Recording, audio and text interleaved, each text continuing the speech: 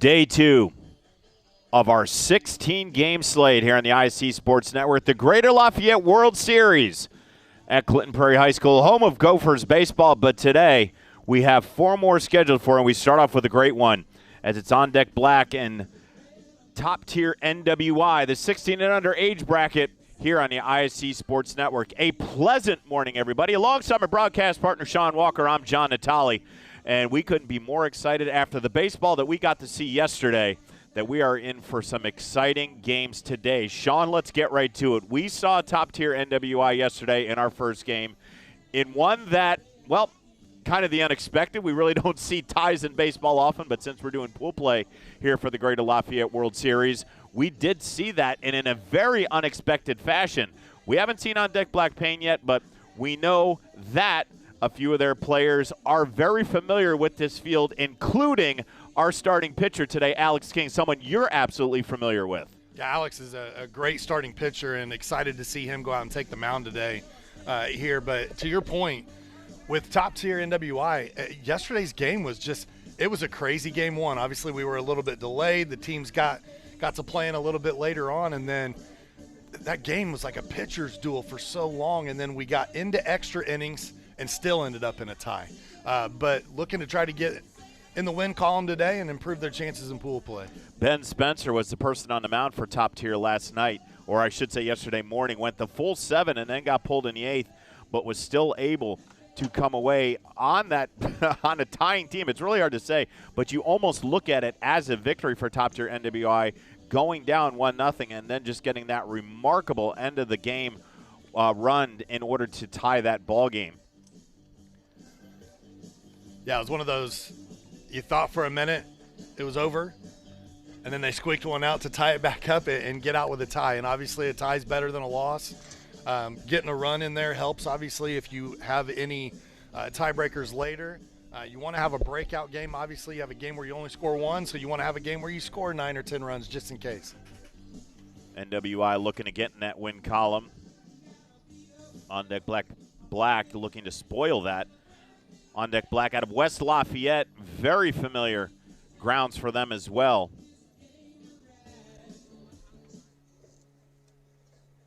It'll be Kyle Lagallo on the mound. For them, Tyler Burns. On deck, number 22, Tyler Burns. Will lead things off.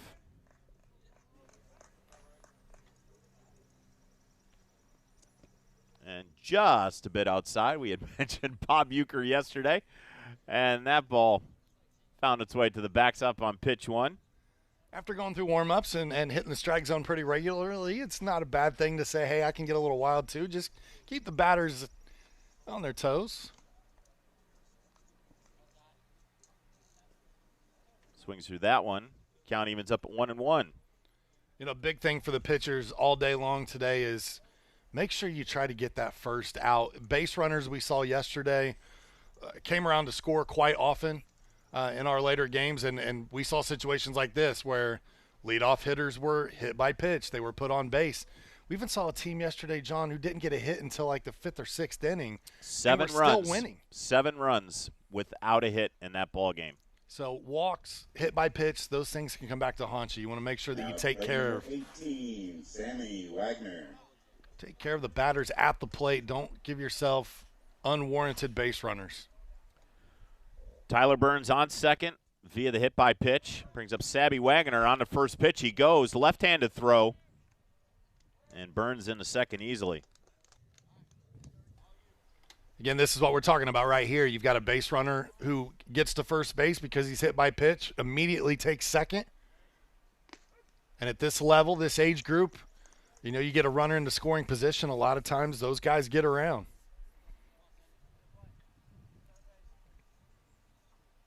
Count 1-1 to Wagner.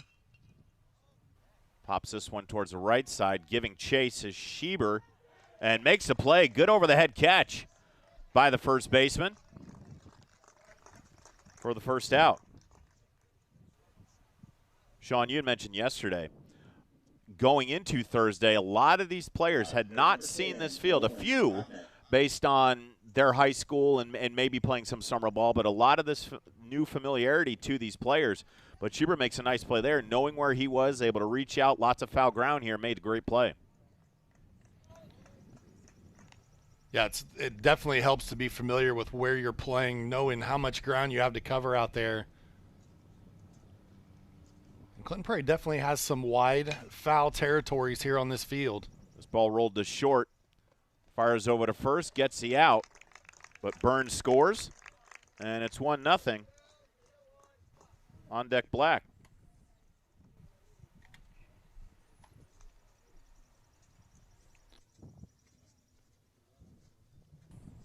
That'll bring up the right fielder, Brock Ballesteros.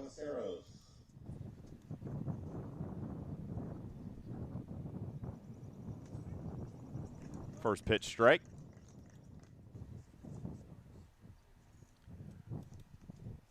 Ballesteros, one of 7 Harrison Raiders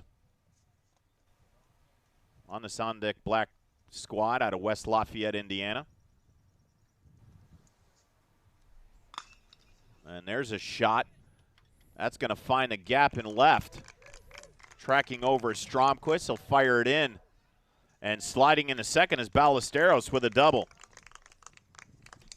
Good piece of hitting there from the right fielder.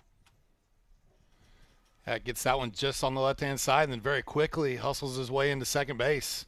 Good heads-up base running. Runner in scoring position, 2 out. 11, Braylon Hands. And that'll bring up Braylon Hands. Sean, we mentioned a couple of good baseball names yesterday, and Braylon Hands kind of fits into that mix.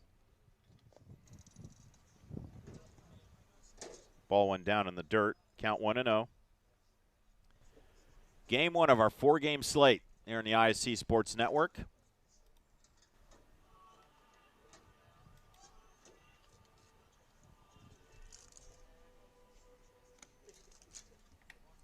Ball high, 2-0. A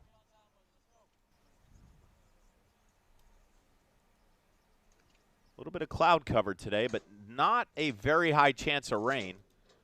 A little bit fell this morning, but not nearly as much as Thursday. And it looks like it's going to be tapered off all throughout the day. Maybe a few sprinkles, but nothing to stop any play of game as Hands takes a 4-pitch walk, and now runners on first and second, 2 down.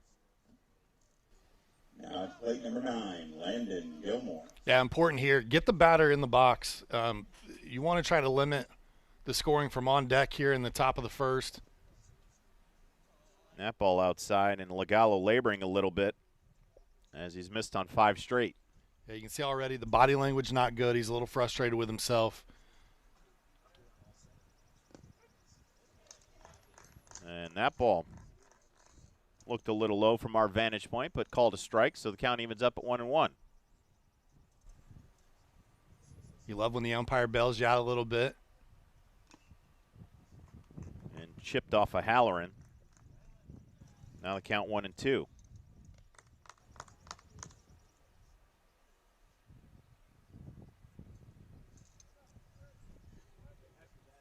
Top tier NWI out of Schererville, Indiana. Ball floats inside. Count evens up at 2-2. Preston Robertson, the first baseman, waits on deck.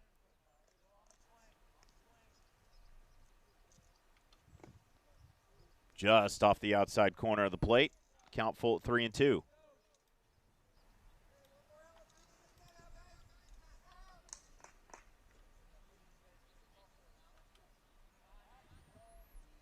And they have Ballesteros caught up. Good move by Legallo to race Ballesteros at second. But 1 run scores and hit by pitch by Tyler Burns. And we'll head to the bottom half of the first with on deck up. 1-0.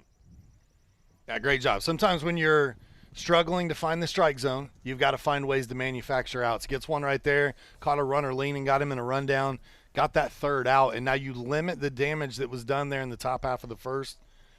And this is where you hope your lineup gets rolling, right? Get the bats going, give you some runs, get that confidence back up. So that'll mean that Gilmore will come back up to the plate in the top half of the second. Now top tier with a chance. And starting the kids off early with some fine tunes, a 1991 classic off the Black Album. I'm sure all of them know who this is. Actually, they do. I really, now I think they do because of Stranger Things and how Master of Puppets became an anthem for teenage America. And Enter Sandman has slowly entered that mix, even though played at every single arena, stadium, event center for any sporting event out there. So I would relate that to being in, I think, in about 8th grade when Wayne's World came out and Bohemian Rhapsody hit, and we all discovered that that song had been released many years prior. Yes. But it quickly climbed the charts again. It did. And what was funny at that time and still is that, oh, well, Wayne's World made Queen popular.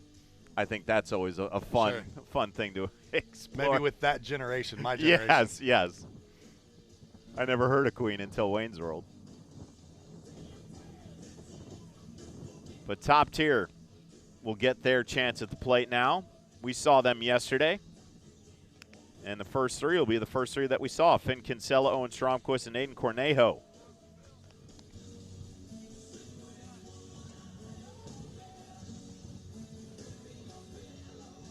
Sean, we talked about getting that one run late in that 8th inning. And only 2 hits in the entire game for Top Tier.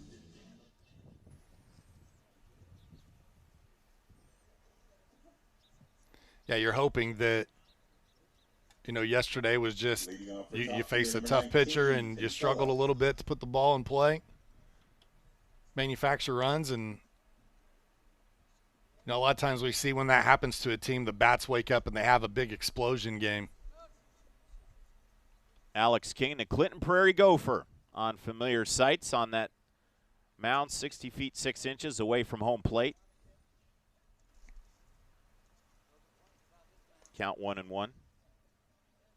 Under the watchful eyes of his head coach, Matt Scott, who's helping the tournament out. He's up in there in the press box with Pat Simon. Thank you to both of those gentlemen for assisting us during this tournament as well. All down and in, 2-1. And Sean, you would know this better than me. Was Alex King a part of that team that made a run in this year's state tournament? Yeah, that's the benefit to that Clinton Prairie team is they're really young. So the majority of those players are all coming back. I remember talking to Matt Scott at the beginning of the season, and that's what he said. He said, I don't know how good we're going to be. We're really young. We got talent, but we're really young. And, well, the talent came together. The youth paid off, and now they'll be the benefit of that hopefully the next couple of years. Kinsella works the count full at 3-2. Here's the payoff pitch. And a drive into left field. It drops in front of Lyons. So leadoff base hit for Finn Kinsella. Good piece of hitting here. Just goes the opposite way, puts enough on it to get it over the infield, drop it in front of the outfielder, and there you go. Not a lot of hits yesterday. Already getting your leadoff hitter on today. Owen Stromquist, 1 for 3 yesterday. Had one of those base hits. That ball high, and 1-0.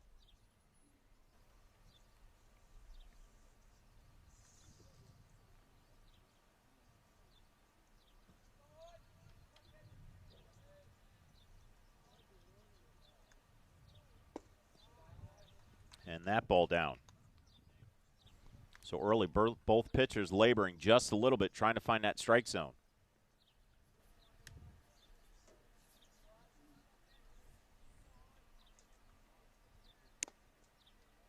That ball pops away from Hendrickson. Far enough away for Kinsella to advance. But the count 3-0.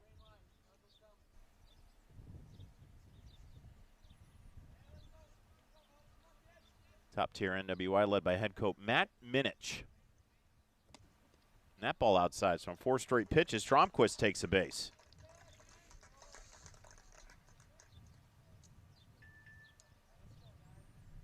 Kinsella will move his way to second.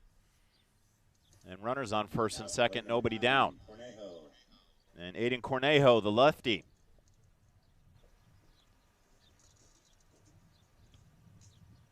0 for 2 yesterday with a walk. And there's a strike from King.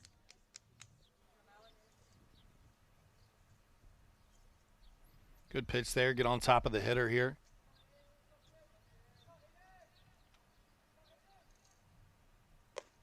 That ball high, 1-1.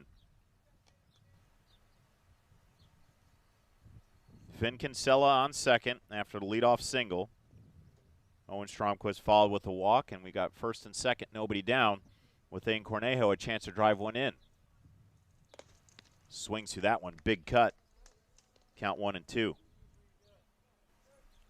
Like where he's challenging him out right now, going up in the zone a little bit, trying to get him to chase.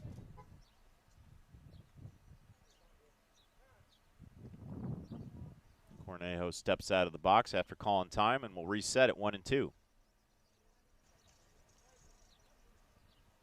seen a couple of fastballs here. Obviously, you're always looking for that, but you want to be able to adjust anything off speed. Fouls that one straight back. We'll redo it again at 1-2. Cornejo from Bishop Knoll High School, home of the Warriors.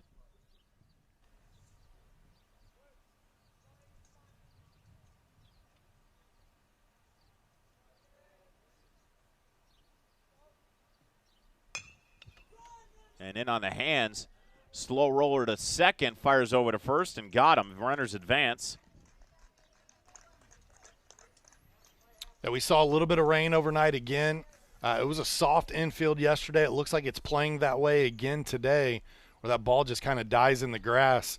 And so we didn't see very many opportunities, if any, for double play balls yesterday. 77, Forsyth.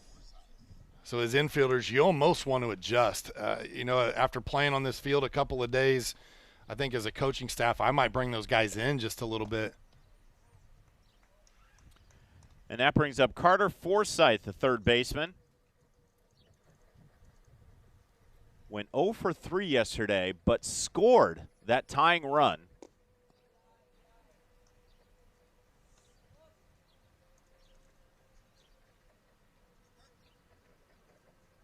And we'll let you know how that happened after this next pitch. That ball outside.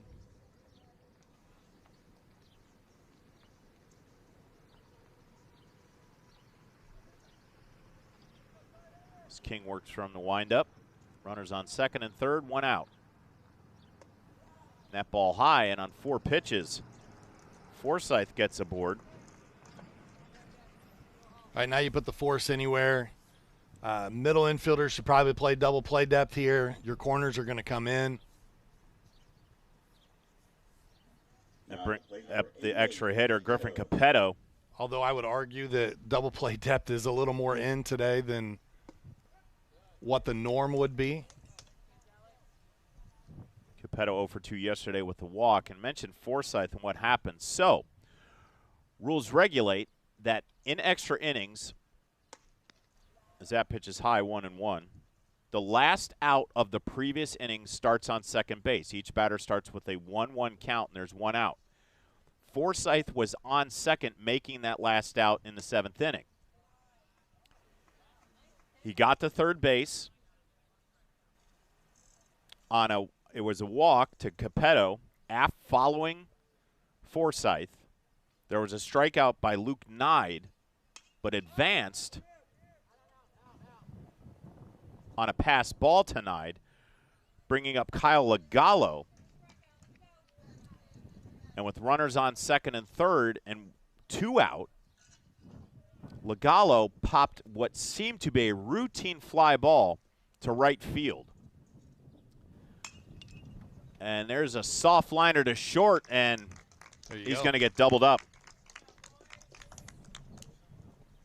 Hey, I'll tell you, that's a great job of getting out of that inning right there for Alex King. So the unassisted double play from Hodnett ends the inning. We'll go to the top half of the second. It's on deck Black 1, top tier NWI 0. You're watching the Greater Lafayette World Series on the ISC Sports Network. At Mulberry Telecommunications, it doesn't matter whether you play from home, learn from home, or work from home. We have you covered with fiber fast internet. Whether you video chat to stay connected with friends and family or operate a small business, You can do so with the reliability that Mulberry Telecommunications fiber internet provides. From streaming video to regular web surfing, the possibilities really are endless. And that's a reason for all of us to celebrate. Packages start at just $49.95. Visit mintel.net to sign up today. And little volley, oh my goodness, what a touch for the goal. Jumped over by Lawrence North, and they'll score on it.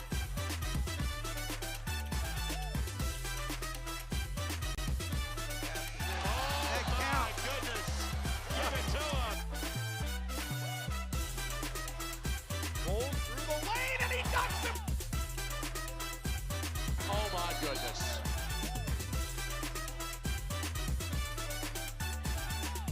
At Tornado Roofing, we provide a complete range of services defined by quality, innovation, and expertise. We offer free estimates, have financing available, and handle insurance claims. Tornado Roofing is more than a name. It's a family-owned and operated business known for its committed customer service and expectation of going beyond our clients' needs. Our work is backed by a customer satisfaction guarantee to provide you with peace of mind. For more information, visit tornadoroof.com or call 670-6440. At Tornado Roofing, we believe in putting a strong roof over your head.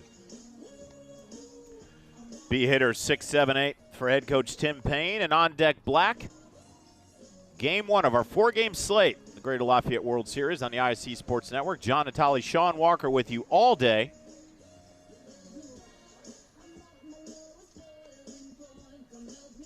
And over at Logansport, it's Rob Brown and Chris Walker handing that slate of games. 4 out that way. Jordan Shue with Dalton Cox, Eldon Wheeler, Matt Badeayo. Leading off top of the second, number 9. Good crew out there. We've got ourselves quite the good one here. That ball high and away. Landon Gilmore led off. He was at the plate on the pickoff that caught Brock Ballesteros between second and third to end the top half of the first. Here's a pop-up to the right side, giving chase. It's going to find its way out of play. 1-1 the count.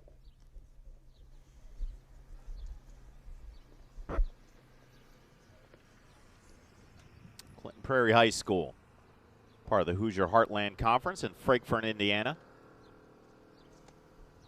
Sails over the head to Gilmore, 2-1. Nice complex. You can see the elementary as it kind of sits off in the background when we go to the behind home plate shot. There you go. There's a look of it there beyond center field. Elementary, middle school, high school, all connected. Beautiful field house. Nicer facilities. They just redid the softball press box recently. New fence. And a Gilmore aboard after the walk. And Sean, you had mentioned it, you being a Frankfort guy, but a Frankfort High School alumni. You've seen plenty of Clinton Prairie from the day of when you were there to what it is now. And you say how immaculate it is and how much advancement that they have made over the course of these past several years has really been something that's caught your eye. It really has, and they've put a lot of work into growth as this one's hit deep to center. Kinsella puts it away for the first out. Gilmore remains at first. Obviously, when they kind of change the rules, if you can apply to go to a school outside of your district. When they did that, as long as you can provide transportation and get them there consistently. And I know my girls, we lived in Clinton Prairie. They went through Clinton Prairie, but towards the end of their high school careers, we moved, and so they finished up living out of district. Now, I just have a curiosity question because I don't know if it was just a mishit of the songs that have been being played, but is Alex King's walk-up music "The Rooster" by Alice in Chains? Was that meant to happen? I don't think so. I was but maybe. just checking. I didn't know if it was the hometown kid who was the lone one who got a walk-up song. Maybe he's got a, coach is up there. Maybe there's an inside joke. Maybe his nickname's Rooster. I don't know. I don't know.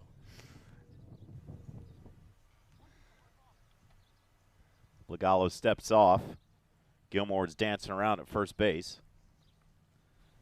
But they're even adding on, as you drive out to Clinton Prairie right now, a lot of these teams are seeing that there's construction on both ends of the school where they've added more classrooms and, just more space. And, again, going back, they built this field house. I mean, I'm terrible with time. It was probably in the last 15 to 20 years. And it is an absolute beautiful field house. It houses, that's where they play volleyball at now. It's got quite a few basketball courts in there. There is a track that goes around the outside of it. And, a nice state-of-the-art weight room as well, which is, I know, helped the kids. We've seen them get bigger, faster, stronger over the years. They've had great leadership out at Clinton Prairie. Alex King thought about taking first base on that pitch, but it's called a strike. And Sean, lots of success for athletics this year from Clinton Prairie. There's a drive to right. Cornejo giving chase on his horse. Dives at the knees, makes the play. Great play from Cornejo and right. He had battle in the sun, lost the hat, was able to slide to the grass and make the play. Yeah, watch this move here. Does a great job just kind of sliding, getting down, and then comes up firing towards third base, and that throw was on the money as well. Out to plate number 5, Luke Lyons. That brings up the left fielder, Luke Lyons. Landon Gilmore takes off for third. And quickly there, that ball gets away. And Gilmore going to hustle all the way around to home for the second run for On Deck Black. We're seeing On Deck manufacture runs, right? The first run of the game scored after being hit by pitch. You get a steal here going from second to third. The throw is errant. Able to advance 180 feet instead of just 90. And now 2-0. And once again, partner, the leadoff free base comes back to haunt the opposing team. You see it a lot, especially with the younger age groups. You want to keep the runners off the base pass as best you can, because there's a lot of things like that right there, that balls that get by catchers. Obviously, you don't have, and I'm going to age myself here, Benito Santiago behind home plate that's throwing everybody out trying to steal, right? I'm up with you on the Santiago, or the first catcher who everybody saw, oh my gosh, he can throw from his knees. Yeah, he would throw people out from his knees. Pretty fantastic. This ball is second and gets by Nide.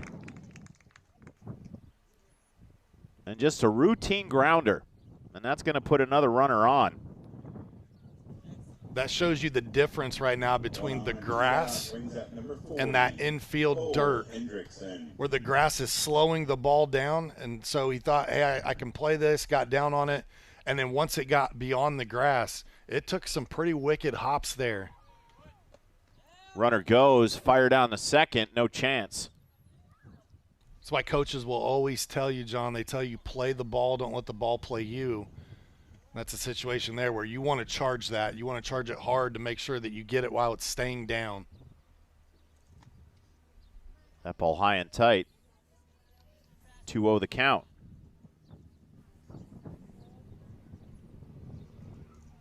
Cole Hendrickson, the catcher. And now 3-0.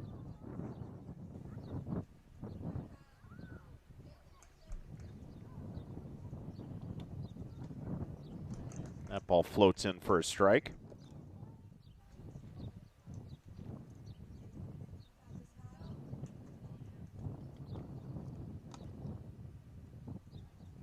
And on 4 pitches, the 10-hole hitter, Cole Hendrickson, gets aboard with a walk. So now runners on first and second, 2 down. Quick conversation. You're obviously going to have a courtesy runner that comes in here as well. Courtesy runner for the catcher at first base, number 7, Zach. Catcher going to go out and have a conversation with his starting pitcher and just try to calm him down a little bit. You can tell the body language isn't there. He's missing his spots a little bit, frustrated with himself, and you want to try to build him back up. That's going to bring up the third baseman, Christian Carlson. 2 extra hitters in Coach Tim Payne's lineup, allowing them to put 11 on the scorecard. And Sean, it's very ironic you bring up Benito Santiago, really did his damage with the San Diego Padres. However, there was another catch-up here. Legallo stepped off the bag, caught in a rundown, and did he make it? He made it to the bag. My goodness. Again, we have the benefit of replay. We can slow things down. It looked like they were going to be fortunate enough to catch him in a rundown, and he did. He snuck under that. The throw coming a little bit late.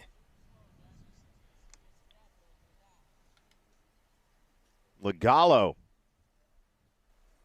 He caught Lyons leaning, but Lyons able to get to the bag, get that right hand into the to the right corner of the bag, and now runners on second and third with 2 out.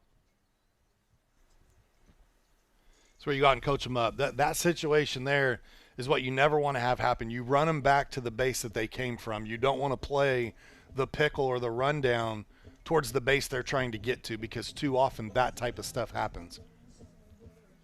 And, Sean, what you're taught on the base pass, if you are the trail runner, you go. Yep. And then it's up to that lead runner who got caught to either get to the bag that you were going to, or you're going to be out, because you cannot go back to the bag. Yeah, so that pickle there that you didn't get an out ends up in a double steal, basically. So now you have 2 runners in scoring position, and that's where coach is going out to now have a conversation and calm his pitcher down. Talk to his defense here, and, they've got 2 outs. Again, they can limit the damage here, but they got to get the batter in the box right here. 1 run across, and men on second and third with 2 down. That ball inside. As mentioned about Benito Santiago, there was another young catcher that didn't get a lot of playing time in the Padres organization, and he was traded to a team in Midwest United States, Cleveland Indians. And that player, who didn't have a bad career, and you may know him, Sean, Sandy Alomar Jr. Not bad. It wasn't too bad. He did okay. Your 1997 All-Star MVP at Jacobs Field, hitting a game-winning home run. This ball popped up. This should end the inning. And it does. Career.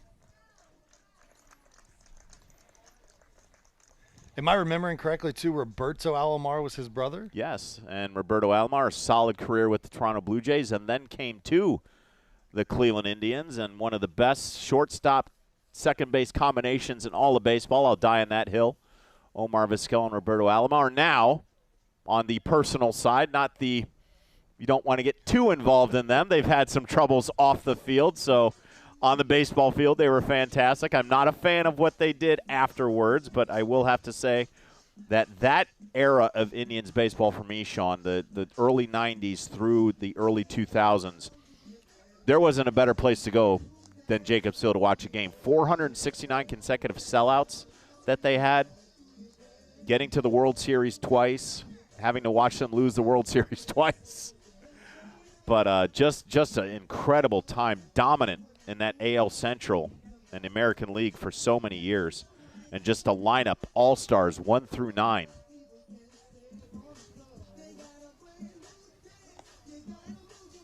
Very similar to how your Reds were through the late 80s, early 90s in National League.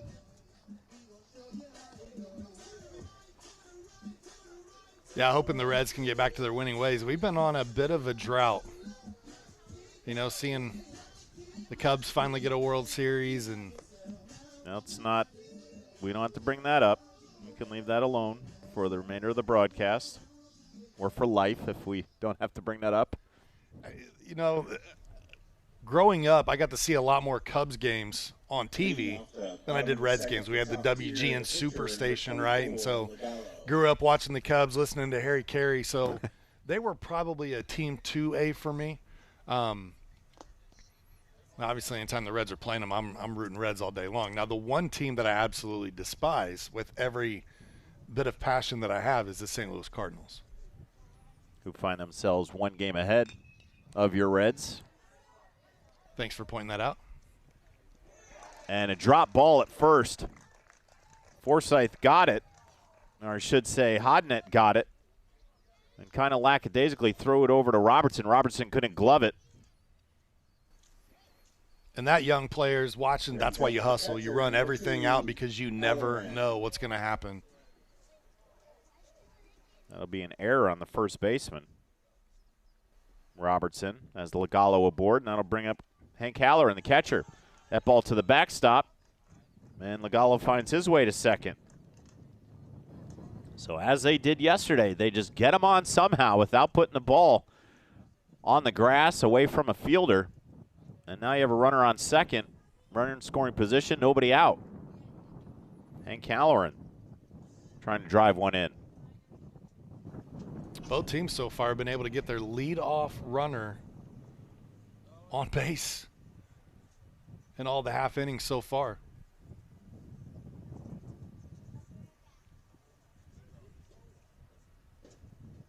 NWI had the bases loaded, but on an unassisted double play off the bat of Griffin Capetto, ended the threat. But now a runner on second, nobody out, and top tier down 2-0, but a chance here to get at least one back.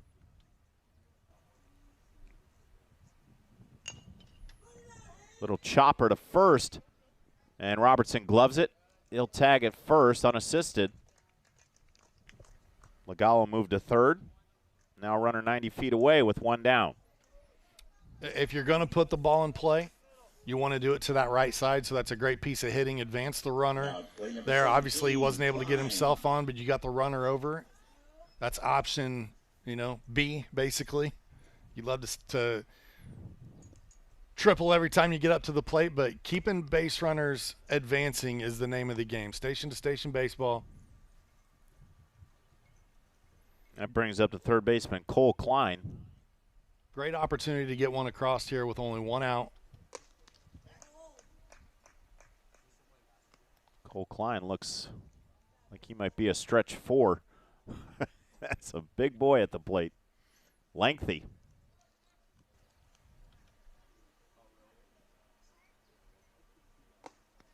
And that ball high. He's missing high to a guy who's about 6'5".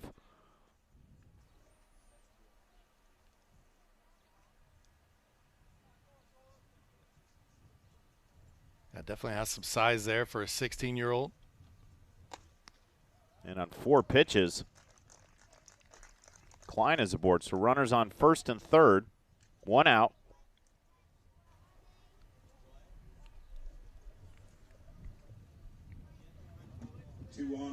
Now as the hitter here, there's two things you don't want to do, right? You don't want to hit into an inning-ending double play. You don't want to strike out.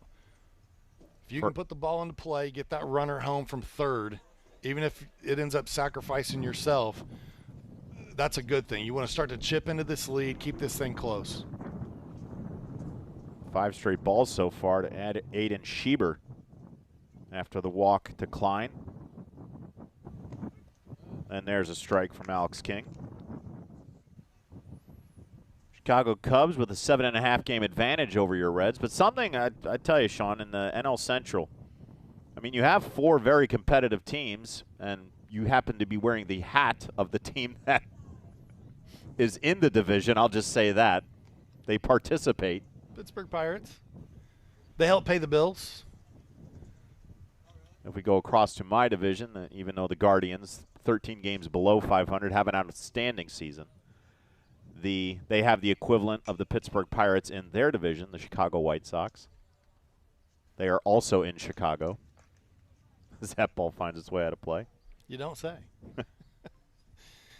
Yeah, I always feel like I have to give an explanation wearing a Pirates hat when they're in the same division as my Reds, right? But well, let's give the explanation, because I know why. With give the explanation. ISC being the producing partner of the Indianapolis Indians, when we go work those events, if you are going to wear a hat, it has to be Indians or Pittsburgh Pirates related. It's got to be, have that affiliation, which is a good thing. I understand they don't want cam operators standing down there in the dugout wearing a Cincinnati Reds hat.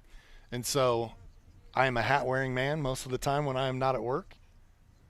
And the Indianapolis Indians, a AAA affiliate of the Pittsburgh Pirates. And you mentioned the Reds, and that would be tough because the Louisville Bats in the same division are the AAA affiliate, and they come up to Victory Field quite often.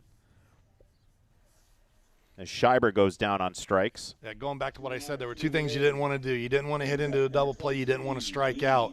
You get the strike out there. Now, if you're king, your focus is either pitching to some soft contact here, letting your defense behind you get the force at first or second, or going right back after this hitter and getting a strikeout here. It's Luke Nide, who was 0 for 3 yesterday.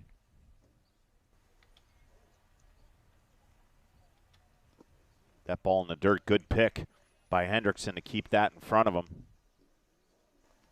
And keep Lagallo at third. Count 1-1.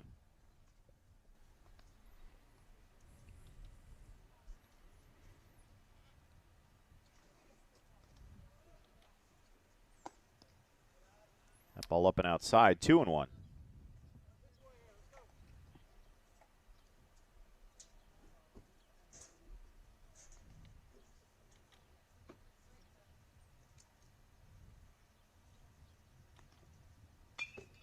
And slat foul towards the right side.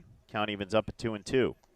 It is very cool to go down and work those Indians games, and you watch those players that are there, and then you hear about them getting called up, and you see them at the big show. You know, or you mentioned yesterday being able to see someone come down on a rehab assignment. Those are really cool memories to be able to build on. And going, if you've not been to a minor league game, I suggest everybody does it. It is a great time.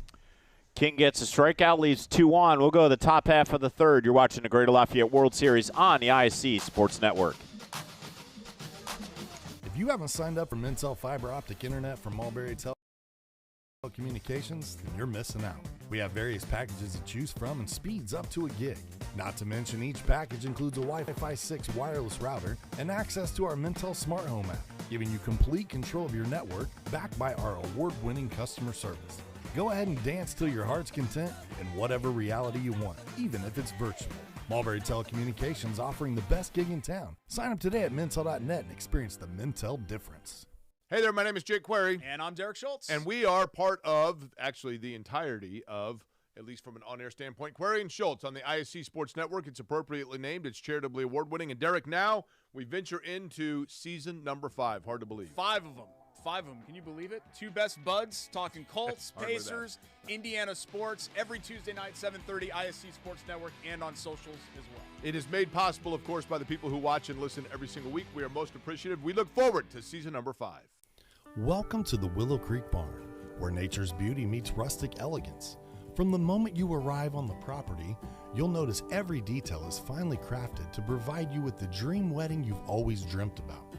From carriage and trolley rides to breathtaking aerial views via our hot air balloon, the Willow Creek Barn offers unforgettable moments that will last you a lifetime.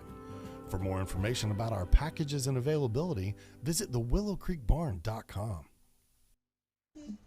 Back on the campus at Clinton Prairie High School, John Natale, Sean Walker with you for our 4-game slate here on the ISC Sports Network, covering the Greater Lafayette World Series. Pool play, 65-plus teams vying for a shot to play on Championship Sunday at Logansport. Myself and Chris Walker will be on that call, and it'll be right here on the ISC Sports Network. You get to work with the more talented of the 2 Walkers on Sunday. It's like 1A and 1B with you, Sean and Chris. Sean has a long, historic career at Purdue, follows baseball, has a family full of baseball in him. You work at ISC. Had some Wendy's this morning. Resume stops right there, yeah. I'm just kidding with you, partner. Top of the third for on deck, number 22, Tyler Burns. Tyler Burns, who led off the game with a hit by pitch and came around the score for the first run. Lead things off here in the top half of the third. Let's see if the trend continues here, John. They've been able to get their leadoff runner on base, whether it's walk, hit by pitch, and then that run has scored for them in both innings. So that's where the 2 runs have come from so far with on deck Black. And our umpire went out and talked to Lagallo. And something doesn't seem to be right there. Yeah, I think Lagallo's body language and his frustration with himself and maybe with a couple of the pitches that have been close that he didn't get calls on. I don't know that. Obviously, we don't have audio between that conversation, but just from what I've been watching, I think maybe the umpire went out and said, hey, look, you're close. You're right outside my zone. Adjust. Let's not have as many mannerisms. And I think on those last two pitches, the umpire is slowly saying, son, I don't like how you're acting right now, because those were awfully close. And on that first pitch, and right there, you want that home plate umpire to be on your side, right? When you're a starting pitcher, you're going to go out and chum it up with those guys a little bit. Hey, how you doing today, Blue? Nice to see you. How's the fam? Well, after making Legallo pitch it right in the zone, Burns slaps a single to left field. So he's aboard for the second time today. That'll bring up Sammy Wagoner.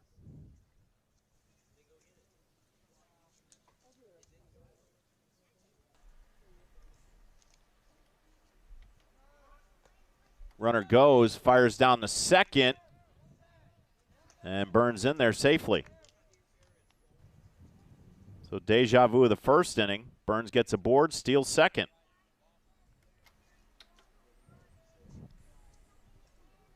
Wagoner with a soft chopper to first, and did he hit him? He did. That one came inside, got him in the upper arm. Okay. 2 on, it brings to the plate number 10, Nolan. Net. That brings up the shortstop, Hodnett. Grounded out to short.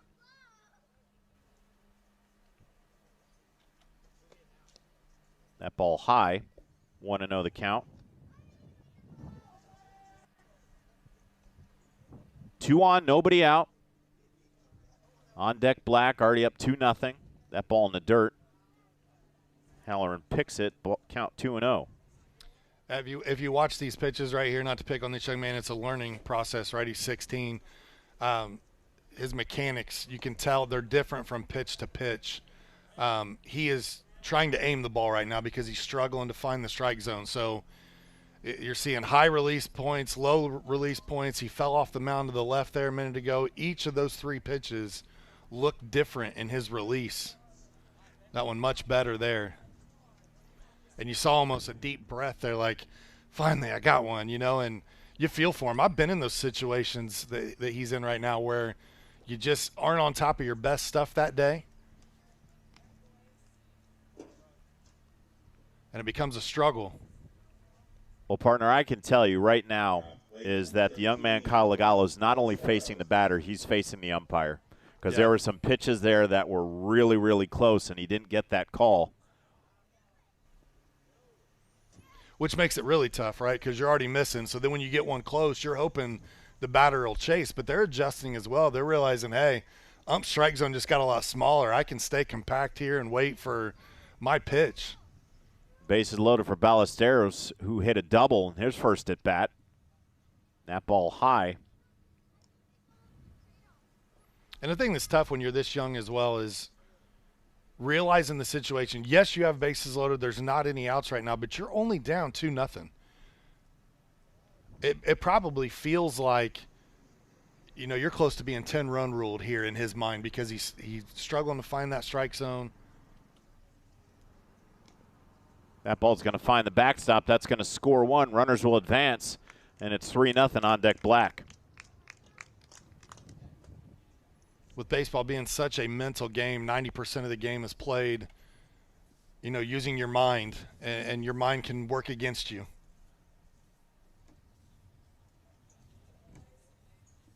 So now runners on second and third, still nobody out.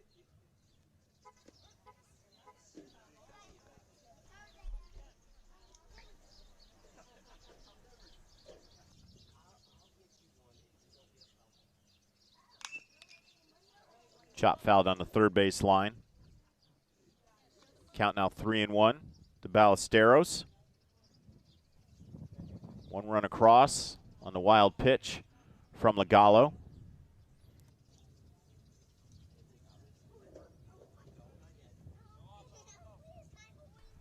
Here's a 3-1. And Ballesteros rips it into the outfield. It's going to score 2. Here comes the throw in. Honnet and Wagoner cross the plate. And Ballesteros with his second double of the, well, we're now into the afternoon. We're not yet. It's still morning, 11:43. But 2 doubles for Brock Ballesteros. Now plate number 11, Braylon Hands. That'll bring up Braylon Hands, who walked back in that first inning.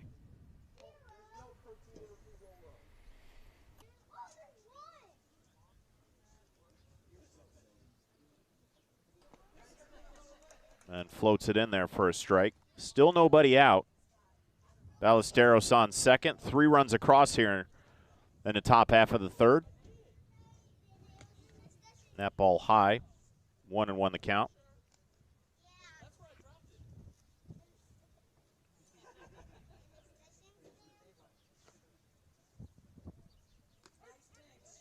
And there's a strike on the inside corner. 1-2 to Braylon Hands, the extra hitter.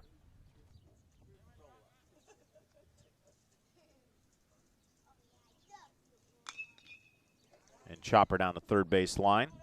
Count stays at 1-2.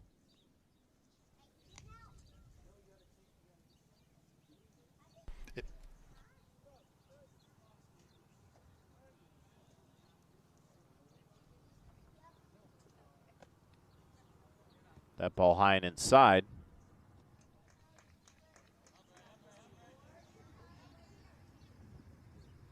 Count 2-2. That ball in the dirt. And a walk trickles out in front. So Hands gets aboard with the walk. Now runners on first and second. Still nobody out. I see the catcher having a conversation with the home plate umpire there, as well as a runner went from second to third on that ball 4 in the dirt, and now coach is going to come out and have a conversation here as well. As he picked up the ball and went to throw, the runner, who rightfully so is trying to get to first base. It's kind of a weird interference play, and you know, you wonder in this situation if it's incidental contact or how that would be ruled. I don't think I've ever seen that at any level of baseball. Well, partner, after what we saw yesterday, it's like kind of like, what's new? What can we see today that wasn't on our slate yesterday? The dad in me says, hey, make that runner go back to second base, right? But you know, I understand the umpire's ruling here as well. Throw to third. Got him at second.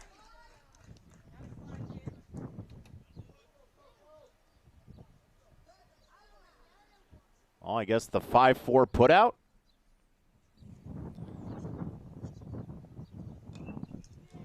That ball fouled back. Here comes the end of that play again, and I mean, a runner just goes into second base standing up, not expecting the throw to come in, and they were able to get him out.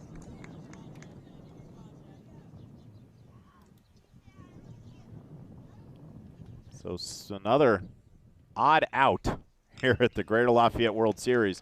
That ball's going to find the gap. That's going to score Ballesteros from third. As Gilmore reaches for the second time today. And now it's 6-0 on deck Black. You know, one could argue there, had that runner gone in with the slide at second, he might have been safe. Now plate number 23, Preston Robertson. But base running mistake there leads to another out. You get the base hit, now another hit by pitch. And Sean, at this point, I know that kids are competitive, and every moment of that they play, they want to be out there for every inning, every pitch. Do you think at this point, and it looks like the move is going to be that Kyle Legala wants to have nothing to do with this game anymore? I think he's beat himself up at this point in time, right? And you can kind of tell from the body language that a change may be in order. But again, coaches also got to look at the fact that they're in pool play. They still have quite a few more games to be played here, and you're trying to do two things. You want to stay competitive in this game and keep it close to give yourself a chance to win, but you're also trying to manage your pitching staff. You've got to watch the number of pitches thrown and how often you're throwing guys. That's the chess match right now, is because if you find yourself in a situation to be playing on Sunday, you want to have your top arms available, ready to go. We will have a pitching change.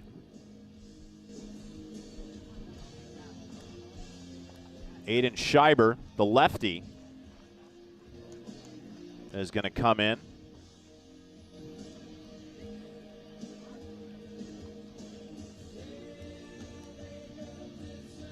So the song now, it explains what happened. It was just a mishit on the audio. Yeah, you know, we're all guilty of reaching over and tapping our phone. Maybe we were trying to wake it up and hit the unpause button there for a minute. The Spotify playlist accidentally got hit. It was queued up as the next song ready to go.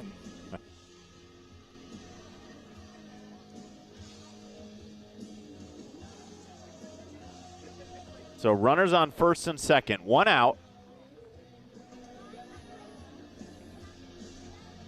4 runs across here in the top half of the third for On Deck Black out of West Lafayette, Indiana. Alex King, who attends Clinton Prairie, is going to get a chance to step to the plate and drive a run in, help his cause. Starting pitcher for On Deck Black.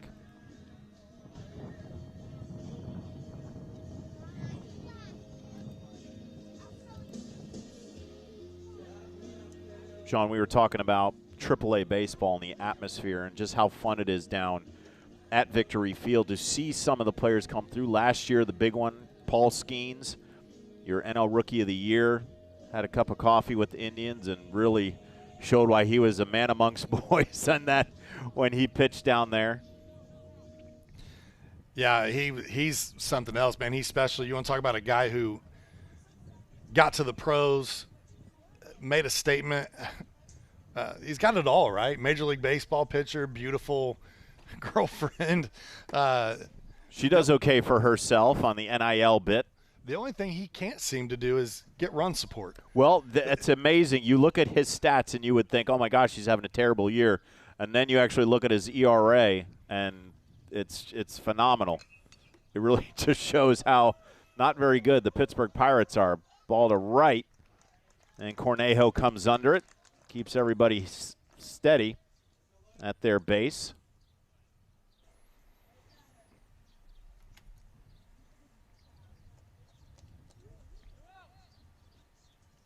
Now at plate number 5, Luke Lyons.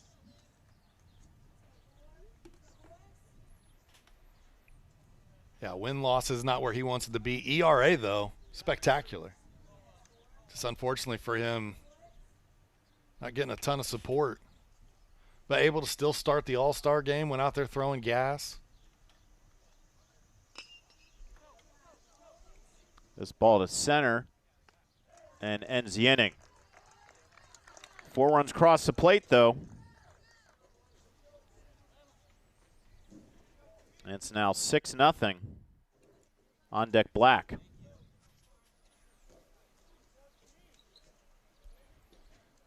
Obviously, all these games have, time limit placed on them, but you also have, the 10 runs after 4, 8 runs after 5. The first game of the day that we did not cover ended that way. It was an 8-run lead in what would have been headed to the 6th inning, and so that game ended early in run rule fashion. Helped us out, helped us get on the air just a little bit early before the scheduled start time of 11 o'clock. My AAA days, I'd mentioned yesterday on the broadcast, got us a rehab start from Clayton Kershaw, future Hall of Famer, for sure, All-Star starter, mic'd up for the All-Star game, which you found quite amusing. Yeah, he's great. I think he's got a career in whatever he wants to do. Color after analyst, baseball. kind of like what John Smoltz does. Kershaw would be great at that. So another one is my first game that I did for the Sacramento River Cats was actually an exhibition game versus the San Francisco Giants.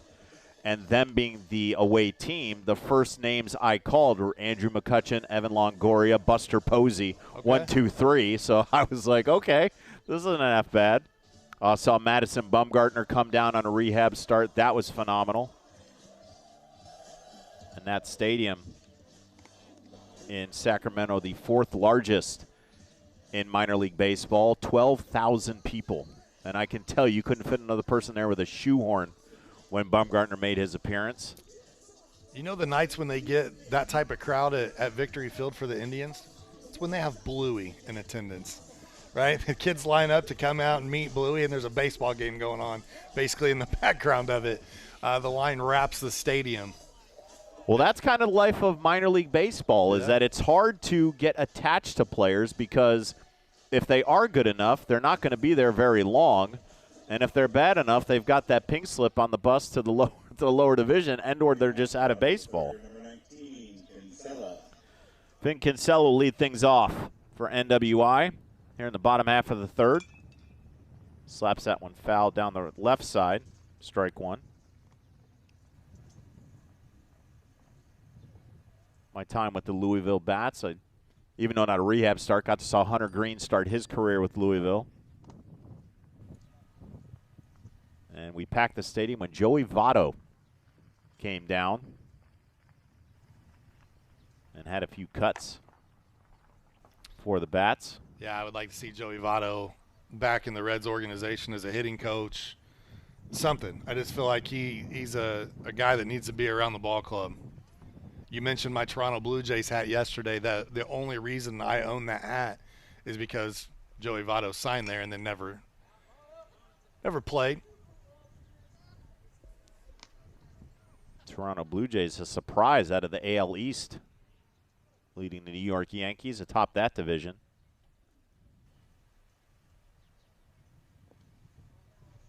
And that ball goes to the backstop. It almost looked like it cut Kinsella on the toe, but apparently not.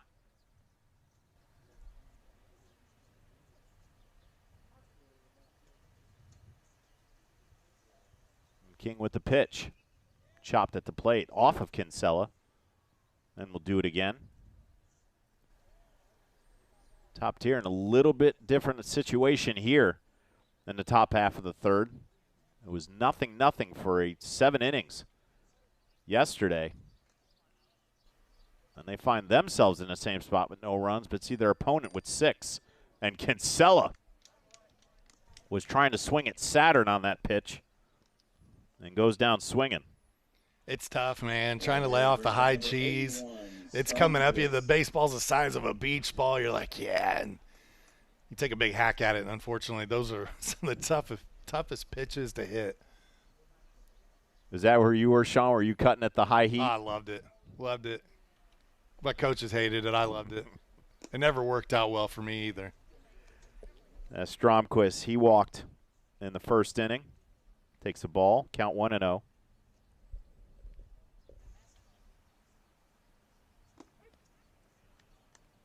That ball off the outside corner, 1-1.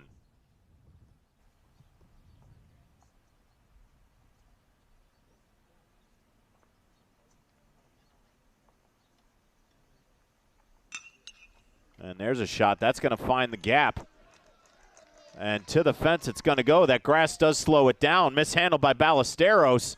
And on his way to 3rd is Stromquist, and he's going to get there diving head first. A triple for Owen Stromquist.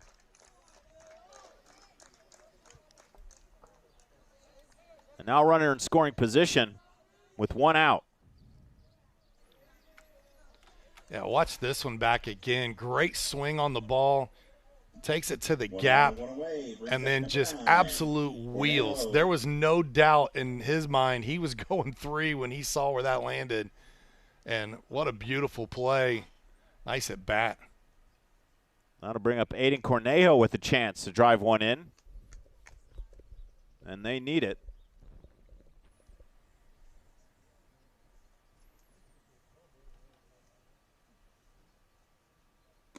That ball way inside. Count 1-1.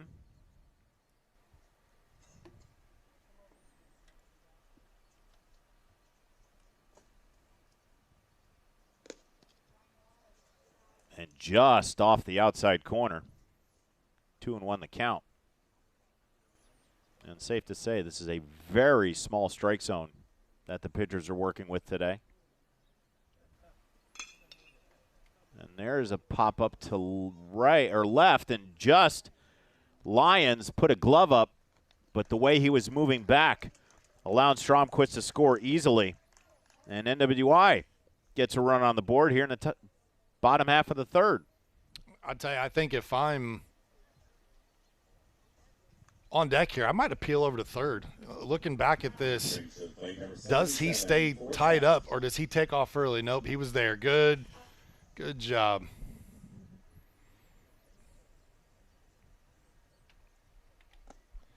That'll bring up Carter Forsyth, who walked in the first inning.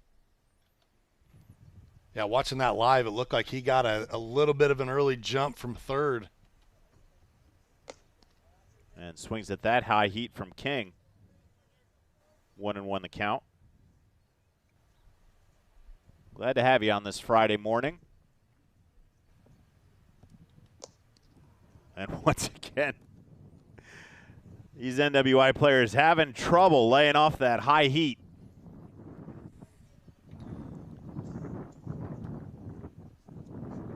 And that one down in the dirt.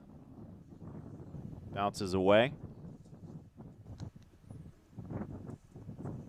Now the count 2-2.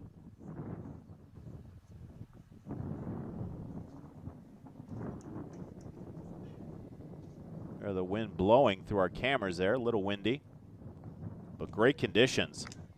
And caught looking. NWI gets one back, but they still find themselves down 6-1. We'll go to the top half of the fourth. You're watching the Greater Lafayette World Series right here on the ISC Sports Network. Meet Henry. Henry is hip. Henry loves the new Mintel TV streaming app. And check out Helen. With features like Cloud DVR, Restart, and Look Back TV, Helen never misses her favorite shows. And this? Well, this is Bob. Bob can't contain his excitement for the new Mintel TV streaming app. Bob is proving that you actually can teach an old dog new tricks.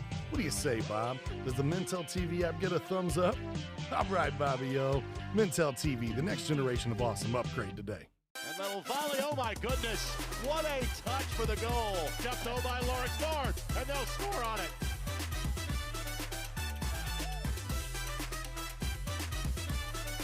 Oh my goodness. Give it to him. Rolls through the lane, and he ducks him. Oh my goodness.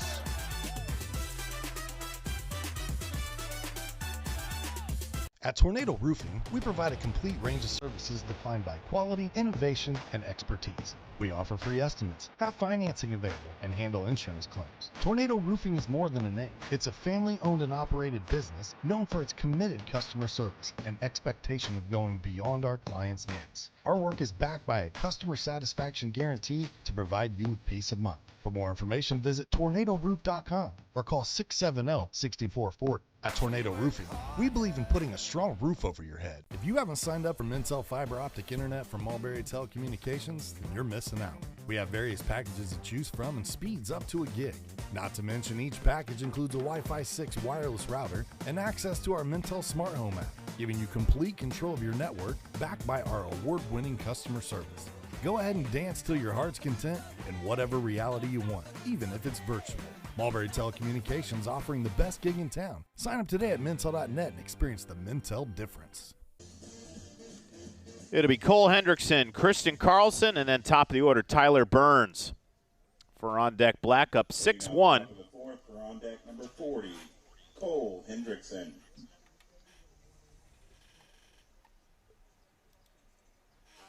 And that's always pleasant when you hear that siren. It's the noon bell. Is that what that is? Happens every day, lets you know it's noon. Okay, that's a different siren in my world that I hear. It's also the tornado siren, but if you hear it going off at noon, it more than likely just means it's lunchtime. Well, let's hope that. as we are in studio, Mulberry, Indiana. Mulberry Telecommunications. Also home of the ISC Sports Studio. There's a shot to short. Legallo picks it up, fires a first. And off the glove of Klein, who's not the everyday first baseman. Scheiber was at first. There's been some changes. Forsythe moves from short to third. Legallo, the starting pitcher, now at short. That moved Klein over to first. For the catcher at first base, number 7, Zach Morgan. Brings to the plate number 2, Christian Carlson. Now the throw ball there in time. Short hopper to first, unable to dig it out, and it allows that first base runner. Once again, partner. And Carlson swings through that one. Good pitch from Scheiber. And, Sean, I want to bring this up because we've been talking about positions and you as a pitcher and being able to identify with what young Kyle Legallo went through today. Here's a short pop to right, and that's going to find the grass to left field in front of Stromquist. And that's going to fall. Runners on first and second, nobody out. Look at this swing here. Does a good job going down to get it. Just a little blooper into the outfield, man. You hit them where they're not. That's the name of the game. Get yourself on base. But my time as a ball player, mostly at first base, and I know there's a lot of people out there, shows bunt, puts it down. It's a good one. Stays in play and brings it off the bag. That ball finds the outfield. That's going to score a run. Runner advances a third. And, boy, talk about utilizing that soft grass, Sean. That was a perfect bunt. And it was going to take a perfect throw from Halloran. Actually, Halloran had the advantage being the left-handed catcher, but pulled Klein off the bag. One run scores, now 7-1.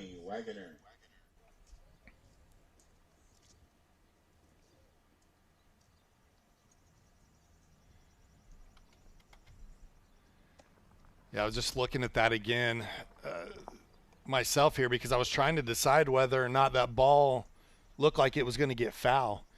And I don't blame the catcher there because he had to make a decision at that point in time, and you can't tell. Obviously, in studio, I have the ability to kind of look at the replay here. If it allows, we'll show it to you. But it's in between. And when he picks it up, that was the only time he was going to have to make a play at first base. There's a base hit to center. That's going to score one. And the ball gets away. Runner advances to second. Run scores, and he's safe at second. Everybody heads up base running on deck Black. And 2-run score, now 9-1. Yeah, going back and looking at that bunt here where we show it to you guys, look where this ball's at. And it looks like it's wanting to travel foul. But, again, he's got to make a decision. If he lets that go fair, he has no play at all. Now, unfortunately, the throw gets away, and that allows the runs to score. Now at bat, number 10, Nolan Hodnett. So Wagner on second after the base hit. And the advance on the throw. I'm going to bring up Hodnett, who walked and scored in the third. Grounded out to short in his first at bat. But, Sean, now – we talked about it earlier. The run rule is that you get through the fifth inning, and with that 8-run lead, possibly this thing could end early. Yeah, it could. And top tier, they've had their chances today. They've had base runners. They just have run into some unfortunate circumstances where they haven't been able to get very many runs across. And there's a shot to deep right center, and it finds the grass. That's going to score another run. Hodnett easily into second base. Run scores. Now it's 10-1. Everybody had to hold up on that. They didn't know if that ball was going to be caught. But Wagner got on his horse, able to score. Hodnett goes standing into second. Now that's 4 across here in the top half of the fourth. Yeah, puts a good charge into this swing. And that's one of the deeper balls we've seen hit, and that's even to opposite field. And so a great job of hitting there. Gets into second base, knocks in some runs. That brings up Brock Ballesteros, who has had 2 doubles today, with a chance to drive in another. on deck black. 10 runs and still nobody out. Now that run at second base is what represents that 10-run lead. So if you're on deck, you would love to save your bullpen in your arms. You would love to get this over as soon as you can. And that ball got Ballesteros, and he's upset about it. That's when you know you're having a good day at the plate, is when you get hit. And you unfortunately have to take that base and an official un-at-bat. Yeah. You know, Plate number 11, you're 2 for 2 and you're upset that you're on base for a third straight time. Right. Right. But I get it, man. It's like being in that rhythm. Again, there are times where you see the ball out of the hand of the pitcher so well that you want to get up to the plate and have as many opportunities as you can. That's one of the great things, partner, about doing this tournament. Greater Lafayette World Series, 65-plus teams at it, vying for a spot to play in that championship Sunday. But the joy, and you can hear it in our voices as former ball players ourselves, how it brings back memories of how much fun we had, not only during our high school days, but in the summer when we're playing with our buddies and whatever we're doing afterwards, going to the movies, going to parties, all that kind of stuff. It's just the camaraderie, the chemistry that you develop, and it brings back a lot of good memories. And these kids are having a blast. I know it's been a struggle for some of them, and they're not doing their best. And, yeah, it's a tough day, but you're out there playing baseball. You're with your friends. It's beautiful conditions. What else could you ask for as a young kid? Yeah, I mean, just sitting here listening to the game today and hearing the ping off of the bat brings that back. And then, you know, obviously looking at it through a computer screen here or a television screen at the game, but I can smell the popcorn being made. And it's just, I love the game of baseball. I love how it brings, you know, you've got 9 players on the field all playing for one common goal, working as a team. And the great thing about individuality and then bringing a team together like that is all the personalities that you get. Baseball, they always have the great nicknames, you know. As you mentioned, in between games, doing things, going to the movies, resting up, eating some good snacks, watching movies. I know we were specifically told don't go swimming. I know it's hot. Don't go swimming. And we didn't listen. That came back to bite us on more than one occasion. Landon Gilmore, who was 1 for 1 on the day, walked and scored in the second, base hit back in the third. I'm curious about the swimming thing. Why were you told not to go swimming? It's definitely, I don't know if you've ever spent a day out in the sun and then at the pool, but that's usually when kids sleep their best later. Really wear yourself out. That ball to center, and that's going to score the run. And there's your 10 runs. So top tier right now, down to their final at bat, coming up in the bottom of the 4th. Yeah, when you swim, you use pretty much every muscle group you've got. Baseball takes a lot of those same muscles. And well, shouldn't that strengthen you? No, it was not good for our stamina that day. We're gonna go ahead and say that right now.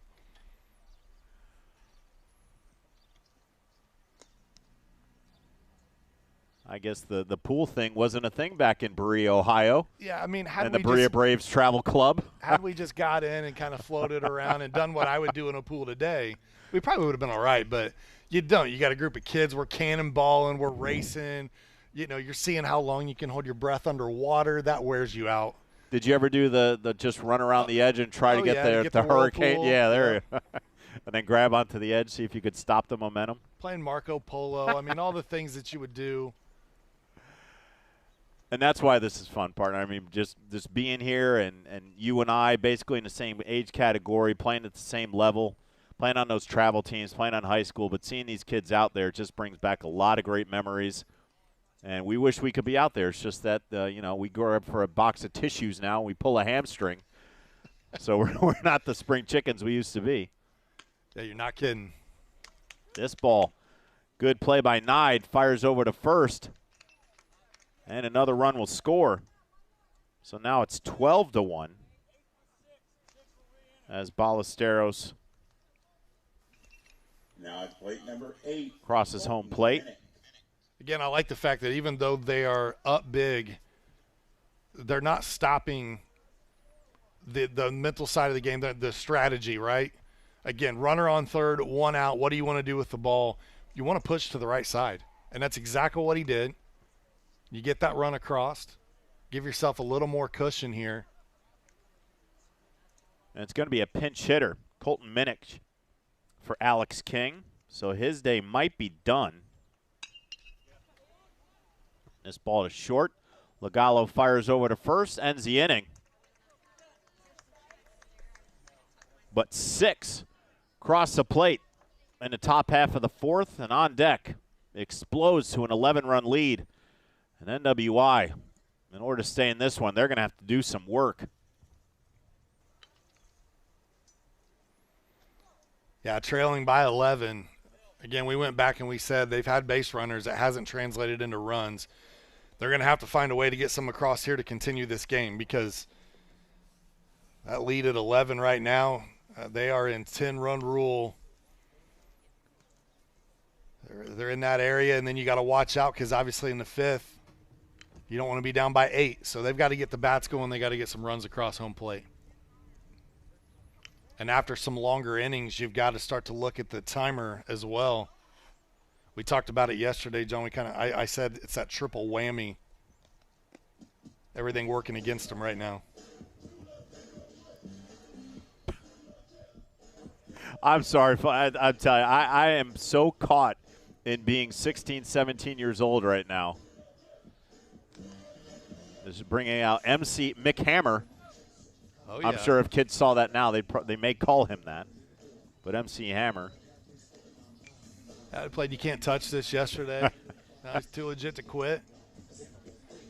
They come out with You Gotta Pray. Did you have a pair of pants? That's all I'm going to ask. Did you have a pair of pants? Absolutely. There we go. Hammer pants.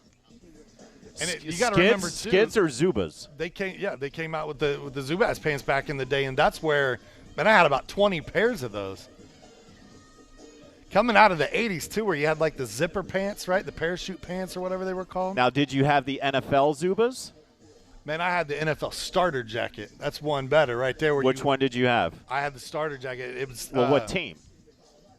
I want to say I had the Philadelphia Eagles for some reason.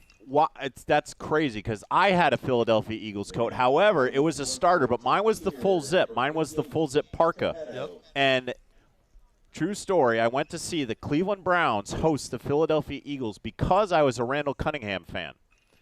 I made the grave mistake as a child wearing that Philadelphia Eagles starter coat.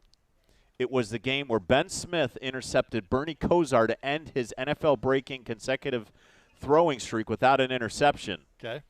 But being at Cleveland Stadium, wearing a Philadelphia Eagles coat, yes, there was beer thrown on me. A young 12-year-old child got beer thrown on me, and my father had no resilience not to say anything. He's like, hey, you chose it.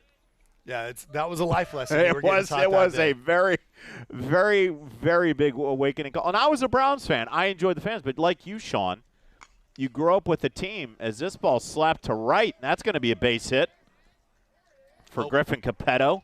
He came up lame there, too, reaching for his hamstring at the end of that. Hopefully he's all right. That did not look good. Probably the last 5 to 6 feet to first base. He slowed up pretty quickly. I would about bet you're going to see a pinch runner, courtesy runner, come in for him. Capetto, the extra hitter. Yep, you're seeing the time here is. Yeah, you did see it. He came up very, very limp. As you mentioned, partner, about 5 to 6 steps prior to first base. And immediately he grabbed the back of that hamstring. You know, you play in these tournaments and play consecutive games and consecutive days, you really got to get stretched out beforehand, and that's why if you go out tight or sore from the day before and you try to play through without getting stretched out real well, these things can come back to haunt you a little bit. Base, number 25, Wallace. Rocco Wallace will take over for Capetto at first, and we just hope that young man's okay.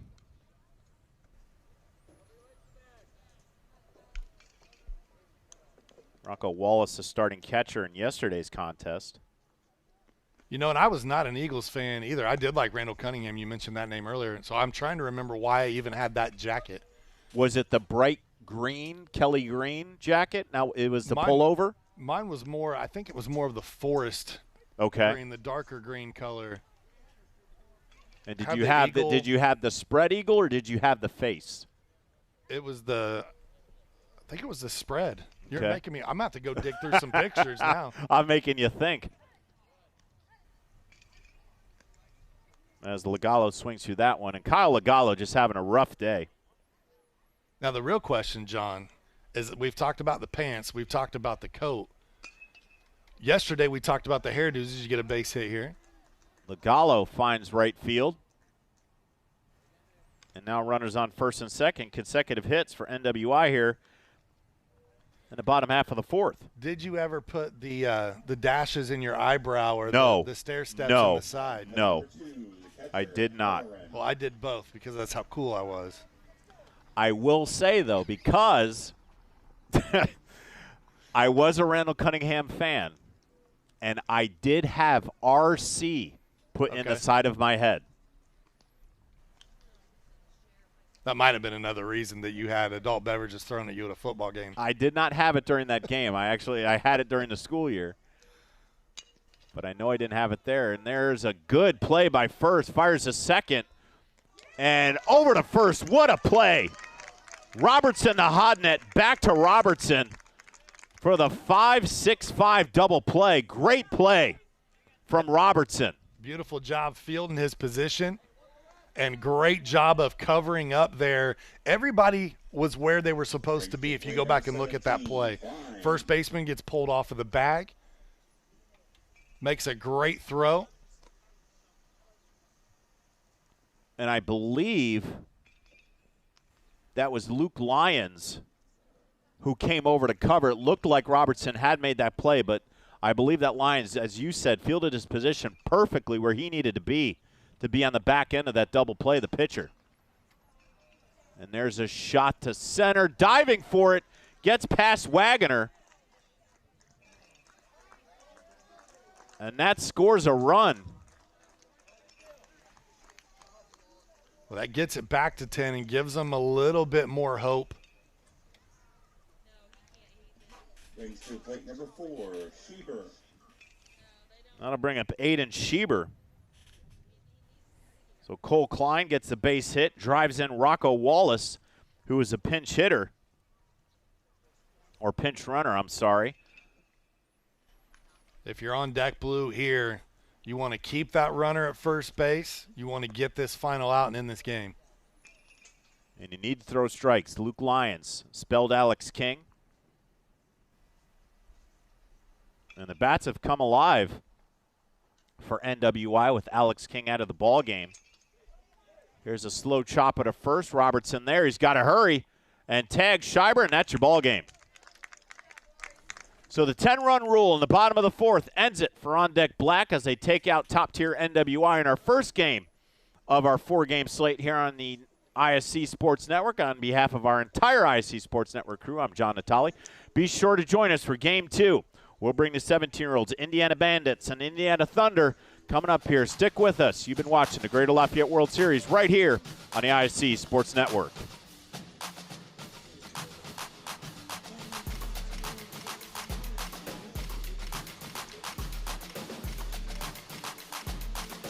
Hey there, my name is Jake Query. And I'm Derek Schultz. And we are part of, actually the entirety of, at least from an on-air standpoint, Query and Schultz on the ISC Sports Network. It's appropriately named. It's charitably award-winning. And Derek, now we venture into season number 5. Hard to believe. 5 of them.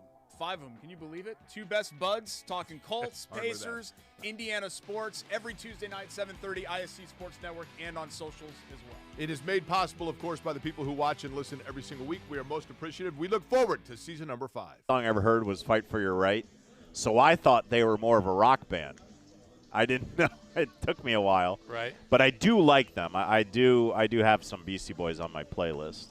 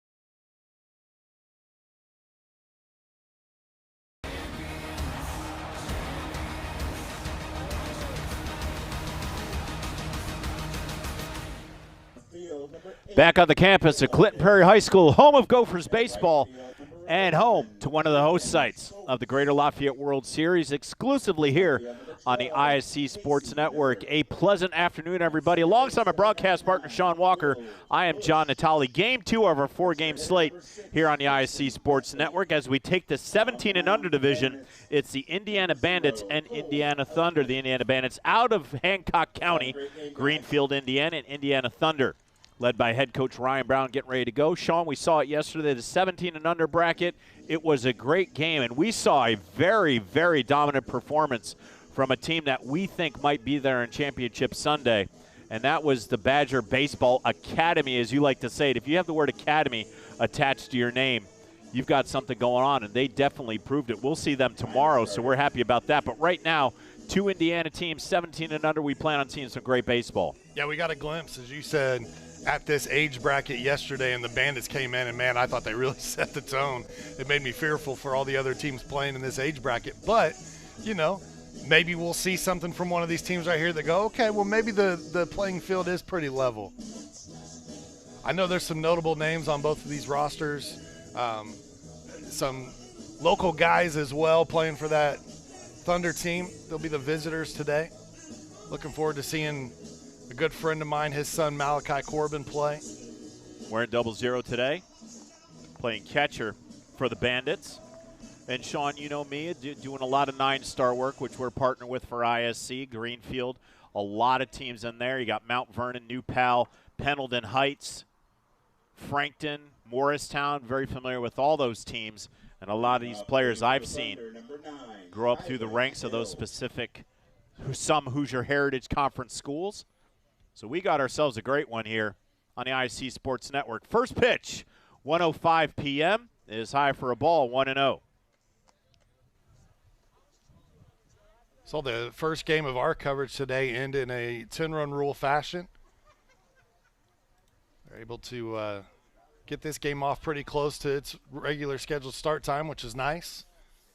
When you get this many games in a day, you love to know that they're staying on schedule, right? And it feels like a major league game. You got that 1:05 first pitch start.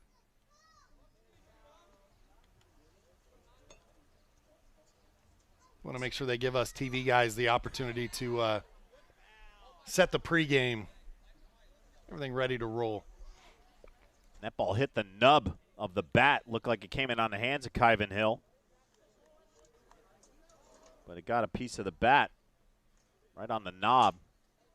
The count 2-1. Cole Helton on the hill. There's a pitch. And that ball high, 3-1. I know when it hit off the nub, he looked like he was disappointed a little bit because obviously it counts as a strike in that scenario, but much better than it hitting the small part of your hand right there. You see so many bone breaks in baseball when one gets in on your hands. And there's a strike. Thought it was ball 4. Kind of gave the bat a toss. Got to go get his equipment back. And that's one way to upset an umpire early on. Yeah, I would encourage the young man to make sure he swings at anything close here. And that ball's going to be away. He tosses that bat. Removes the arm guard. Adjusts his gloves. We've seen a trend in this tournament, John, and it's been the leadoff runner in the innings being able to get on base. The teams that are doing it have definitely found their way to some success. It has been uncanny how many leadoff walks and or hit by pitches we've seen in our first 6 games here in the Greater Lafayette World Series. And just like that, ball goes to the backstop, and Kyvan Hill makes his way to second base. Already in scoring position, nobody out for Crew Cole.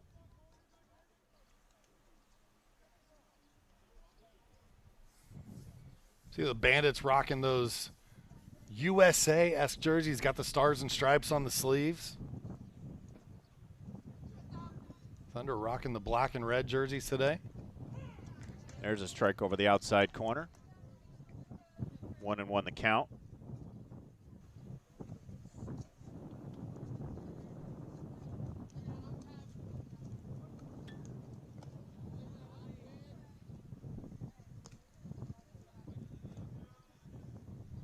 That ball outside, 2-1.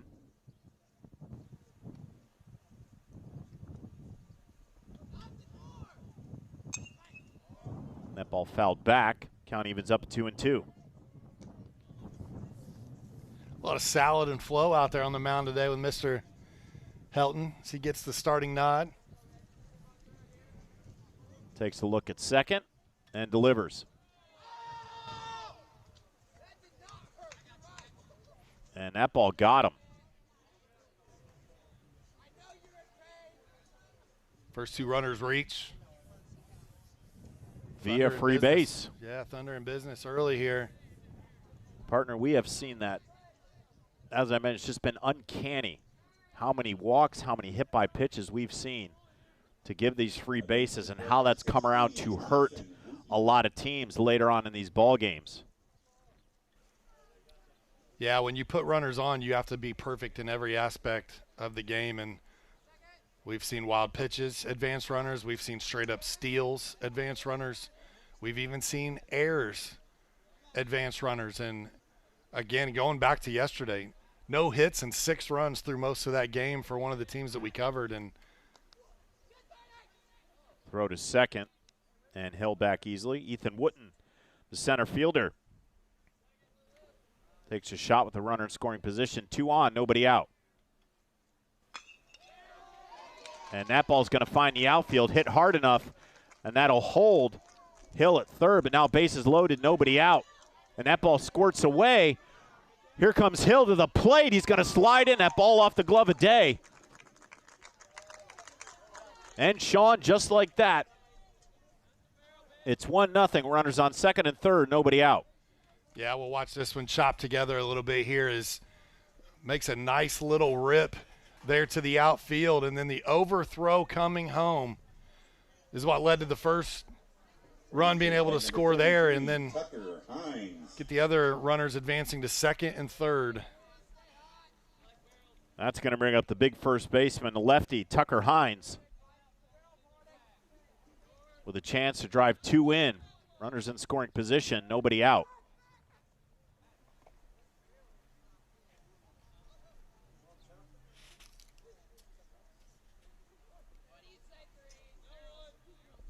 Helton from the stretch.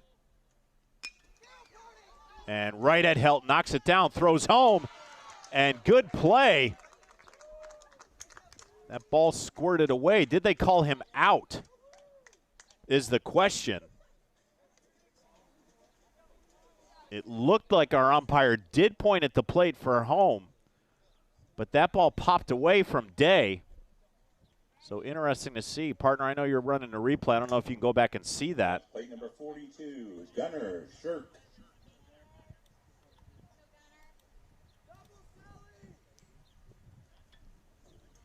Yeah, they did count the run there as the second run comes across.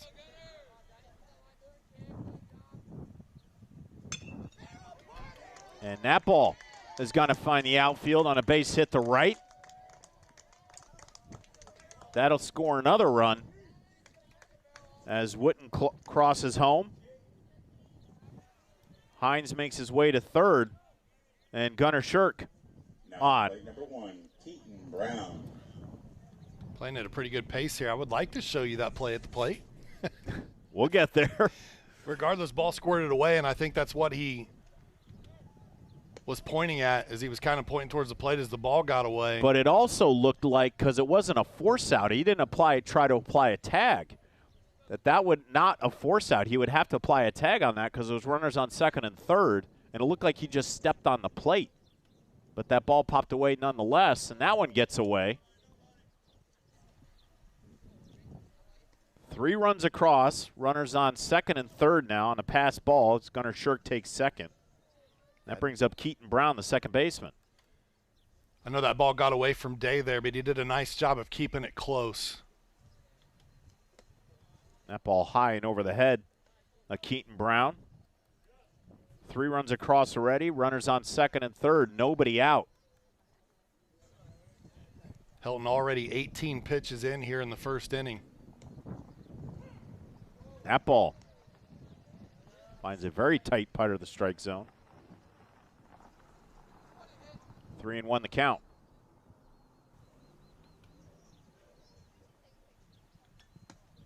That ball way inside.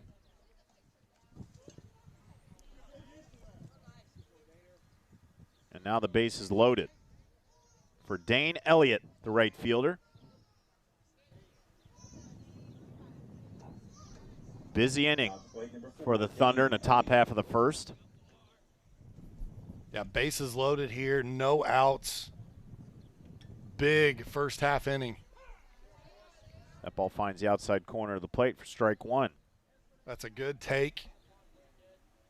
Obviously, you've seen some wild pitches and balls. Pitcher struggling to hit the strike zone. You want to make sure you're not swinging at anything crazy. There's a ball up to middle. It's bobbled by Sprister, and everybody's going to be safe.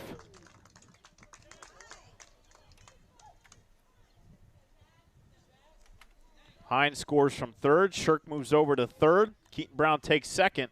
And on the air, Dane Elliott first. Base is still loaded, nobody out. Yeah, it looked like he was ready for that ball to take an additional hop. It did not.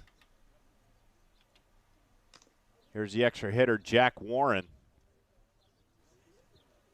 Fouls that one away, in on the hands.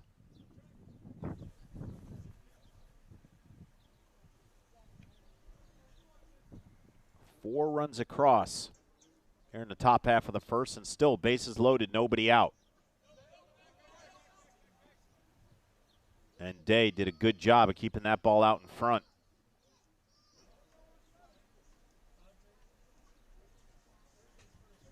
And he's got himself a cap of lettuce under that catcher's helmet.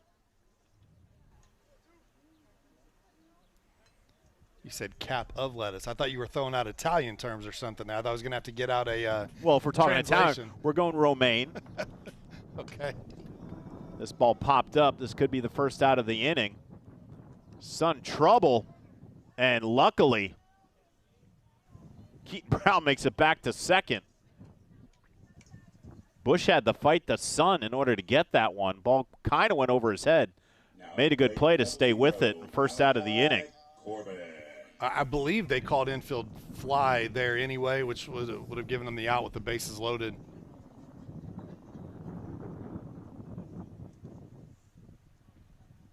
And that brings up Malachi Corbin, who's familiar with this field. Yeah, starting catcher for the Clinton Prairie Gophers. Always loved, Malachi, he loved the gear, man, because they would show all the pictures of the celebrations as they went on through the tournament. And everybody else's, jerseys are unbuttoned, they're missing their hats, and Malachi's still in full catcher's gear in every picture. He was loving the fact that he was representing the battery behind the plate. Clinton Prairie High School, the Gophers, with a magnificent run in this year's state tournament. There's a drive to left center. Is it going to find grass? It does. Run will score from third. Caught in the air and tagged up there, John, I believe. Oh, okay. All right. It looked like that ball found a gap. That sun glaring in that left field, so I apologize for that. But on the sacrifice fly, that'll score Shirk. Caden Smith. Able to get it deep enough there to get the run in from third. So sac fly RBI for Mr. Corbin. Double steal on, and they were going well before the pitch was ever delivered. So Keaton Brown and Dane Elliott move up a base. 5 across for the Thunder in this top half of the first. And fouled at the plate. Runners on second and third. 2 out for Caden Smith, the designated hitter. Smith, a similar jersey to his teammates, but not exactly the same. Maybe missed the memo. Might have been laundry day. Who knows? I wonder if that's one of the, hey, we're 5 minutes from the park on the bus, and then, uh-oh. Either way, he showed up in light colors, and he has a number on there. Ball inside. Don't let him participate. Ever happened to you, partner? Not that I can remember. I wouldn't have put it past myself. My mom was usually pretty on top of things, man. And a 4-pitch walk to the last place hitter. And we'll go back to the top of the order, and Kyvan Hill with the bases loaded. Yeah, anytime you can hit around, it's a good thing. This Thunder team getting off to a quick start here. Already 5-0. We're going to have a meeting at the mound. I want to make sure everybody's on the same page. Bases loaded. Kyvan Hill started this off with a walk. Crew Cole caught one in the shoulder. And then Wooten, Hines, and Shirk with back-to-back-to-back base hits. Keaton Brown walked. Dane Elliott reached on an error that would score. Tucker Hines. And then 2 flyouts from Jack Warren and Malachi Corbin. Caden Smith with the walk, and we're back to the top of the order for Kyvan Hill. Kyvan Hill. With a chance to do more damage against starting pitcher Cole Helton.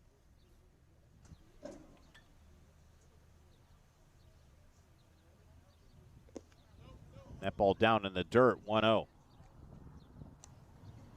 Yeah, it feels like that's where Helton's been most of the day. Is he's struggling to get that ball up over the plate. That ball sails over the head of Hill, 2-0. Didn't struggle to get it over the plate that time, just got it over the top of the batter's head. It's got to settle down here. That ball down in the dirt. And Helton just having trouble finding that square part of the box. And Sean, you've been talking throughout these first couple of games that we've done now in our 6th game here in the ISC Sports Network, body language. And you see Cole Helton, he's putting his head to the side. He's got his head down. That ball rolled to the left side. It gets under the glove of Eckstein. 1 run scores. Here comes a second. He's going to score. Runner going to third and second. And I believe that ball was hit hard enough, just got under the glove of Eckstein. Wouldn't call that an error. Yeah, to the point that you were making their body language, obviously it's big. And you know you're dealing with young men here, not quite adults yet, and trying to fight through things. Sometimes being out on the mound, that's like a lonely island, right? And the situation that Mr. Helton's in here early on, going up against a team, they've batted around on him. There's been some errors behind him in the field when they've put the ball in play. And so you feel the weight of the world here because you feel like you have to make the monster play, like everything's on your shoulder, which all he really needs to do is just continue to throw strikes. Gets one over there. Count 1-1 to Crew Cole, who's hit by pitch in his first at bat. Came around the score. 7 runs across. Runners on second and third, 2 out. That ball inside, 2-1. Yeah, you also see at this age group, there's a lot of kids when they go out and they first start getting loose and warming up, they go through the full motion of their delivery from the mound. Well, if you walk or hit that first batter, then you're immediately pitching out of the stretch. So now you're into an uncomfortable – you didn't warm up as much there because you're expecting to just – go through the full motion, right? You don't want to have a bunch of base runners on. So your delivery becomes a little different. And Crew Cole on base for the second time this afternoon. And speaking of body language here, Helton frustrated. He's not looking at his catcher, and the ball gets thrown there and gets by him. Thankfully, it stays in the infield and doesn't score any more runs.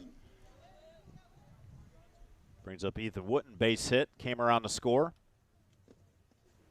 There's a strike from Cole Helton. Bases loaded, 2 outs, 7 across already for the Thunder in this top half of the first.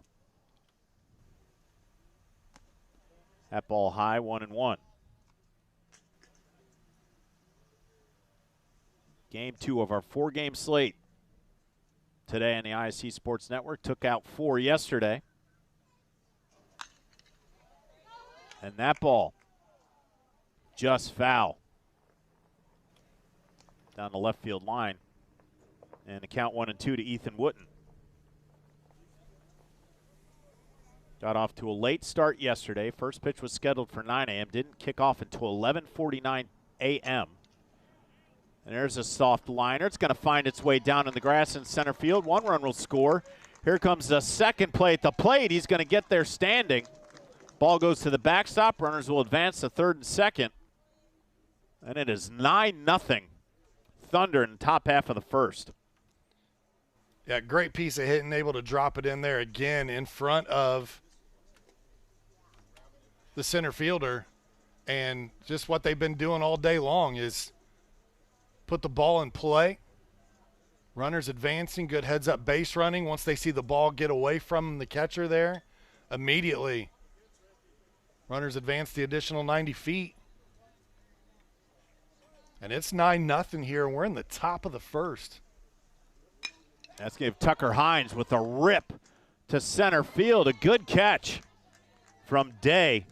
Hines got all of it just in the way of Day. That'll end the inning, but not before the Thunder put a 9 spot on the board in the top half of the first. What a top of the first for this Thunder team. That's the start you want to have. You want to talk about being the pitcher who gets to come out now. Aaron, this one, your team's already spotted you 9 runs. Caden Robinson going to take the hill for the Thunder, and the Bandits have a lot of work to do at the plate, because right now, rules pending is that this one could end in 5 innings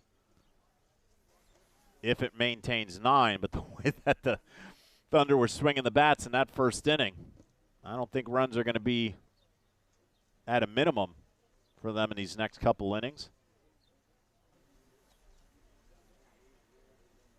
And Sean, I ask you, as a former pitcher, what was your mindset if you go out and you have a 9 spot behind you? Does it rattle you at all that you're feeling that you have to protect that 9-run lead? Oh, no. Or you go out guns a-blazing and say, you know what, I want to get this thing over and done with. I'm just going to try to blow it by him. Yeah, and let's do this thing. Hey, man, confidence is at an all-time high right now. You know that you've got runs to work with, and so all you've got to do is throw strikes here, keep it around the zone, and let the defense behind you play. Obviously those guys just gave you a big vote of confidence of what they did offensively, so now you've got nothing but faith in them that when they go out defensively, they're all feeling good too. They just batted around. Everybody got their chance to run around the bases, and they're dialed in out there behind you. So – yeah, I mean, don't get me wrong. This game can swing. Momentum can happen. That's why you play 9 innings or 7 innings at this age group. But, yeah, you've got a huge lead here. All pressure off your shoulders. You just got to go throw some strikes. In the 5 games previous to this, we have seen 2 games end because of a run rule. Yesterday, Badger Baseball Academy over Titans Midwest, and then just our game prior to this, On Deck Black with a 12-2 victory over top-tier NWI. And right now, the Thunder have a 9-0 advantage over the Bandits. And we'll see what Xavier Sprister can do. The shortstop leads off for head coach Carl Bentley.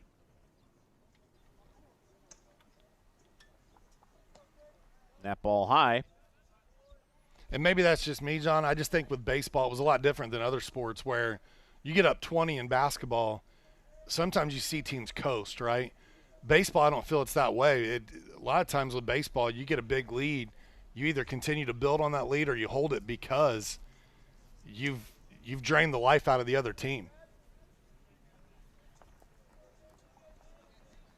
We did see a comeback yesterday, 6-1 in our second game. Indiana Thunder had a 6-1 lead on Deck Blue, and they came back to win that one 7-6. As a pop out to short as Hill takes it, 1 down. I love the communication there. I don't know if the cameras picked that up, but third baseman was spotting up underneath it. You could tell he was having a little bit of trouble with the sun, and shortstop called him off, which shortstop's kind of the center fielder there of the outfield. Calls him off and goes and makes the catch where it's easier for him to come in and make that play. Lucas Graves, the first baseman, steps to the plate. Familiar with Lucas, Pendleton Heights. Remember the Arabians baseball team on that Hoosier Heritage Conference. takes ball 1. And the breaking ball misses high, 2-0.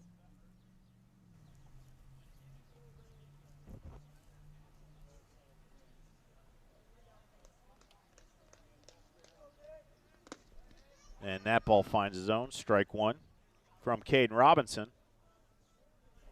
Can see the umbrellas out. Different approach as the umbrellas were out yesterday, just for the threat of rain. We've got a sunny day here in Frankfort, Indiana. You can see all the umbrellas out, protecting everybody from the sun. Gorgeous day, but rain in the forecast tomorrow and Championship Sunday. There's a strike. Yeah, when you come as a fan, there's not a lot of covered, shaded area to sit and enjoy this game.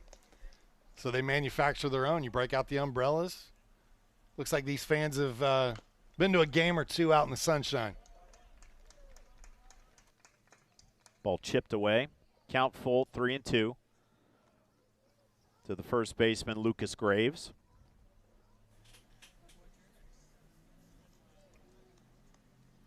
Our second game of this 4-game slate on Friday, July 18th for the Greater Lafayette World Series right here in the ISC Sports Network. Got another games going on over at Logansport, handled by Rob Brown and Chris Walker.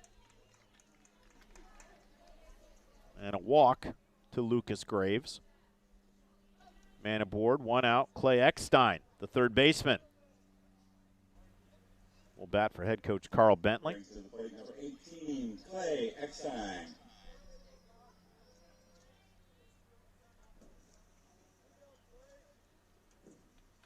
Robinson now working from the stretch, throws a first pitch strike.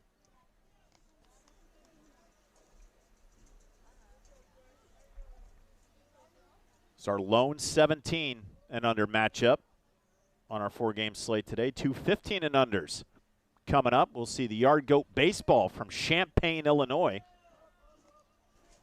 As that ball gets away, Graves will take second base.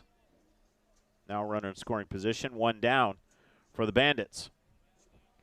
Corbin unable to keep that one in front of him, gets by and allows the runner to advance to second. We'll see the sister club of this Thunder team, the 15 and under group, next. And then in our final game, it'll be Titans Bets and Yard Goat baseball. This hit towards the hole. It makes its way past short into the outfield. Graves gets the third base hit. And the Bandits haven't scored just yet, but they're saying, hey, guys, pump the brakes. I know they jumped out to a 9-run lead, but we've got some bats. We're in here. We're ready to play. That'll bring up Josh Day from Mount Vernon. Now at plate number 10, A Marauder. Day. Coach Brad King. Seen some good talent go through that Fortville, Indiana team.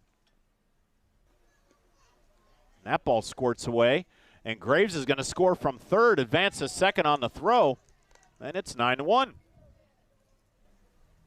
Yeah, walks, hit by pitch. Those are the ones that always come back to haunt you, right? Runner walks to first base. Gets knocked around on the hit, and now a pass ball allows him to score. And you can't get them all back at once. You just got to chip away, and the Bandits have one back on the board.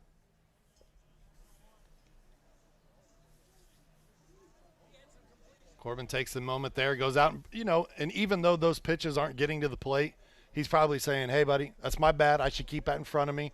You're fine. Let's just get him up a little bit, and let's throw strikes here. You like to see the leadership. So one thing with baseball, basketball, other sports coaches can take a timeout. You've got other guys that are right there right next to you that can build you up if you're having a moment. With baseball, a lot of times everybody's kind of designated to their spot, and the coach can only come out twice. When he comes out the second time, he's pulling you out of the game. So it's always good to have a catcher back there that can go out, have a conversation, calm you down. Count 2-1 to Josh Day, the catcher. Trying to drive in the run from second. And that ball high, 3-1. You know, these type of events too are where natural born leaders come out, right? When you're in high school, a lot of your underclassmen look up to the older guys, the seniors, for advice or to pull things back together. When you're on a team like this with everybody in the same age group, all from different schools, somebody's voice starts to resonate in the dugout, out on the field. That's where that leadership, those qualities start to show. This ball ripped to left. It's going to find its way foul. Day was all over that. Yeah, it looks like he's got his timing down pretty good. Just needs to wait a split second longer, but he gave that one a pretty good charge. And Josh Day, one of the younger players on this Bandits team, just a sophomore. And he walks. So now runners on first and second, 2 out. That'll bring up his brother, Caleb Day. That's what I was going to assume. His brother's on the team. Mom and dad don't want to have to be in split places, so they said, guess what, buddy, you're playing up with your brother. All the Day brothers, twins. Okay, twins. Well, that makes sense. But you said he was younger, sophomore, so I assume maybe older brother was on this squad. They both play for Coach Brad King. Just sophomores are the Day brothers at Mount Vernon High School in Fortville, Indiana. Swings through that one. Big cut, strike one. I know back when I coached rec league softball, my younger daughter had to play on the older daughter's team because same thing. I couldn't coach 2 teams and be in 2 places at once. Shows bunt. Snap throw to second. And an awkward slide there from Eckstein. But gets back to the bag, and he's going to take a second. He kind of tumbled into that bag. Eckstein, that's a big league baseball last name. Referring to David Eckstein, I'm sure. Of course.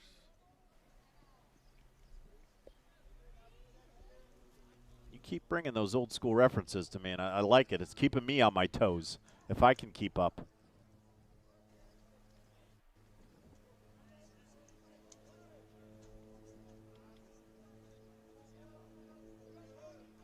Eckstein on second, Josh Day on first after the leadoff walk, but there was a pinch runner. As Day is a catcher, he retreated to get his gear on. Bandits trying to get a few back after giving up a 9 spot in the top half of the first. Shot to third. He'll step on third, fire over to first on the pick. Can't get there. Head first slide. It's going to go to the fence. Play at the plate, and they got him. Oh, the old 3-5-2 double or 5-3-2 double play ends the first. The Bandits do get one back, but find themselves down 8. We'll go to the top half of the second. You're watching the Greater Lafayette World Series right here on the ISC Sports Network. At Mulberry Telecommunications, it doesn't matter whether you play from home, learn from home, or work from home. We have you covered with fiber-fast internet.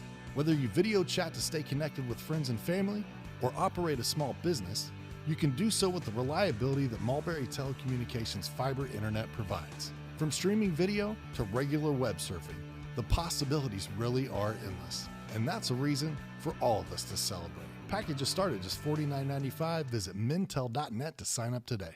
Meet Henry. Henry is hip. Henry loves the new Mintel TV streaming app. And check out Helen. With features like Cloud DVR, Restart, and Look Back TV, Helen never misses her favorite shows. And this? Well, this is Bob. Bob can't contain his excitement for the new Mintel TV streaming app. Bob is proving that you actually can teach an old dog new tricks. What do you say, Bob? Does the Mintel TV app get a thumbs up? All right, Bobby-o. Mintel TV, the next generation of awesome. Upgrade today. And little volley, oh my goodness. What a touch for the goal. Jumped over by Lawrence North, and they'll score on it.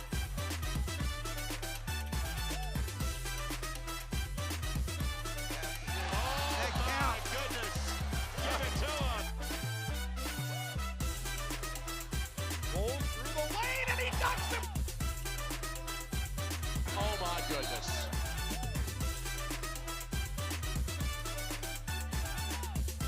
Back on the campus at Clinton Prairie High School, and one of the more untraditional double plays that you'll ever see. A force out at third, overthrows the first baseman, and on the good hustle from Graves, fires the first, or fires home to the catcher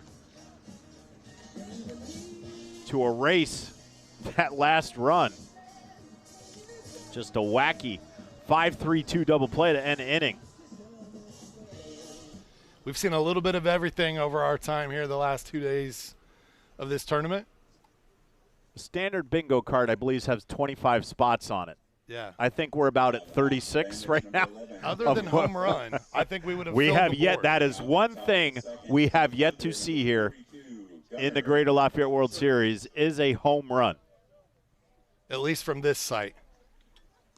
Yeah, we'll have to check on our crew over at Logansport, see if Rick Johnston and Rob Albright may have got one yesterday. Rob Brown and Chris Walker. Today, here's a pop-up straightaway center. Day under it, puts it away, one down.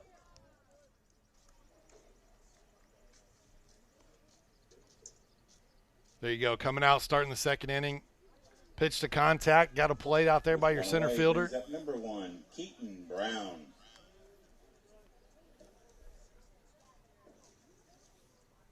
Jagan Soltz on the mound now.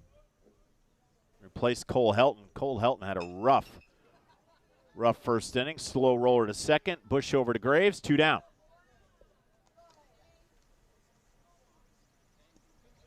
And after batting around in the first inning, 2 up, 2 down here real quick for Mr. Soltz. That'll bring up Dane Elliott. Reached on an error, came around the score for the 7th run of that first inning.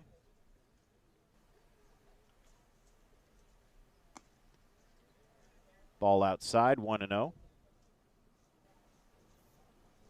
Soltz, another member of the Pendleton Heights Arabians.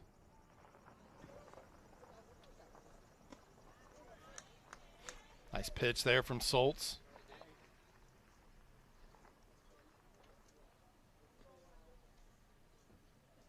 Count even at 1-1. Top half of the second, the Thunder up 9-1. Out to right field, giving chase, going to find its way out of play. So a long strike, count 1-2.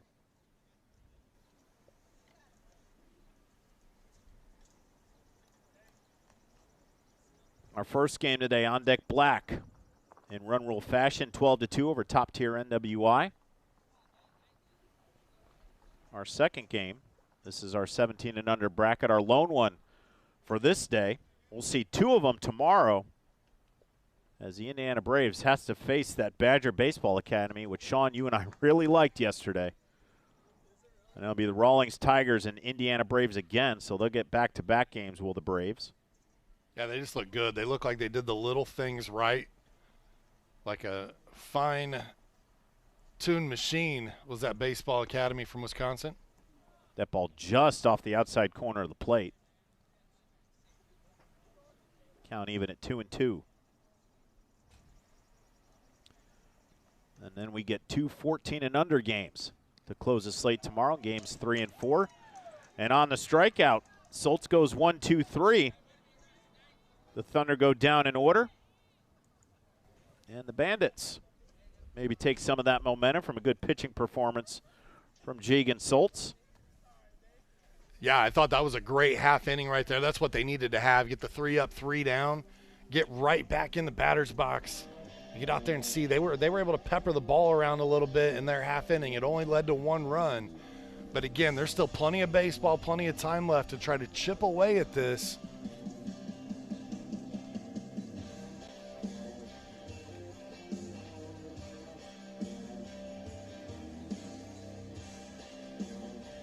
One of the lead tracks from the Twister remake here, Little Luke Combs. Twister remake, Twisters. Did you see that? I did. And?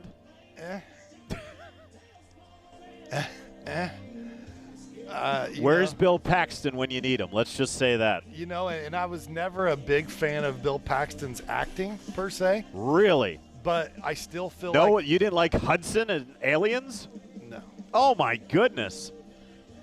One of the most classic performances ever. Also the used car salesman in True Lies. Yeah, I always just felt like his characters were either someone overacting or, and I'm not trying to pick, the man's not here. He's successful, highly successful. I'm just not a big fan. I was. Maybe my favorite role of Bill Paxton's was Tombstone. And even there, I thought it was kind of fitting. He just seemed like the weakling brother of the three, you know.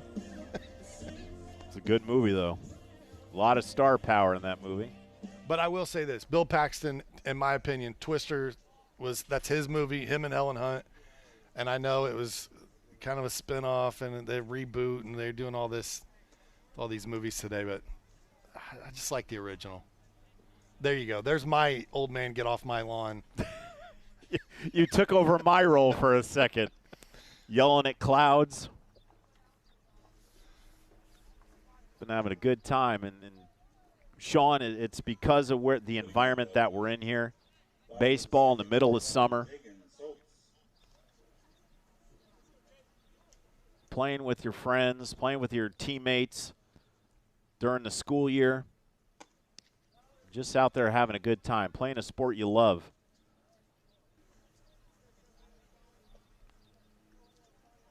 And, Sean, you look at all the sports, and baseball, with the exception of golf, the most individualized sport out there.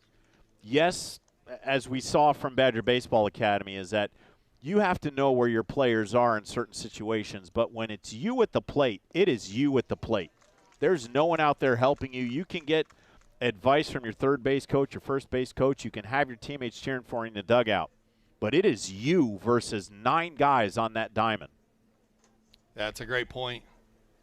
Again, that's one of my favorite parts of playing the game was to try to hit the ball, hit it hard, and hit it where they were not, right? You got 9 of them out there, but the cool thing about a baseball diamond is there's still some real estate when you look out there and to think, I want to put the ball here. And what was really fun is when you went in with a goal of, I want to try to drive this ball to right field, and you did it. You did exactly what you were trying to do.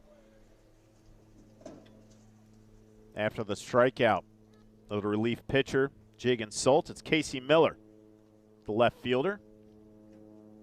Casey Miller from New Palestine, member of the Dragons baseball team. I mean, you have to have the physical tools to play baseball, don't get me wrong, but it's such a mind game. It is a mental game, knowing the count, trying to, guess what that next pitch might be, knowing where you're supposed to be with the ball. And when you're on defense, what's my responsibility if the ball's hit here? Am I backing up first base? Am I supposed to go cover second base? Who's my cutoff man? I mean, there's so much that goes into it. And you love when you see a well-coached, well-rounded team doing the little things right, because that's what makes me happy. That's what makes me love this game. And that ball finds the inside corner. Second consecutive strikeout for Caden Robinson. That'll bring up the second baseman, Will Bush. 99, Will Bush. Another high number.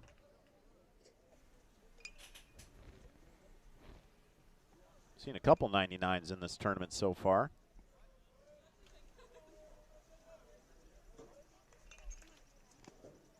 Swings through that one, strike one. I'm sure Mr. Judge has something to do with that. You might think so. And swings through that one, got a piece of it, but into the glove of Corbin, strike two. I'm not a Yankees fan, but I love the history of the Yankees, and I think that Aaron Judge being in a Yankees uniform just seems fitting. As much as we talked about Kershaw yesterday being a Dodger his entire career. Good play and a strikeout. Yeah. Corbin stuck with it. Bush was on his way to first, but Corbin with a strong throw to Hines. And a 1-2-3 inning for Caden Robinson puts him down in order with 3 strikeouts. At Tornado Roofing, we provide a complete range of services defined by quality, innovation, and expertise. We offer free estimates, have financing available, and handle insurance claims. Tornado Roofing is more than a name. It's a family-owned and operated business known for its committed customer service and expectation of going beyond our clients' needs. Our work is backed by a customer satisfaction guarantee to provide you with peace of mind. For more information, visit tornadoroof.com or call 670-6440. At Tornado Roofing, we believe in putting a strong roof over your head. If you haven't signed up for Mintel fiber optic internet from Mulberry Telecommunications, then you're missing out. We have various packages to choose from and speeds up to a gig. Not to mention each package includes a Wi-Fi 6 wireless router and access to our Mintel Smart Home app, giving you complete control of your network backed by our award-winning customer service. Go ahead and dance till your heart's content in whatever reality you want, even if it's virtual. Mulberry Telecommunications offering the best gig in town. Sign up today at Mintel.net and experience the Mintel difference. Hey there, my name is Jake Query. And I'm Derek Schultz. And we are part of, actually, the entirety of, at least from an on-air standpoint, Query and Schultz on the ISC Sports Network. It's appropriately named. It's charitably award-winning. And Derek, now we venture into season number 5. Hard to believe. 5 of them.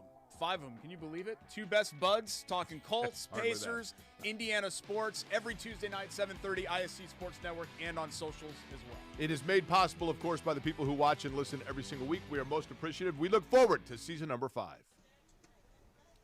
Clinton Prairie High School, one of the sites of many for the Greater Lafayette World Series, but only one home to watch it on the IC Sports Network. Happy to have you on this Friday afternoon. Pop up to second, Sprister under it. He'll put it away. 1 down, 1 pitch.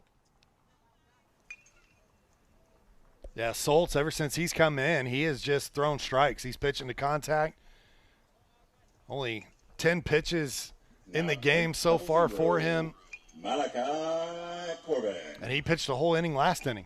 I have a feeling that the PA announcer is the PA announcer for Clinton Prairie. He is. I was going to say, because Alex King in our previous game and now Malachi Corbin, those names seem to accentuate a little bit when they come out of the press box. John, you've done some PA work. You know that, like, when I know it. I know who to say. You've practiced. I've practiced this enough times at home, and it's the natural. You're not trying to hype up a certain player. You're just, that's the way you're used to saying it.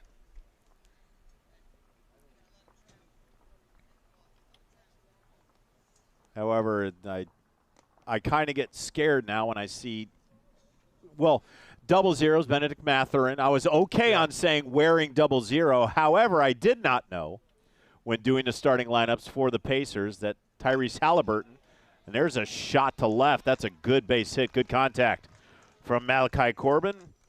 He's aboard with a base hit, 1 out. But when I did the starting lineups, I said wearing 0, and then I did a little blurb, Tyrese Halliburton. I did not know that he goes by O.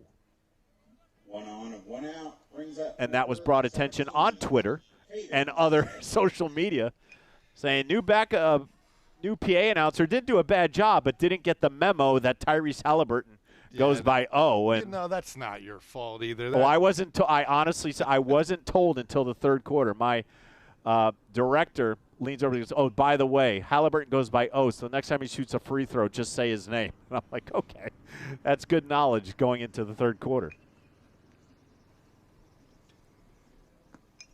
You know, the hard part for me, I've got to do PA on a few small occasions. High school softball, I had a hard time just getting amped up for the home team, so I was doing it for the away team too. And I had a few of the parents stop by and say, "You're doing a great job." Thanks for showing our girls the same love. I tell you, on the play-by-play side, but also PA announcing, it can be a thankless job. You know, you're not out there for kudos or whatnot, but there's no greater feeling in the world to have someone say, "Hey, thank you. Appreciate what you're doing." It's a great feeling to have. For the second time, the DH Caden Smith reaches. That brings to the plate number 9, Kyvan Hill. Back to the top of the order with Kyvan Hill. Has been on base 2 times and has scored 2 times. 1 for 1 with a walk. And a hot shot to third. Steps on third. Fires over to first. Gonna need a pick. That ball gets away. Hill's gonna make his way to second.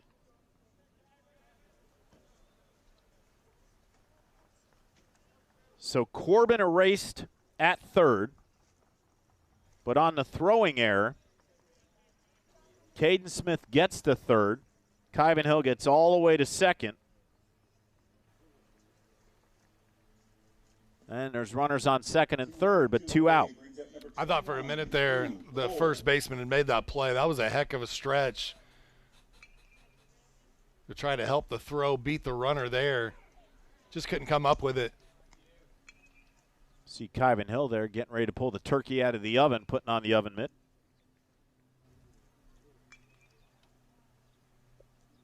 Strike to Crew Cole, and he gets plunked in the back. That'll load him up. Bases loaded, 2 outs. Be Ethan Wooten, who's 2 for 2 with 2 base hits. Came in around the score in the first. Was stranded at second back in the second inning.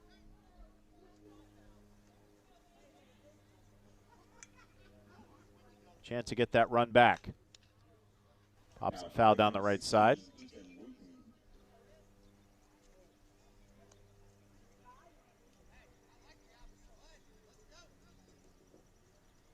Yeah, Soltz was able to get 4 outs in his first 10 pitches, just 1 out in his next 12. This ball popped to the right side. Graves under it, puts it away. And that'll end the top half of the third. Leave them loaded, but the Thunder still up 8, 9-1.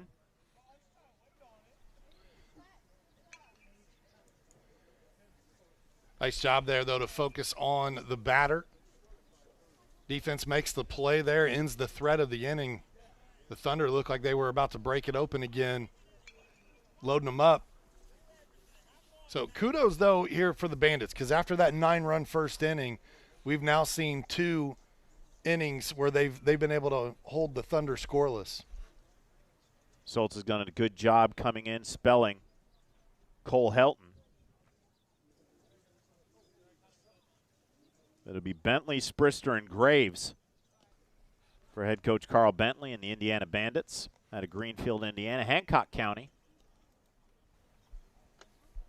ISC does a lot of work with 9 Star Studios Sports.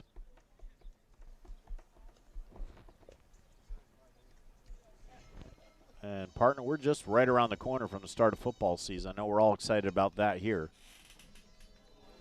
Yeah, I've got the schedule kind of laid out, ready to go for what we plan to do in the fall, and starting to look towards the winter of how that may lay out as well. I know once the high school season gets here, it feels like it makes the year fly by, because usually we're saying, I can't believe week 1 of football is already here, and then next thing you know, you're saying, I can't believe we're starting basketball in 2 weeks, and then you're saying, oh my gosh, we're in the baseball and softball, right. It comes quick. But if you're looking for the leader in live local sports, it's ISC Sports Network, as we will be ready for you for all throughout the entire 2025 football season. Yeah, you'll be able to find 4 or 5 games each Friday night live on the ISC Sports Network apps, social media. Leading off the bottom of the third. Check out the website. Make sure you subscribe. You don't have to. Live events are typically free. There are some pay-per-view events that the subscription does not get you. But when you subscribe, you get to unlock that library of all the content, not just of what's happening live, what's happened yesterday, but going back to yesteryear. I mean, we're now, my goodness, going back to 2009, I think is when we started, much smaller than what ISC is today here in 2025. But there is a huge library of content. Go to iscsportsnetwork.com and sign up. Great price. As you mentioned, Sean, just content. I believe that got him in the head. Bentley, not the smallest of people, and took that one on the dome. Fortunately, was turned around. And another hit by pitch, and we've seen plenty of those. Number 0, Cole Helton. Now I'll ask you, Sean, because I just heard it here. I don't say number 0. I say wearing 0. As PA announcer, if you were to walk into the booth, you've done this before, what would you say for the numbers 0 and 00? I don't know. I would probably say, yeah. I think it would – here's my get off my lawn moment again. I think it would make me mad to have – and even though I'm a Pacers fan, I don't think you should have a 0 and a 00 on the same team. Just my opinion. Okay. To me, that's like wearing number 12 and number 012. Very NASCAR-ish that you can have a 4 and an 04. Yeah.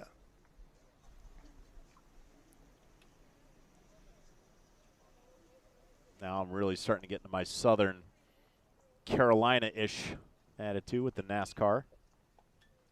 Which I like the terminology, wearing 0, and then the name versus coming to the plate, number 7, so-and-so.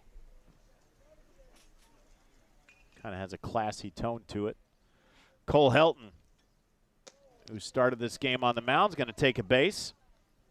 So the first 2 men aboard for the Bandits here in the bottom half of the third. And more free bases. With 2-1, brings up number 7, Xavier Brister. That brings up the shortstop, Xavier Brister.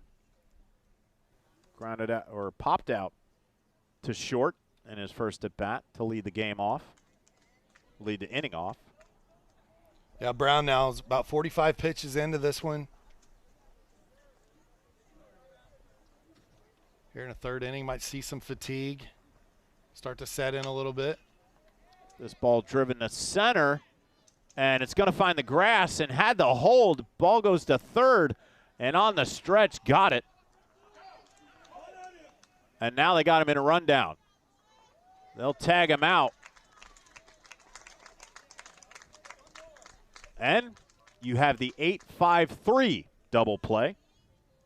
Yeah, unfortunate situation there. Base runner stayed almost in a tag-up scenario with that ball not being very deep, and it gets down, which allowed an easy throw to get the force at third.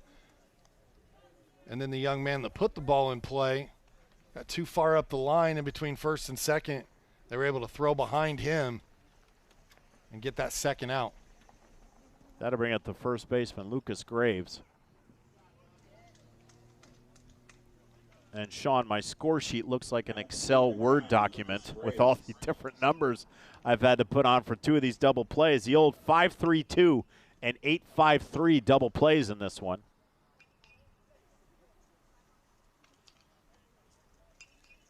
Yeah, I'm sure the official scorebook is I feel like I need an abacus in front of me for this one. My goodness.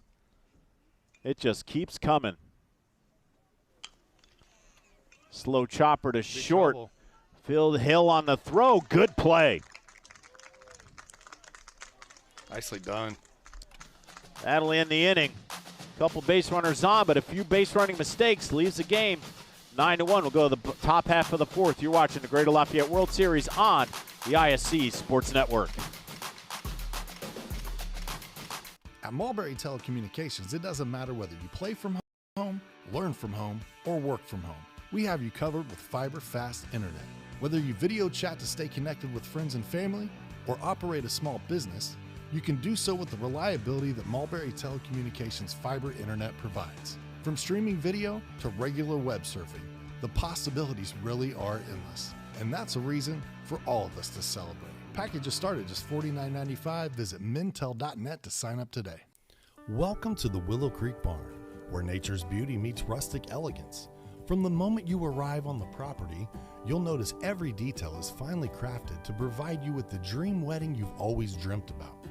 From carriage and trolley rides to breathtaking aerial views via our hot air balloon, the Willow Creek Barn offers unforgettable moments that will last you a lifetime. For more information about our packages and availability, visit thewillowcreekbarn.com. Meet Henry. Henry is hip. Henry loves the new Mintel TV streaming app. And check out Helen. With features like Cloud DVR, Restart, and Look Back TV, Helen never misses her favorite shows. And this is Bob. Bob can't contain his excitement for the new Mintel TV streaming app. Bob is proving that you actually can teach an old dog new tricks. What do you say, Bob? Does the Mintel TV app get a thumbs up? All right, Bobby-o. Mintel TV, the next generation of awesome, upgrade today. Tucker Hines, Gunnar Shirk, and Keaton Brown to lead things off for head coach Ryan Brown. Indiana Thunder up 9-1 in the top half of the fourth. Greater Lafayette World Series exclusively on the ISC Sports Network. Game 2 of our 4-game slate here at Clinton Prairie High School. And Rob Brown and Chris Walker handling duties at Logansport. And we've seen a lot of runs so far in our first 2 games here. We saw 14 in the first game, and we've got 10 here.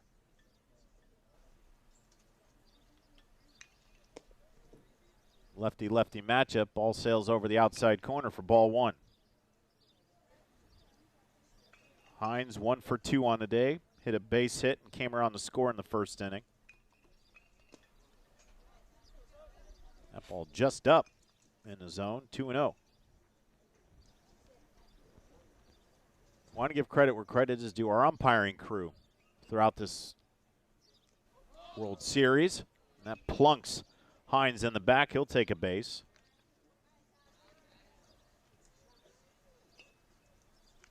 That's the 3rd hit by pitch from Bandits pitchers this afternoon. Now it's plate number 42, Gunnar Shirk. Gunnar Shirk, the 3rd baseman. Base hit, came around the score in the first inning. Flied out to center in his second at bat. That ball's going to find its way to the backstop. Hines will advance to second. Now runner in scoring position, nobody out.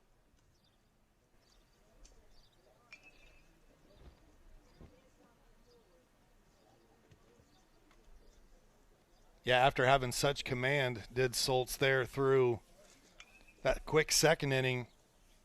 Struggled a little bit last inning, and now with the runner already on and a wild pitch here. And a second wild pitch. Let's Hines get to third. And after the hit by pitch, all the way to third base without a ball being put in play.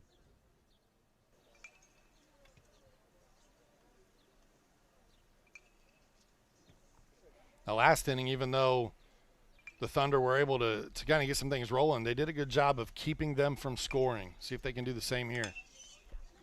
Slow chopper to short on the backhand. Sprister fires over to first. Good stretch by Graves to put one away. Hines will come in to score. 1 down, but now the score 10-1. Put the ball in play. Great job by the shortstop there. And Sprister makes a good strong throw across the diamond to get the out. Bring up second baseman Keaton Brown. Walked and scored in the first inning. Grounded out to second in his second at bat. Sees a first pitch strike.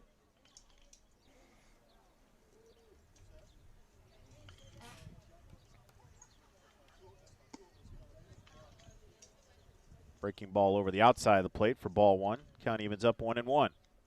That's a good place to live, though. He didn't miss there by much. It's going to be a tough ball for the batter to do much with. And that ball basically in the same spot, same just spot. Missed. Again, that was a, are you sure? Right? Like, I thought the first one was close. Let me throw it there again and see if I can tempt you. Ball down in the dirt. 3-1 to count. Keaton Brown. 10-1, a 9 spot in the first inning for the Thunder. Gotten them one back in the fourth.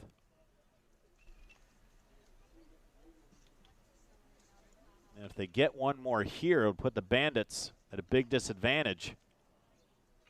As Brown will take a base on walks for the second time this afternoon. Now to bring up Dane Elliott. Reached on an error in the first, came around the score, struck out in the second. Number 4, Dane Elliott. You know, you see in these tournaments, too, a lot of times teams that come in and they're ready to go right from the jump and they're able to jump out to a lead.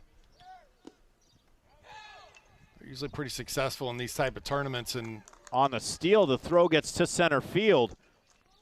And Keaton Brown's going to make his way all the way to third. So give him a stolen base. And on the pass ball, he'll take third. Now the 11th run just 90 feet away with one out.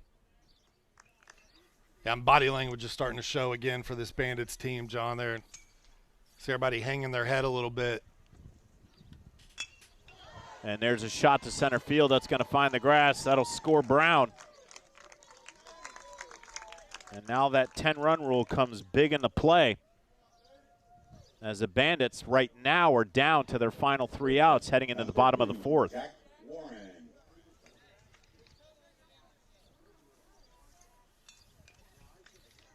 Jack Warren, the extra hitter, has popped out to second and short. Is 0 for 2 on the afternoon. That ball finds the outside corner, strike one.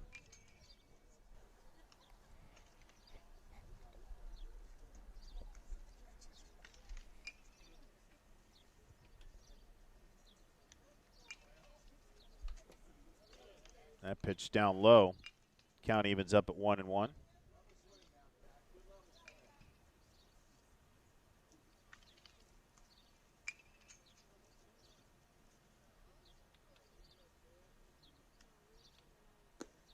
That ball outside, snapped though to first, no harm done.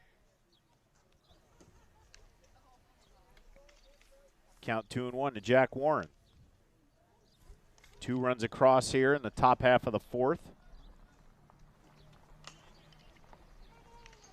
This ball fouled just left of the bag at third.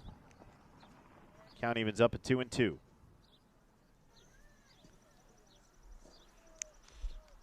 Malachi Corbin waits on deck.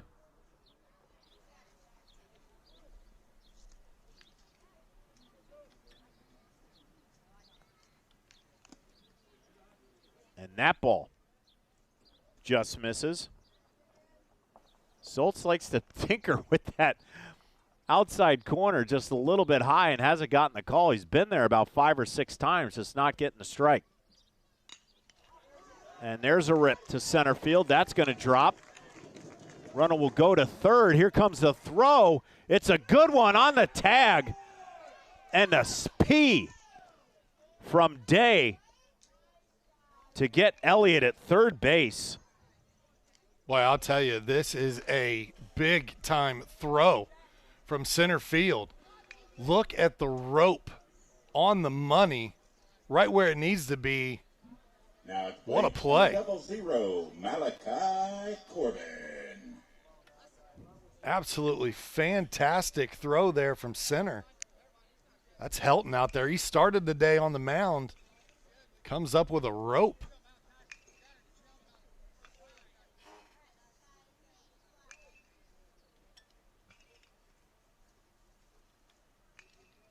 Now 2 down. Running at first base, that's Jack Warren. Got the base hit, but Elliott erased at third base on a beautiful, beautiful throw from center. That brings up Malachi Corbin. Runner going to take second there, uncontested.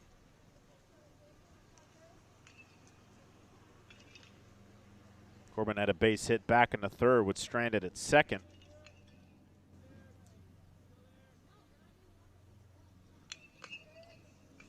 Slow chop at a third, just foul the bag.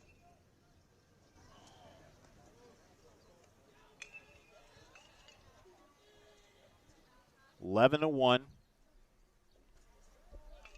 with rules pending. If you have 10 after the 4th inning, a lead, you do win the game via run rule.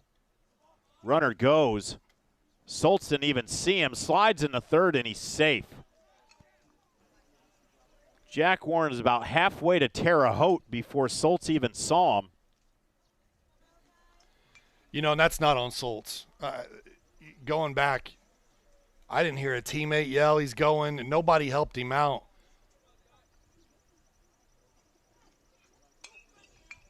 By the time Soltz had realized the runner was going, he was 3/4 of the way down the line.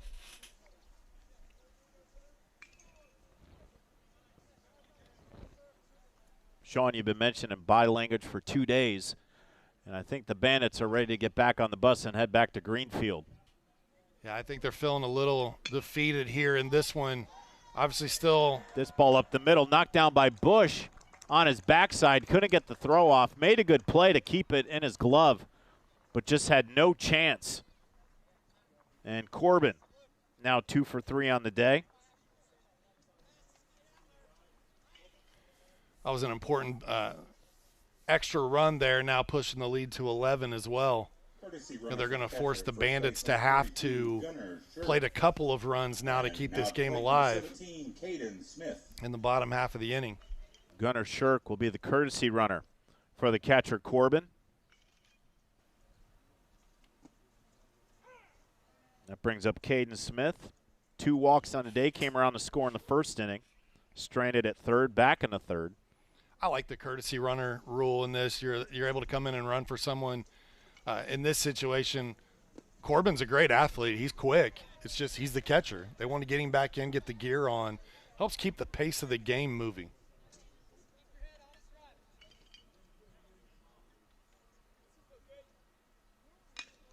Smith up the middle and toss a second off the glove of Bush.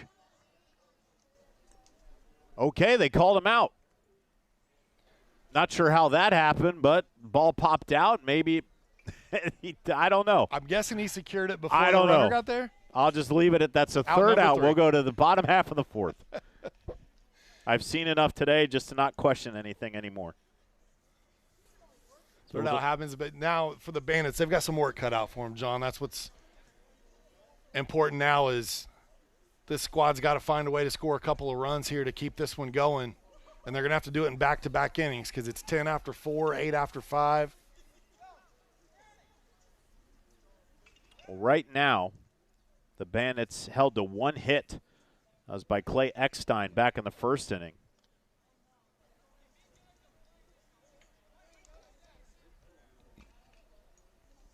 And have had 5 base runners, 3 via the walk, and 1 hit by pitch.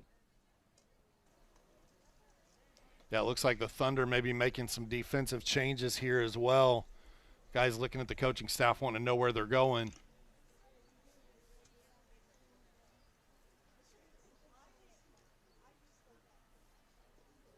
As Corbin has the gear on, and Caden Robinson will try to finish this one out. In the bottom half of the fourth, the Bandits need something, some momentum.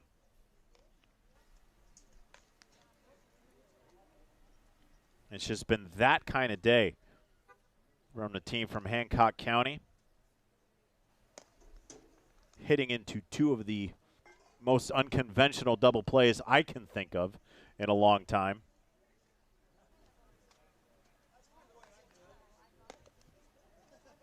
Caden Robinson hasn't been overpowering with his stuff, Sean. It's just that he's pitching it where he needs to. He's getting the outs and just kind of sailing now with an 11-run lead. Yeah, consistent. I mean, it's not that he hasn't had some pass balls and things as well, but for the most part, he's been consistent with putting the ball over the plate around the zone, and he's getting some defense behind him as well. You know, to end that last half inning, the last time they were out defensively, I said that ball could be trouble because we've seen how slow the infield's been. Shortstop comes up, makes a great play on the run, little sidearm throw, and it was on the money to first base. Been impressed with this Thunder team so far here today. They look good. It might be one that I can put up there with that baseball academy, the Badger squad. And if you're curious and you want to see the Badgers again, please join us tomorrow, 9 a.m., as we'll kick off the day on Saturday, July 19th. More of the Greater Lafayette World Series. Badger Baseball Academy will take on the Indiana Braves in the 17 and under division. Thanks for letting me sleep in, John. I appreciate you. I got to be here too, partner. Right?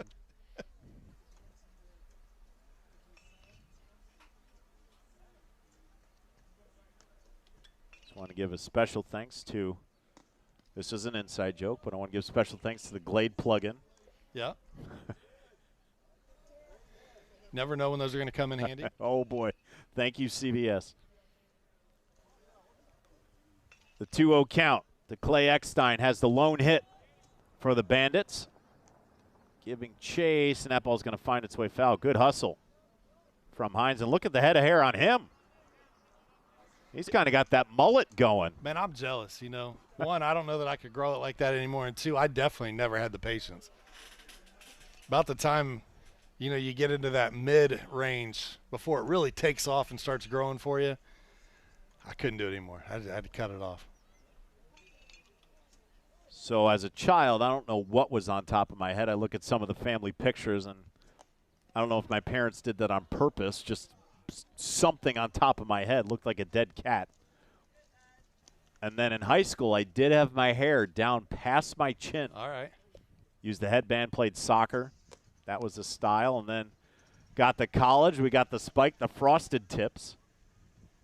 You've mentioned that 2 days in a row. I have, and I am proud of it. Actually, I'm not. I would hope it's not brought up a third day in a row. We'll try. We'll try. As Eckstein reaches for the second time. Sean, you had mentioned another Eckstein. David Eckstein, former Cardinal. Part of that 2006 Philadelphia Phillies World Series championship team. You a big Cardinals fan? Not so much. I had to get something out after the frosted tips again. Throw over to first. And next time back safely. Josh Day, the catcher, trying to keep things alive for the Bandits here in the bottom half of the fourth.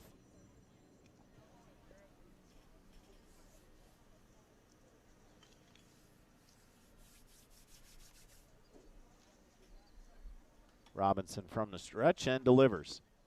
Big cut from Day. Walked in the first inning, stranded at first. When his brother hit into the 5-3-2 double play. Both from Mount Vernon High School, Fortville, Indiana. Remember Brad King's Marauders team. And swung at that one. Looked like he needed an 8-iron on that swing. Day swinging for the fences. He's had two really hard cuts at the ball here in this at-bat.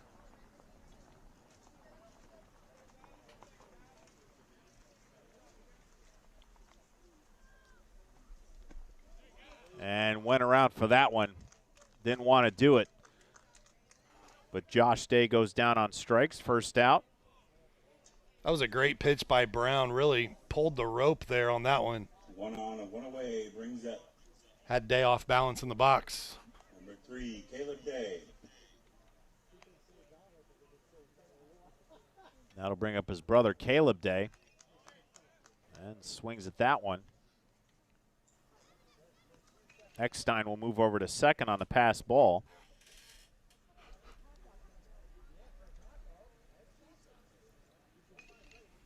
Caleb Day hitting at that 5-3-2 double play back in the first inning, which oddly enough was overtaken suspicion-wise by the 8-5-3 double play in the third inning. And swings through that one. 0-2 the count.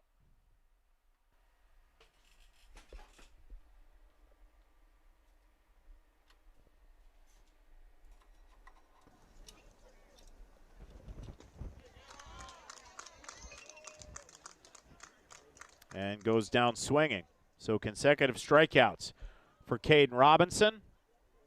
And the Bandits down to their final out. Number 11, Jagan Soltz. And the relief pitcher, Jagan Soltz, will try to keep things alive. Man on second, 2 out. Bandits down by 11.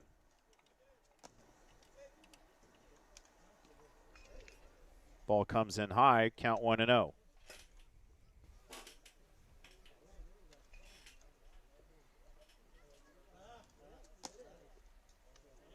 And that ball misses, 2-0.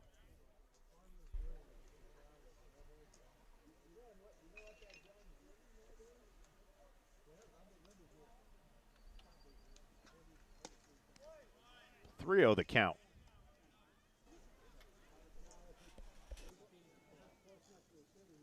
Man on second, 2 down. Count 3-0 to Jagan Soltz. Casey Miller waits on deck. And on 4 pitches, Soltz reaches. Runners on first and second, 2 out. And Casey Miller. On to plate number 12, Casey Miller. Trying to keep this inning alive for the Bandits. There's a strike over the outside corner. Good pitch by Brown there after 4 straight balls. By Robinson, excuse me. That ball in the dirt. Good stop by Corbin.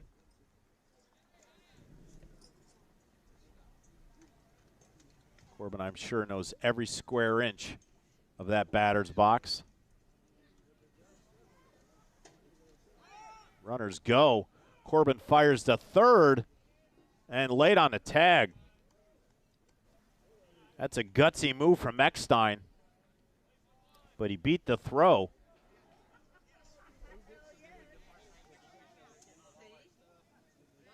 So now runners on second and third, 2 out. That ball misses. Wanted that one for strike 3. It was close.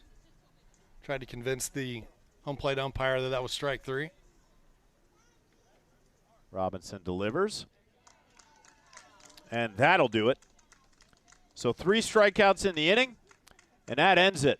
The Thunder put a 9 spot up in the first inning, add 3 more, and win this one 11-1. Game 2. Finished and done. We've got 2 more. The 15 and under bracket coming up. Yard Goat Baseball and Indiana Thunder to lead things off for Game 3. You're watching the Greater Lafayette World Series on the IC Sports Network. On behalf of our entire crew and my partner Sean Walker, I'm John Natale. Stick around. More great baseball coming at you right here on the IC Sports Network.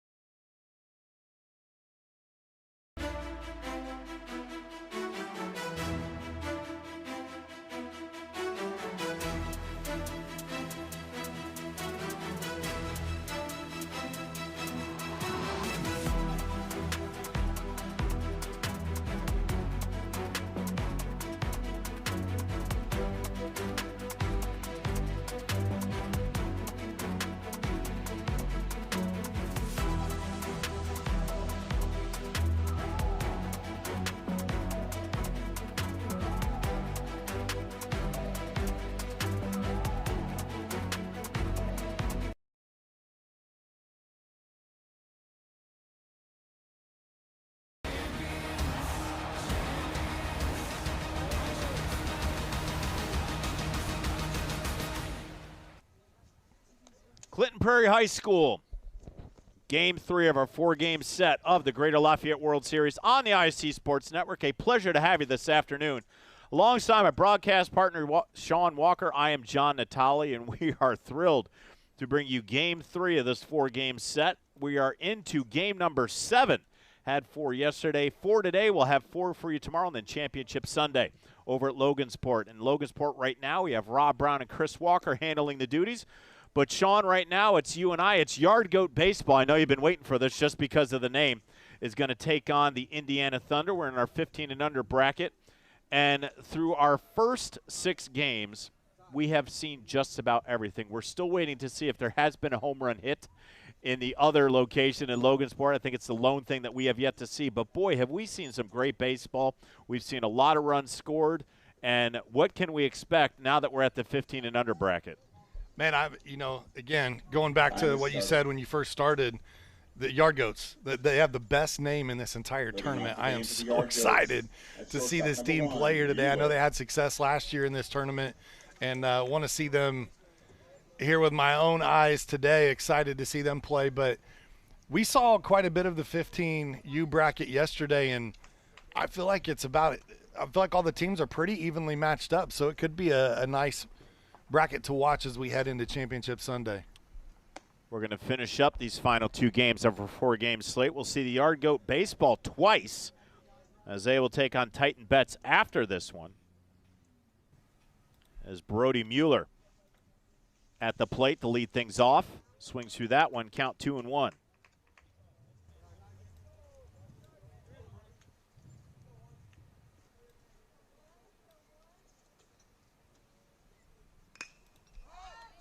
This ball skied to second base. Thompson under it, 1 down. I think that's the first time today that we've seen the leadoff hitter of any game record an out. Musto. Might be a good sign for this one. Alex Musto, the extra hitter. Going to get his shot against starting pitcher Tristan Essert. Musto from Champaign Central. Sean, I don't know if there's any teams in Indiana, but the Maroons are Champaign Central. None that come to mind right off the top of my head. I can tell you that his teammate, playing second base, Brady Stouffer, also plays for the Maroons, but of Clinton High School. In Illinois, not in Indiana. Champaign, Illinois is where Yard Goat Baseball is out of. And you could see where that ball dropped. Everybody lost it. Nobody knew where that ball was.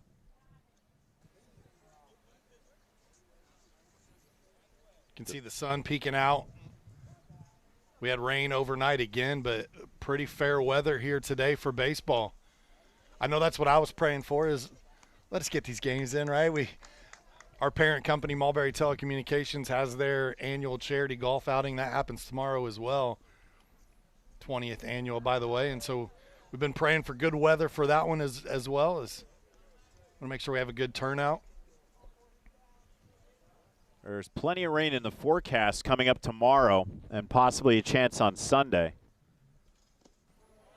The rain pushed us back a little bit yesterday. First pitch was scheduled at 9 a.m. We didn't get ready until 11:49 was the first pitch that we saw here on the ISC Sports Network. Yeah, and the light rain we don't want, but we don't necessarily mind during play. But it's the weather they're talking about tomorrow afternoon that has me a little bit concerned. Thunderstorms, tornado watches, things of that nature that we want to hopefully stays out of the area and allows us to play this tournament on schedule. Musto draws a walk after falling down in the count 0-2, worked his way back, takes the first base, and that'll bring up the pitcher, Gavin Taylor. Taylor from Via Grove High School, home of the Blue Devils. Another out-of-state team. They've sent a couple of teams here have the Yard Goats in different age brackets. Sean, you had mentioned very successful last year, winning a couple of those championship games. Chris Walker and I were on the call for those. Saw some great baseball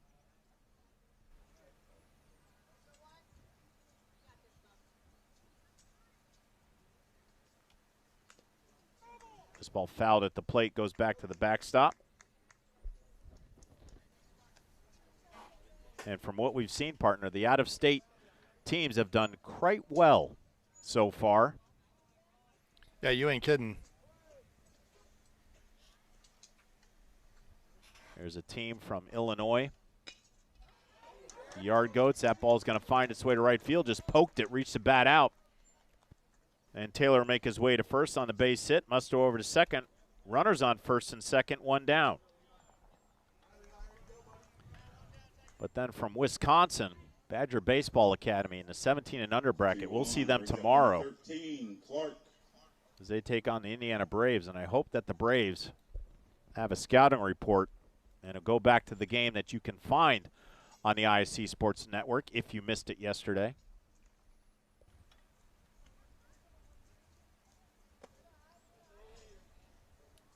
There's such a thing called disciplined baseball. And Badger Baseball Academy was the epitome of that in yesterday's match. Swings through that one, does the center fielder Levi Clark. Clark also from Champaign Central, part of that Maroons baseball team. Good pitch there from Essert. Has Clark down in the count, 1-2. Yesterday, John, we saw 3 of the 4 games were very competitive. Only one of those really run rule blowout fashion. But so far today, we've had 2 run rule games to start our coverage. I know when I saw this matchup, typically the Thunder teams put some really good teams on the field. And then obviously seeing the success the Yard Goats had from a year ago made me feel like this may be one of our marquee games in coverage from Clinton Prairie today. Chopper to third, steps on third, fires the first, and not in time. Johnson pulled Denham off the bag, gets the force out at third. Obviously you want to turn 2 there, but mission accomplished. Did a great job of getting the lead force out at third. Made a good strong throw across the diamond, just a little off target. Now at plate number 25, Renfro. I'll bring up L.J. Renfro, the first baseman. Clark on first after the fielder's choice to third. And at that, that was an eye-level swing. Thompson to Denham, and that'll end the inning. Couple runners aboard, can't get him over. And we'll go to the bottom half of the first. And we'll give the Thunder a chance, led by head coach Kyle Thompson. It'll be Kaylor Johnson and Thompson, 1, 2, and 3. First time today we've seen a scoreless top of the first, so nice job there by the Thunder to come out, get the outs quickly against the Yard Goats. See if the Yard Goats can do the same here.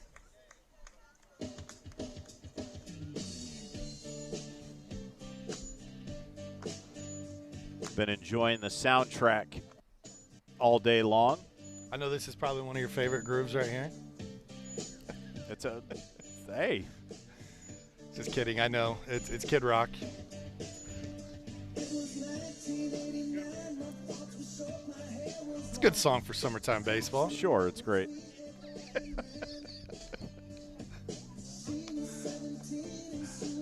Oi, oi, oi. As we move along to the bottom half of the first, John Natali and Sean Walker, game 3 of our 4-game set here on the ISC Sports Network. Rob Brown and Chris Walker out at Logansport handling the duties out there. Jordan Shue and his crew taking care of business out there. We've got things handled here. Elijah Mash on the camera on site at Clinton Prairie High School.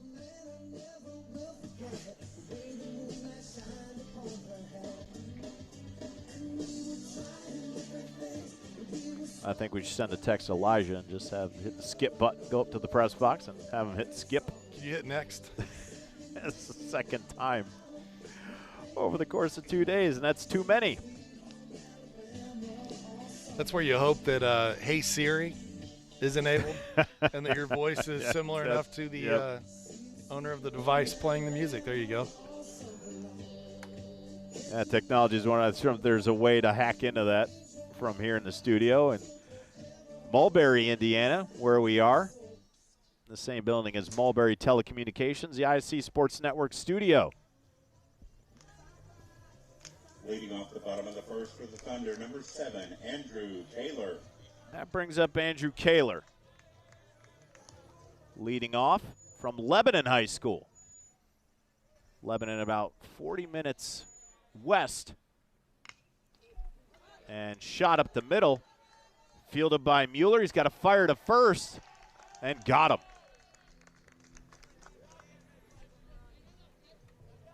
That ball looked like Taylor may have gotten a glove on it.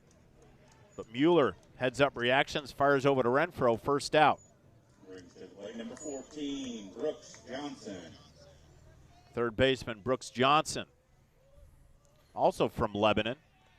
Actually, John, they called him safe. I believe the first baseman was pulled off the bat there.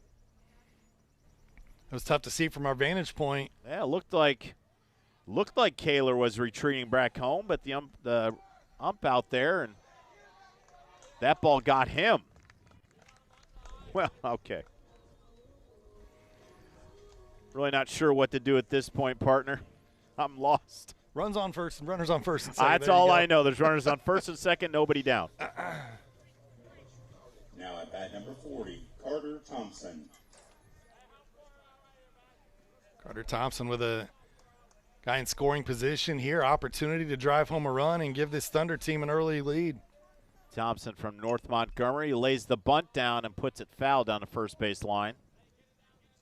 North Montgomery, the Chargers. Not a bad idea there. You want to push that side. You want to split the difference, get it just past the pitcher in between the first and second baseman. A lot of this Thunder team has probably played on this field before out of Crawfordsville, Indiana. Bunt down again to pitcher, throws it to third, and got him. Good heads-up play by Taylor to shoot it over to Ogle to get that lead runner. Yeah, here's another look at it. And the bunt went to the right side the last time. This one right back to the pitcher, allowing him to make the play there at third base. Nice job fielding this position.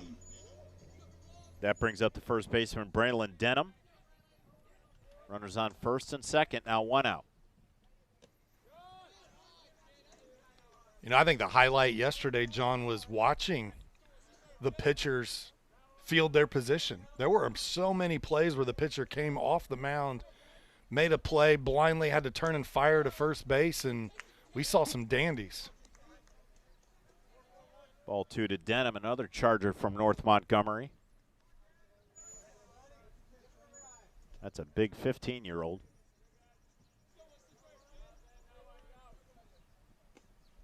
Ball outside, 3-0 the count. The extra hitter, Peyton Robertson, waits on deck.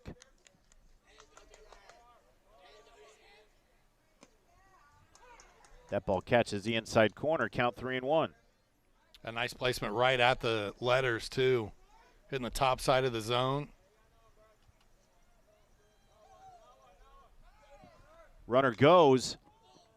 And looked like maybe a hit and run there. Denham stuck the bat out, fouled it back. Runners have to retreat.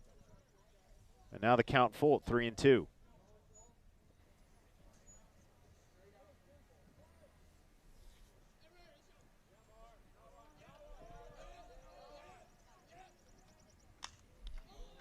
And gets a hold of that one, shoots at the left. It's going to find its way foul.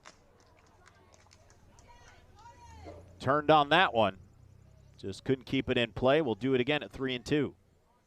Yeah, you talked about his size, showing got a little bit of hitting power there too. Is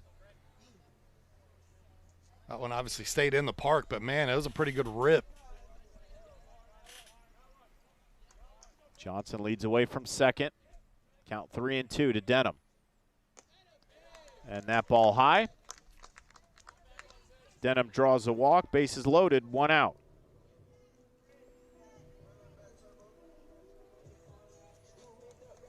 Chance for Peyton Robertson to get the first runs across.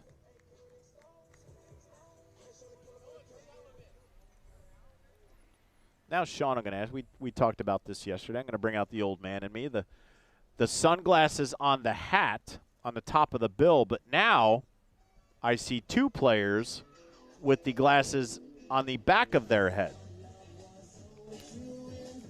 Okay, I can get with you on this one. If it's on the front side of the hat, money, right? You put it up there just in case you need to quickly pull them down. If it's on the back side, I don't know, man. Eyes in the back of your head type I thing. know. Well, I'm looking at Mueller. His glasses are actually upside down on the back of his head. You know, baseball players are a rare breed. That's all I can say. Now at plate number 3, Peyton Robertson. I don't understand. I guess that's I'm not supposed to. Ball chopped at the plate from Robertson. Ball 1. Favorite big leaguer probably did it, and now he's just following suit. It's the same thing. The oven mitts are taking over now, you know. Were you a fashionista on the diamond?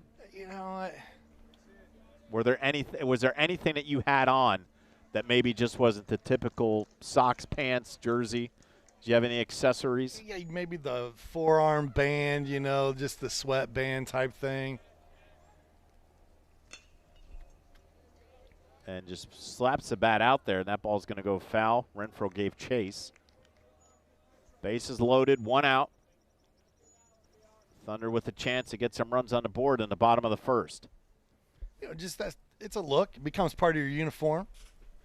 It's almost like becoming a superhero, right? You put all the gear on, you go out there, and now you're not Sean Walker, the normal guy walking around. You're Sean Tex. Walker. You're Tex. You're Tex. You're ready There to go. you You go. get into character.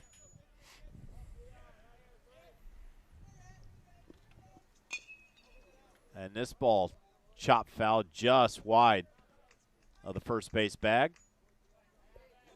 Well, that was about perfect placement. That would have definitely scored a couple of runs. The runners retreat. Peyton Robertson will give it another go. Gavin Taylor trying to work out of a jam.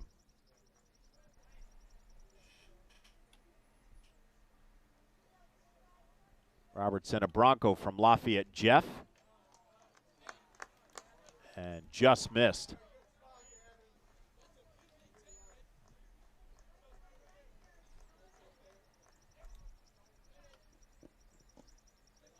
That ball over the outside corner. Count now full. Bases lowered, nowhere to put him. In the dirt, it's going to find its way to the backstop. And runners will advance, run will score.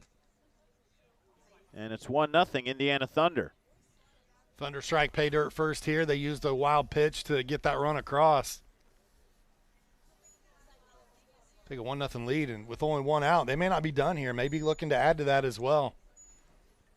We saw their 17U counterparts jump out to a 9-run first inning, batted all the way around in the game prior. Runners on second and third. Count full to Peyton Robertson. And puts that one foul down the right side. We'll do it again.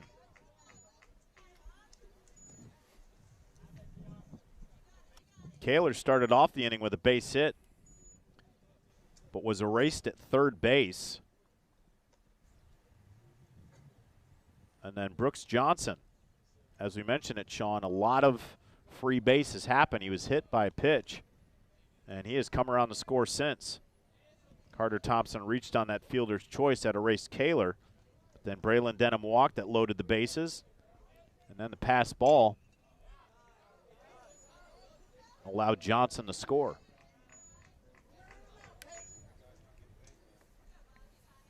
Yeah, it doesn't always have to be pretty. You don't have to pepper the ball all over the field to score a bunch of runs. You just got to be smart. You got to take advantage of what's given to you. Pass balls, errors, things of that nature. You take full advantage, and you make sure the other team pays. When they make a mistake, You want them to pay for it.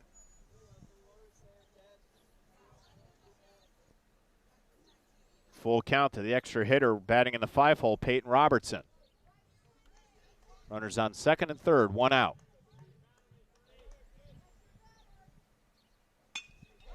And slaps it into center field. That's going to find the grass. One run will score.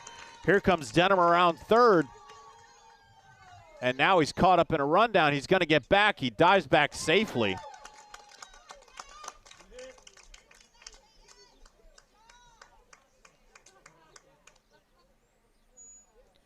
Robertson stays pat at first, drives in the run. That was a good piece of hitting that time. Went with the pitch, drove it out there. Said a minute ago, you don't always have to pepper it all over the field, but that one peppered out towards right center. Brings up number 2, Sam Woolwine. Able to advance the runners, and a good job there of finding your base coach and knowing I got to get back. Doing a good job of beating the ball there. Now runners on first and third, still one out. Runner goes, throw to second, and that's going to find its way to the outfield. Denham heads up, he'll score, and it's 3-0 Thunder. Being aggressive on the base paths, taking second base, it forces the throw from the catcher.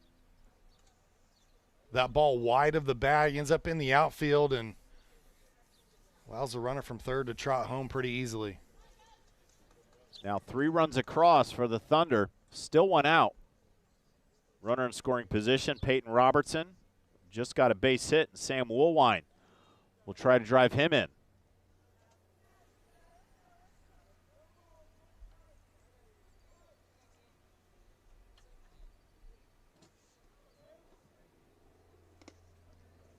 Strike one over the inside corner to Woolwine. Well-placed pitch there inside.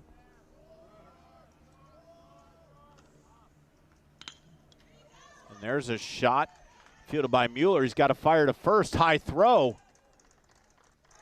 But Renfro over to get on his tippy toes, grab that, stay on the bag. 2 away. Runner goes to third. Yeah, you see this here. He's got to work back towards his right. Squares up, doesn't backhand, and then strong throw across the diamond. First baseman able to get his foot on the bag there in time. 2 down, Robertson at third. That brings up to center fielder Lucky Young.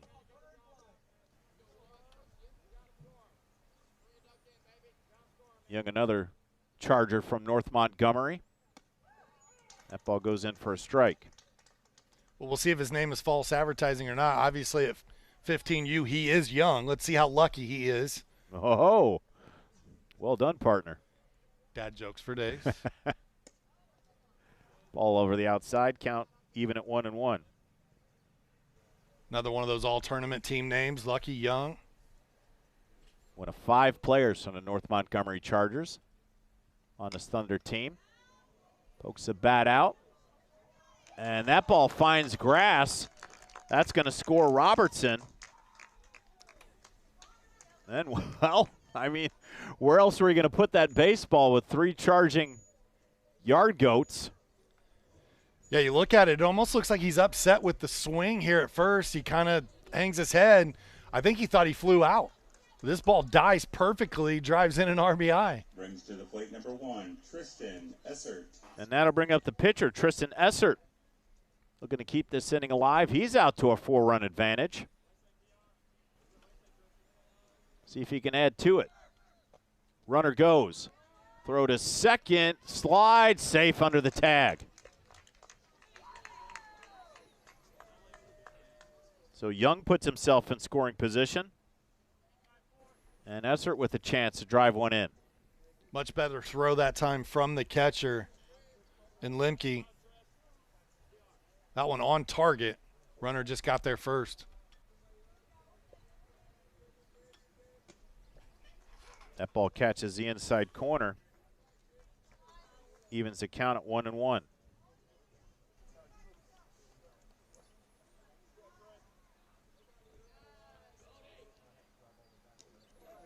Got him. That got him. Thunder taking advantage of this opportunity here, working even with 2 outs, finding ways to get runners on and advance them, still being aggressive on the base paths. Sean, you're going to like this one. It brings up the catcher, Ledger Lions. Is this all tournament team on one squad or what? I'm telling you. Courtesy runner at first base for the pitcher, number 2, Sam Woodwine.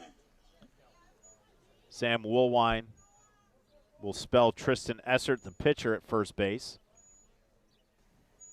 That brings up the catcher, Ledger Lions.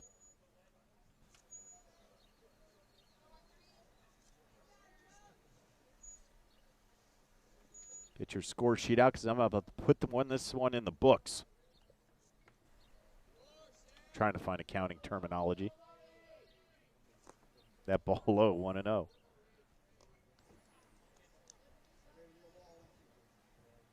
Nolan Doyle, the other extra hitter, waits on deck.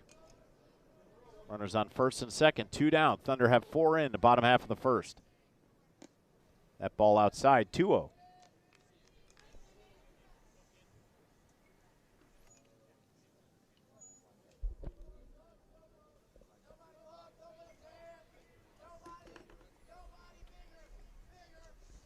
Here comes the 2-0 from Taylor. Chop foul at the plate. Count 2-1.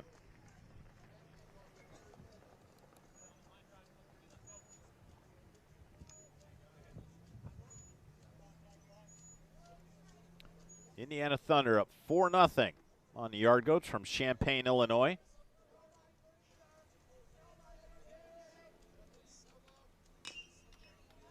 And a chopper to third base side. He gets past Ogle on his horse. Is Lucky Young. He's going to score 5-0 Thunder. We get another look at it here. Pulls this right down the line. That chopper too tough for the third baseman to handle. Got the arm wave on. They score again. So like their 17 and under counterpart, putting some runs up in their first half of the inning. As Doyle swings through that one, strike 1. And they're doing this with 2 outs right now, John, which is impressive. Able to keep things going. It looked like the Yard Goats might get out of the inning with limited damage. And that ball finds its way to center field. And Essert will get to third. So another run 90 feet away with 2 out. As I was saying, limited damage, and then they start throwing the ball around a little bit and making some mistakes. Got to clean this up, do the Yard Goats.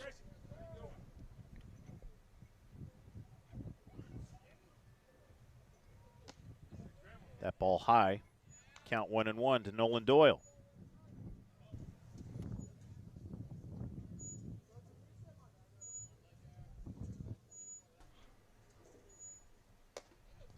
That ball high, 2-1. Gavin Taylor trying to get out of this one. Been a lot of 2-out damage so far, and the Thunder up 5-0 in their bottom half of the first. And that ball high and away, 3-1.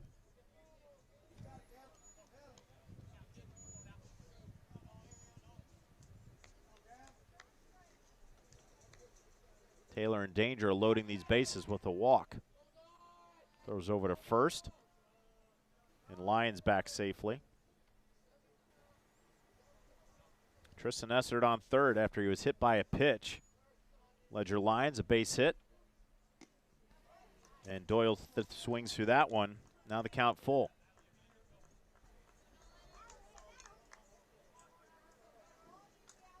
Lions will be off on the pitch.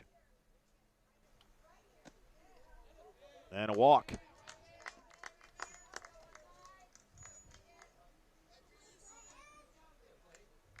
Bases loaded, 2 down. And the right fielder, Clayton Brown. Yeah, Brown has a huge opportunity to really blow this open. I think if you're the Yard Goats, 5 runs, that's one thing to try to come back on. He hits a shot into the gap here and gets all 3 runners around, and That is going to be a tough hill to get over. Essert Lyons and Doyle cram the base paths, and Clayton Brown a chance to really open this one up. And ball high, 1-0 the count. Gavin Taylor laboring in this first inning.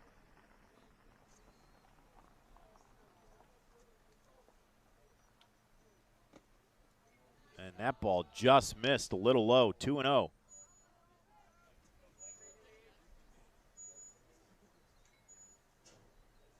And you can see Taylor went back to the stretch. That ball finds his zone, 2-1.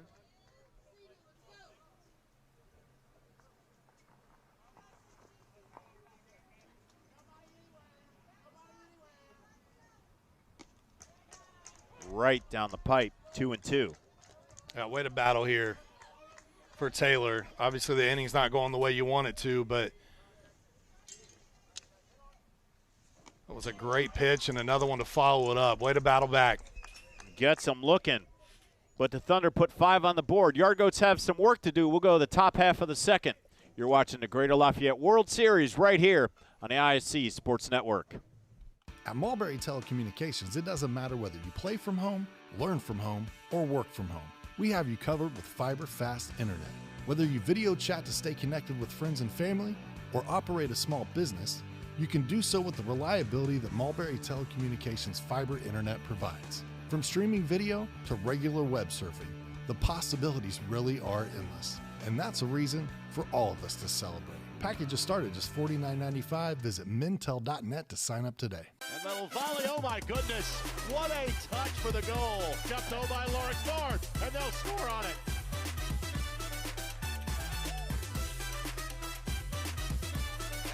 Oh my goodness. Give it to him. Rolls through the lane, and he ducks him. Oh my goodness.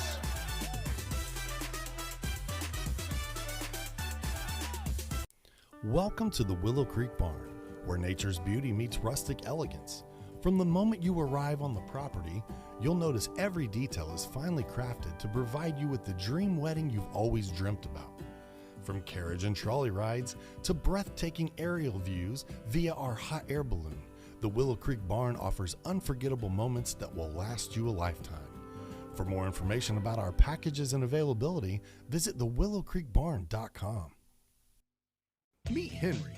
Henry is hip. Henry loves the new Mintel TV streaming app. And check out Helen. With features like Cloud DVR, Restart, and Look Back TV, Helen never misses her favorite shows. And this? Well, this is Bob. Bob can't contain his excitement for the new Mintel TV streaming app.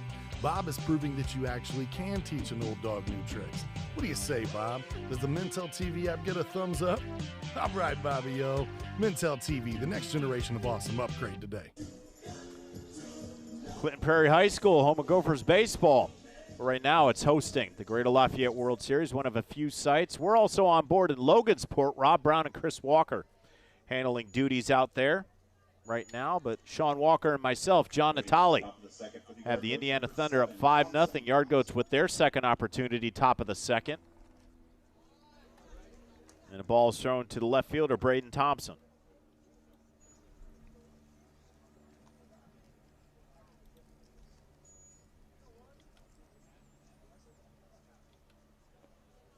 That ball about 58 feet. Bounces to the backstop. 2-0 the count.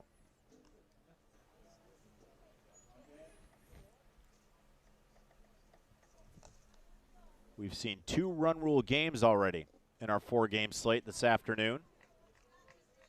Zondeck Black 12-2 over top tier NWI in the 16 and under division. And our last game in 17 and under was the Indiana Bandits 12-1 over the sister club of this Thunder team.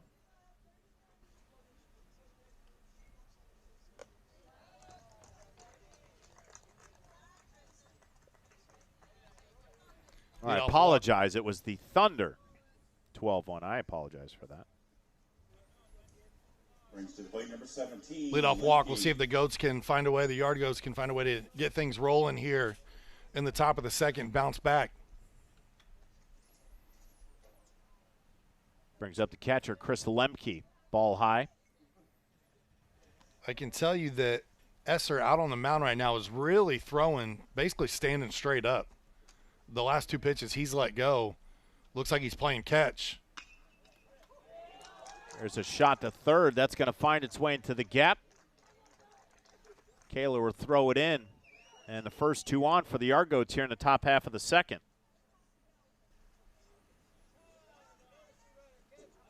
Argots in business right now. Get the walk, get the base hit. Plate number 9, Stauffer.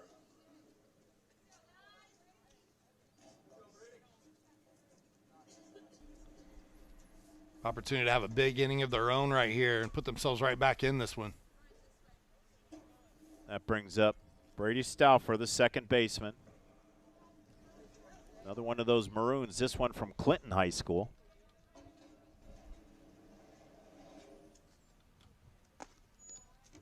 That ball just out of the zone. And one thing, partner, if there's anything, is that umpire has kept it consistent. Players not getting that high strike. Now there's another one right around the letters that he deemed just high. And we saw in the last game there were some pitches that were really close.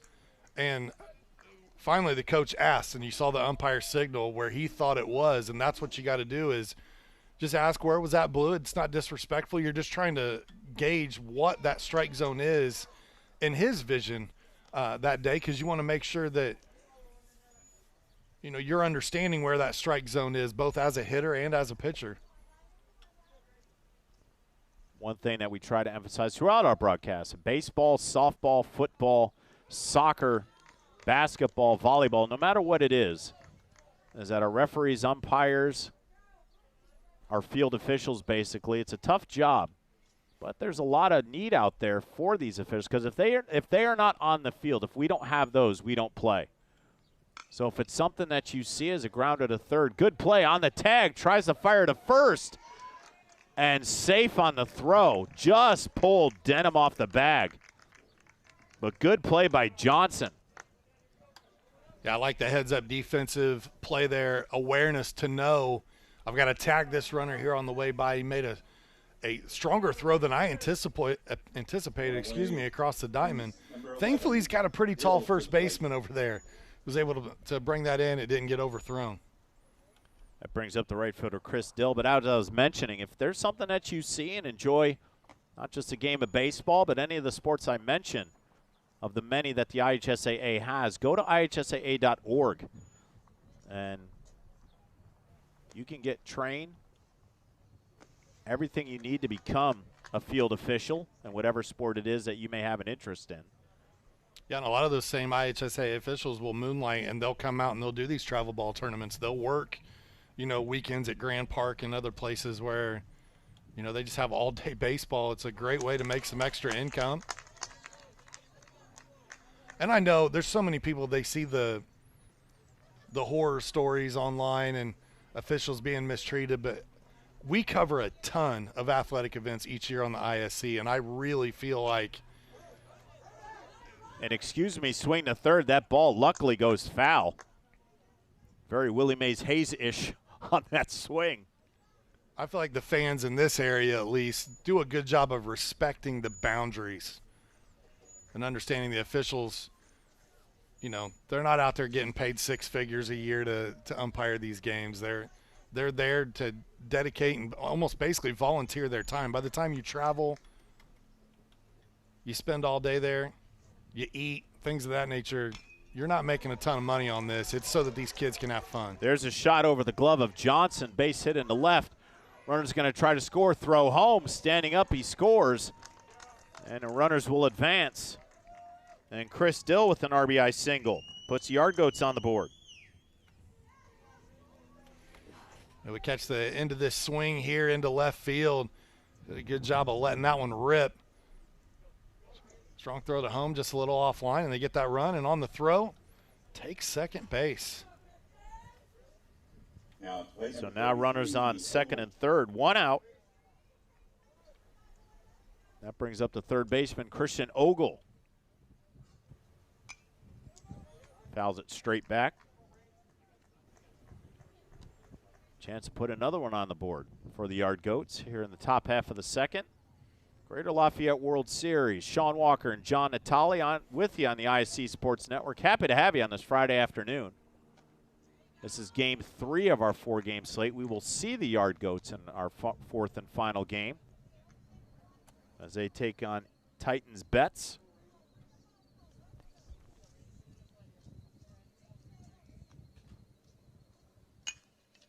And right in on the hands. Run will score. And retired at first is Ogle, but the run scores. Dill moves over to third. Second run of the inning, 2 down. And we go back to the top of the order, Brody Mueller.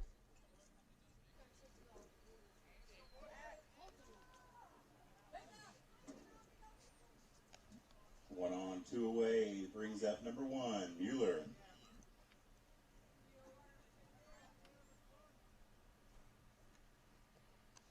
Yard Goats got 2 back. Still an opportunity to get one in. Chris Dill 90 feet away for that third run.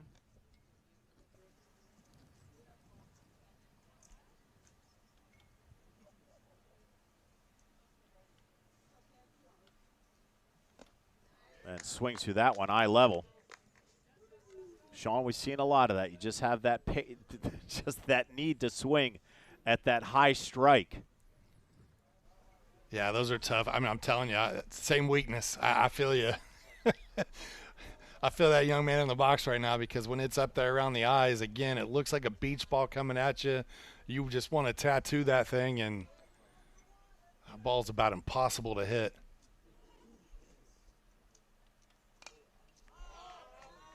Pops that one back out of foul. It's going to be 2-2 the count. Thunder put a 5 spot on in their bottom half of the first inning. The Yard Goats have responded with 2 here in the top of the second with the runner on third.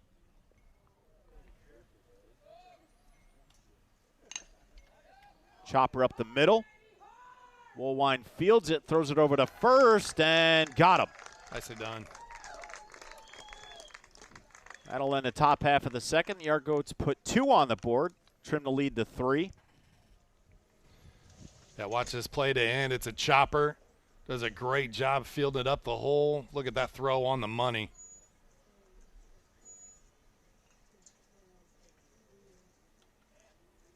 That'll bring us to the bottom half of the second. Happy to be with you on ISC Sports Network, covering most of this Greater Lafayette World Series. 65-plus teams trying to vie for that championship spot on Sunday, which will be live at Logansport. Myself and Chris Walker on the call. Chris Walker over with Rob Brown now at Logansport, handling that schedule.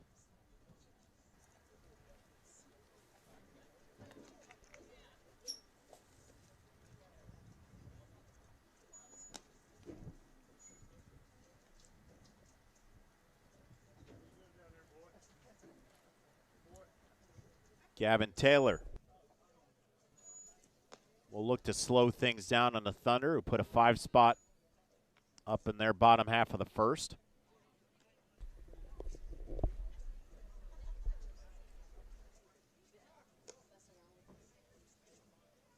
They'll go back to the top of the order with Andrew Kaler. He led off the game with a single, but then on a good play from first to third, from Taylor to Ogle, erased Kaler. But that's when the run barrage started, when Brooks Johnson was hit by a pitch, and then that's where the run started to happen. Leading up bottom of the second for the Thunder, number 7, Andrew Kaler.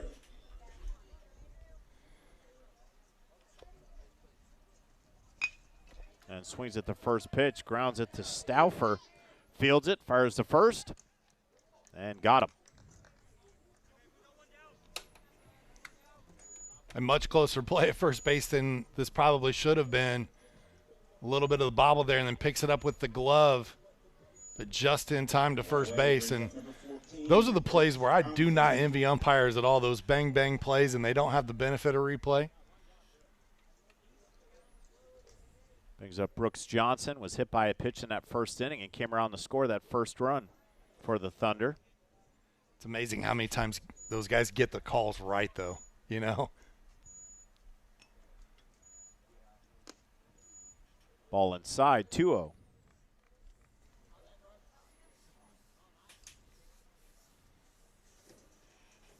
Nice job battling back in that last half inning by the Yard Goats, able to get this to a 3-run game, much more manageable.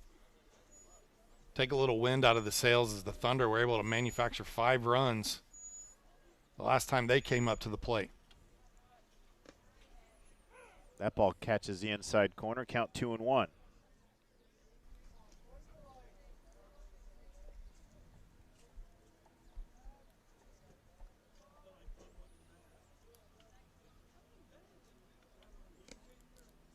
Ball outside, 3-1 the count.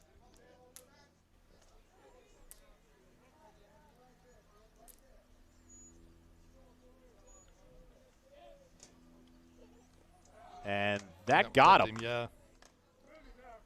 So it was going to be ball 4 anyway, but I think that one clipped him in the kneecap. And for the second time today, Brooks Johnson is aboard via being tattooed by the rawhide. Now to plate number 40, Carter Thompson. He did his best to kind of jump out of the way of that one.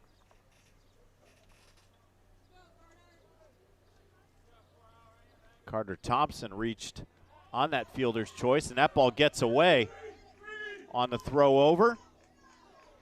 And Brooks Johnson hustling all the way to third. Throw comes in, and he's going to get there. And you could hear it from the sideline. They were yelling 3 from the dugout the entire time. And Brooks Johnson makes his way all the way to third. You see it so often at this age group, right? You try to make that pickoff play to first because you don't want that runner to get to second. And what happens is the ball gets away, and not only does he take second, now he also takes third.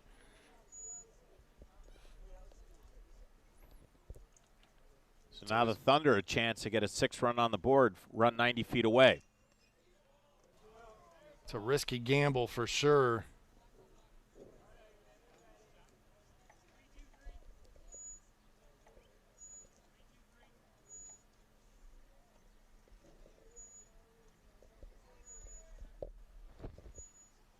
The sounds of the stadium.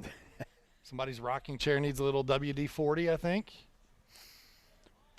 Carter Thompson shows bunt, gets it down. The run's going to soar. And well executed by Carter Thompson. Brooks Johnson comes home to score. And now it's 6-2.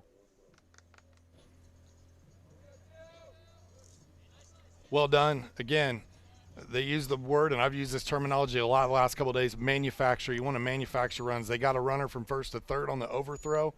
Immediately take advantage of that. Let's get a bunt down here, the only play to first base, and score that next run. Smart baseball. That brings up Braylon Denham. Slow chop at a first. First baseman's got to field it, and the big man beat it out. You can hear the fans of the Thunder loving the hustle there. The big fella from the moment out of the box, he was lumbering down that line, showing off the wheels. Able to beat the pitcher and the second baseman there that were both trying to get there to cover the bag. Renfroe had it and was too far off the bag to make it to retreat to first.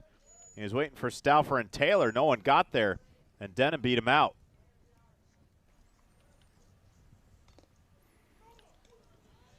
Trying to get out of the way of that one, and it clipped the bat. You heard the ding. It's a foul ball. That's an unfortunate strike one to Peyton Robertson. Got a base hit, came around to score in that first inning.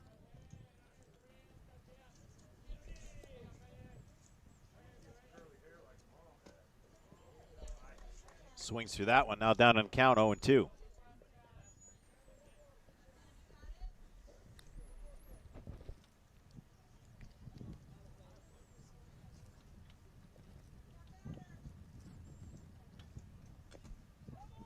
And just got a piece of it, stays alive. Denham on second after the infield single. Thunder have driven across a run here in the second inning. 6-2 advantage.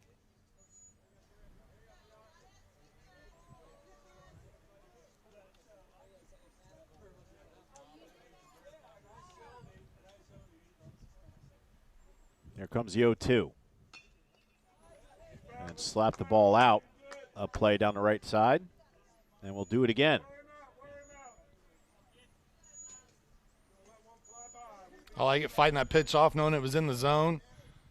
Not one that he really wanted. So you foul that off, you get another pitch here. That ball high. Count 1-2.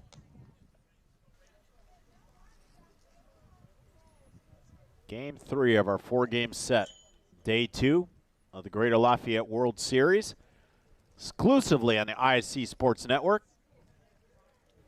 Happy to have you this afternoon. Myself, John Natale, and Sean Walker handling duties all through the weekend. And then on Sunday, myself and Chris Walker will hand Championship Sunday as the best of the best will compete to win that trophy in each respective age group over at Logansport.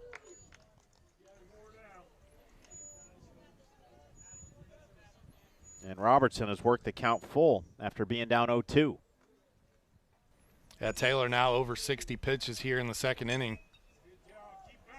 Robertson stays alive, fouls it out of play. We'll do it again.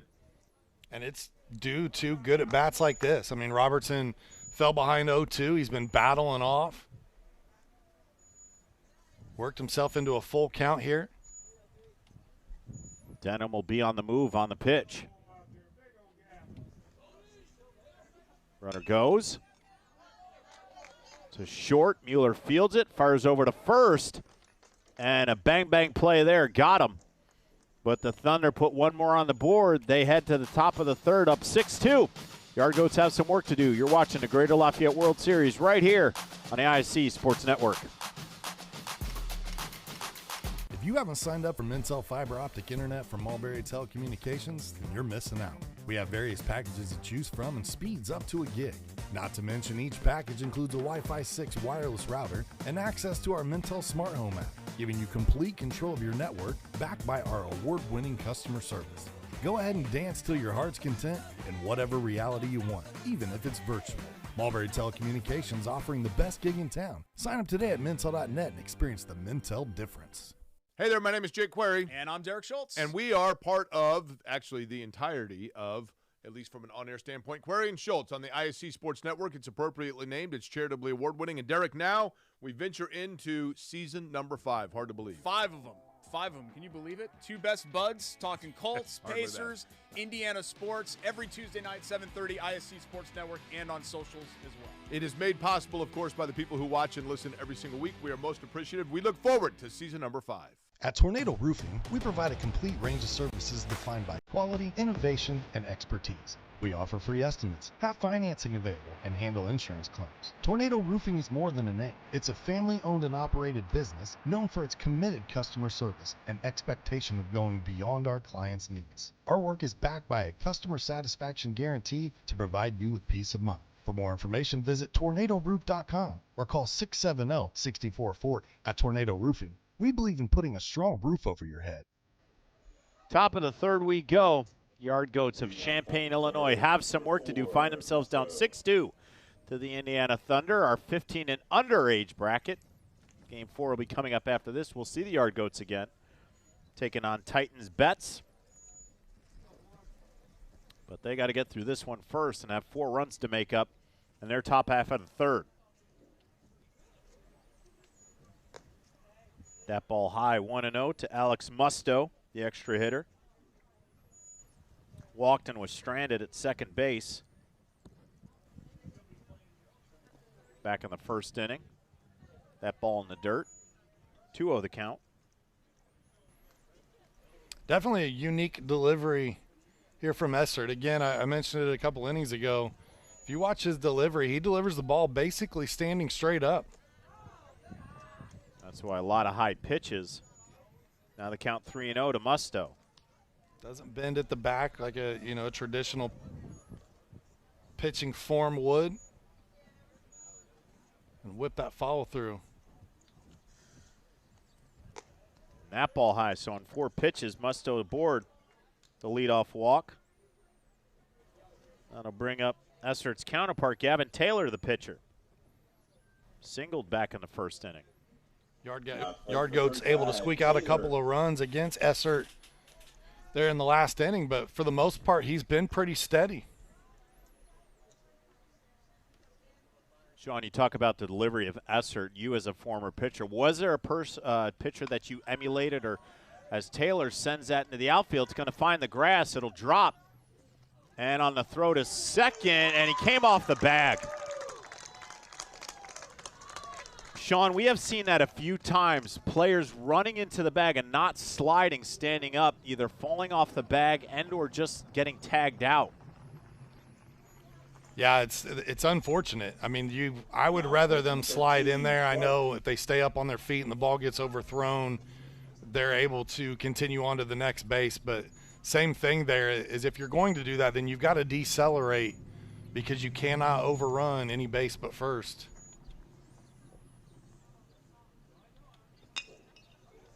There's a chopper to short. The flip to second, over to first, and safe on the throw. Thompson couldn't get it over quick enough. The ball just dies in that rough grass. The field crew's done an immaculate job throughout this tournament so far, but that grass still high and still very choppy from the rain that we endured yesterday. And there was a light rain this morning too. So that grass very soft, very high, and that ball dies. Someone caught him on the elbow. And another hit by pitch. So Taylor will move over to second. Clark aboard on the hit by pitch. You asked a few moments ago, John, before the ball was put into play, what if there was a pitcher I emulated or looked after.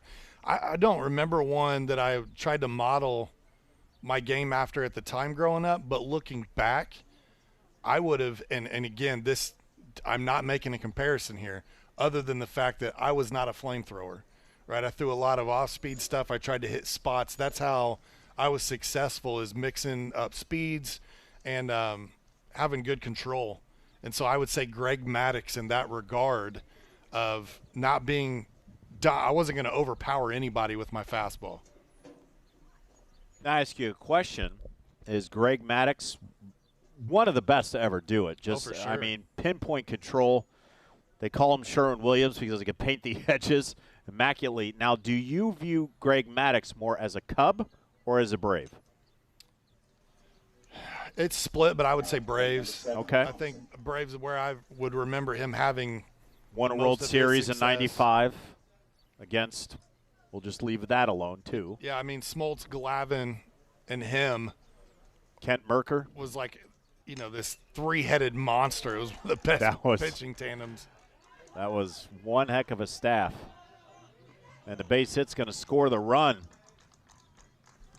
Good piece of hitting from L.J. Renfro. Gavin Taylor scores. Levi Clark takes second. And the Yard Goats in business with one out. I mean, what do you do when you were going up against a team like the Braves that year and you've got 3 aces? I mean, well, you actually had 4 because Kent Merker, I mean, that's not a bad 4. Sure. And you got Glavine, you have Maddux, you have Smoltz. I'm surprised the Indians got 2 from them. But I will say, as an Indians fan growing up in '95, we didn't care. The fact that we were there was enough for us. That worked out? Made it to the dance? Oh, my goodness. You're starting to sound like Purdue fans around here. Well, in '97, that's when I got upset. We had that one in the bag. 2016 didn't help either. I've been there 3 times, and I'm Gopher. But luckily, could be worse. Could be the Buffalo Bills. They were in the Super Bowl, 3 or 4 years in a row and couldn't win one? That's true. 4 years in a row. Buffalo Bills got a great team, though. Josh Allen, one of the best in the business. That ball just high out of the zone. Speaking of football, we mentioned in the last game, football season right upon us, the high school season. And ISC just covering the map of Central Indiana. As a walk drawn, and now the base is loaded, 2 out, or actually 1 out. Yeah, some of these guys may be getting a slip from practice, right? Getting a little bit of a football break. And then about this time frame when coaches have kids out doing two-a-days for football, weights and running through drills, getting ready for that season. Runner first base for the catcher, number 4, Musto. Very exciting. You look at the big bracket, the Brownsburg Bulldogs coming off a state championship in 6A. We're one of the best plays in all the states, really. The fact that those kids get to play at Lucas Oil Stadium, the house that Peyton built, as they call it around here in the Circle City. You know, Indiana's always been known for basketball. All the other sports have always taken a back seat to that. However, I would say that Peyton Manning made Indiana more of a football state than they had ever been. And, I mean, it kind of rivals that basketball. And I think the Pacers had a great year. You know, I joked about Purdue a moment ago, but even from the collegiate level, they represented, you know, Indiana in the national championship game recently. So we'll always be, you know, there's a reason they say in 49 other states it's just basketball, but this is Indiana. That ball squirts away. Is the runner going to score? And he's not. Trying to be heads up was Levi Clark, and you could see at the plate that Stauffer was a little upset that the run didn't score.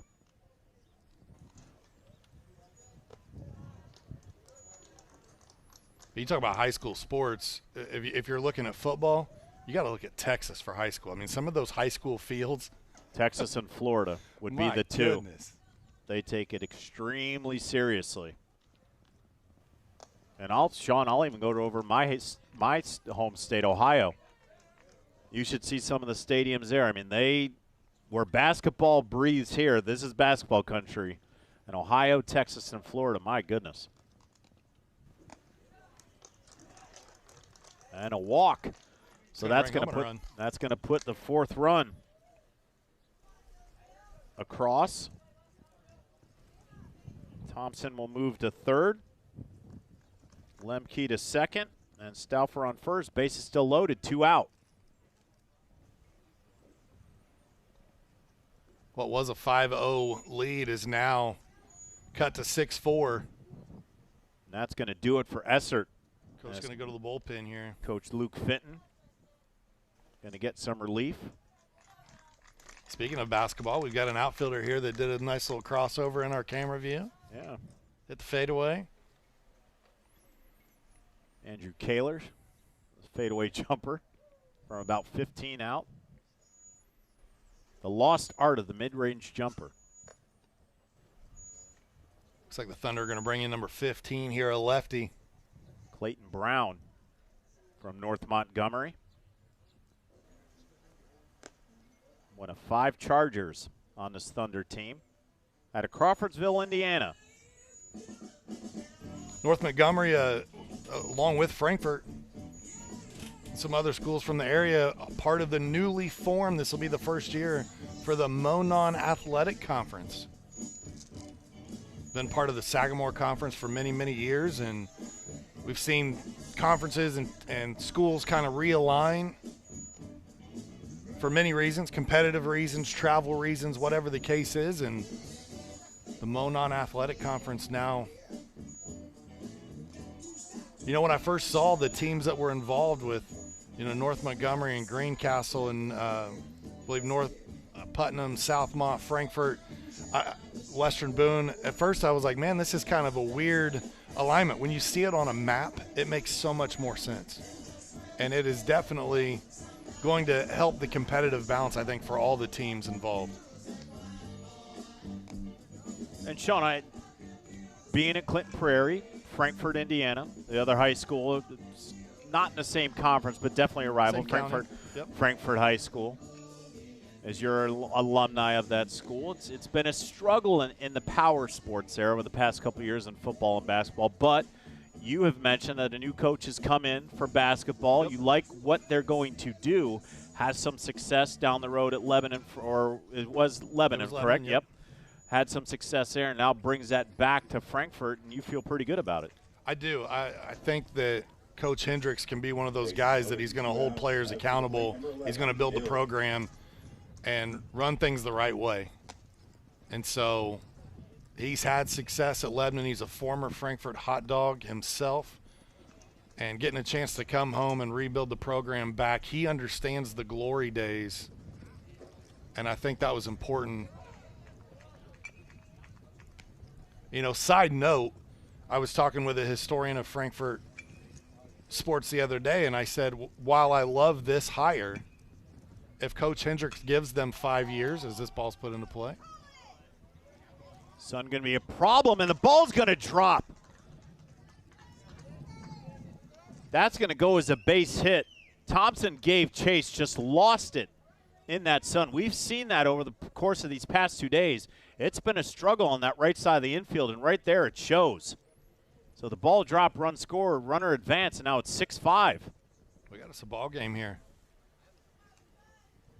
But to finish that prior thought about Coach Hendricks, if he gives them 5 years and rebuilds the program, I think the most important hire is the one after him, because you need somebody who is going to come in and continue things on and carry the torch. What a game this has turned out to be. It looked like early on Thunder might run away with it. And we have a conversation at the mound. And we're trying to figure things out. We don't know what this is all about.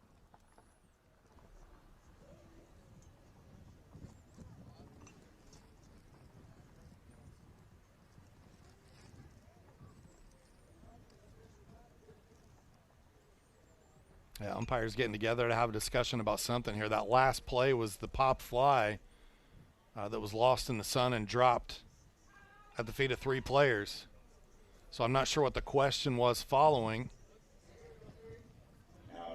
It might have very well been if infield fly was called, even though it just got out of the infield. But with 2 outs, is that even in play? It's not. You're correct. So, yeah, that makes me – good point. So not sure what that was about, but the base is still loaded, 2 outs for Christian Ogle with a chance to possibly put the Yard Goats out in front or at least tie it.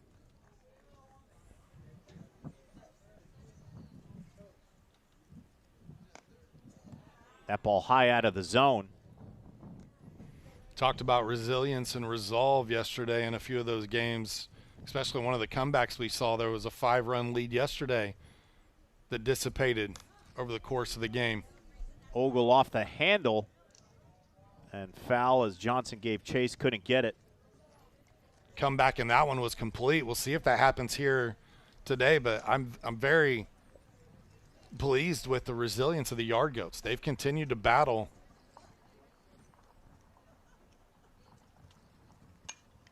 And this ball fought off the handle. Giving chase is Thompson and runs into the fence. Good hustle by the third baseman. That ball found its way out of play. So we'll do it again. And ironically, Sean, is that game that happened during the comeback was the Indiana Thunder versus On Deck Blue in the 14 and under division. Held a 6-1 advantage. And On Deck Blue came all the way back to take that one 7-6. That ball over the head of Ogle.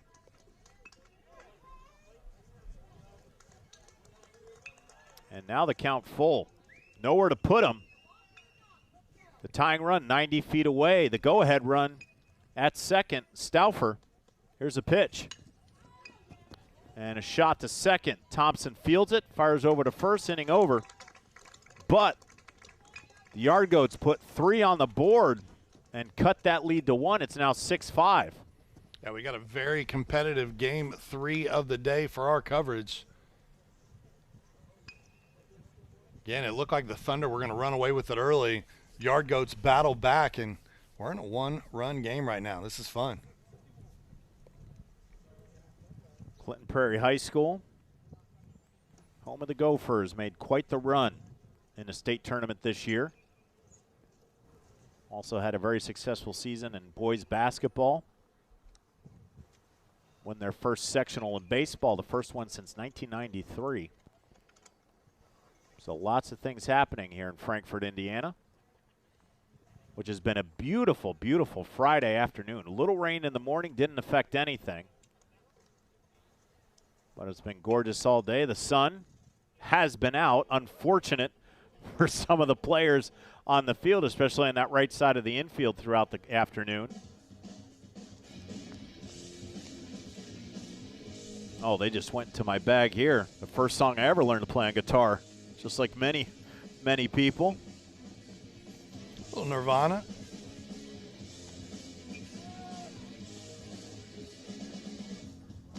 Partner, you ever get into the grunge thing, the Seattle sound? Oh, yeah.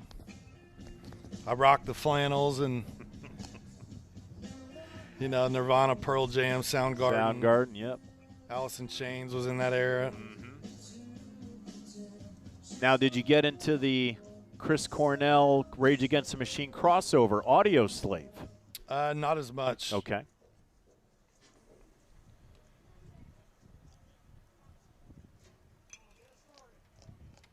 I mean, I could respect the creativity of it, but by the time they were doing their thing, that genre of music had kind of passed me for a Okay. while. Okay.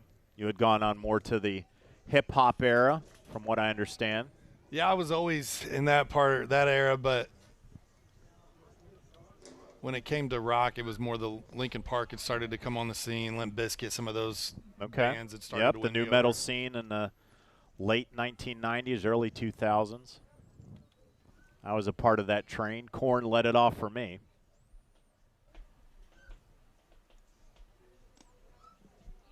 And then I would hear Slipknot for the first time, and that ended everything, as that's where I knew where I needed to be. As they still go strong today. Sam Woolwine leads things off for the Thunder in the bottom half of the third. Grounded out to short in his first at bat. Thunder want to see if they can get something going here. They've seen that lead evaporate here over the last couple of innings. Have scored in both innings. The Yard Goats starting to put a little more pressure on the Thunder. That ball finds a zone from Taylor, 3-1. But if we know anything about the Thunder teams that we've seen over the years playing in this tournament, they're patient. They're going to make you beat them. I mean, if they're going to lose, a lot of times it's not because they beat themselves. It's going to be because you've made more plays on the diamond. Leadoff walk from Woolwine. Brings to the plate number 11, Lucky Young. Thank you, Pat Simon. Our PA announcer through this tournament.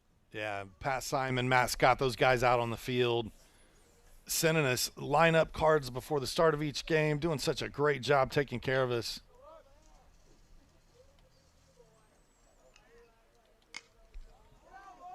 And Young puts it down the third base line. Good chase by Ogle, couldn't get there. Speaking of Pat Simon, he makes really cool signs. You know how parents will buy signs for their seniors that you can put out in the yard? He'll do customized, handcrafted signs for your senior to be. So if you're watching today and you hear that, look up Pat Simon. Snap throw to first, and Woolwine back safely. Put all the little logos for the sports they participate in, or choir, band, anything like that. Showed bunt, pulled it back. Lucky Young got a base hit in that first inning, got a stolen base, came around the score. That fifth run. And here's another fun fact about PA announcer Pat Simon. He dabbles in the national anthem from time to time.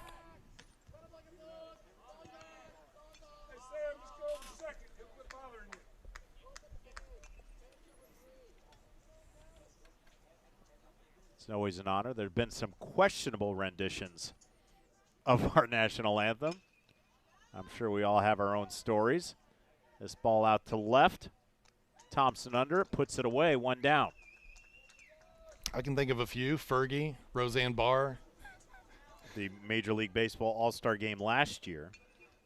I don't remember what her name was, but it turned out that she admitted she had had a little bit too much to drink prior to hitting the field.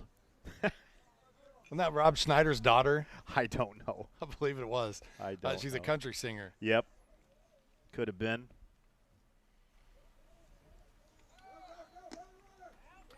Runner goes, throw to second, right on the money, but Slinner actually got away.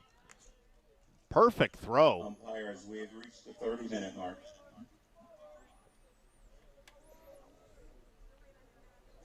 And that's our time limit, just in the bottom of the third. 30 minutes left in this one. Yeah, we may be lucky to get through 4 at the pace this game's been going at. That ball inside to Tristan Essert, who moved over to right field after the pitching change. Clayton Brown spelled him at the mound.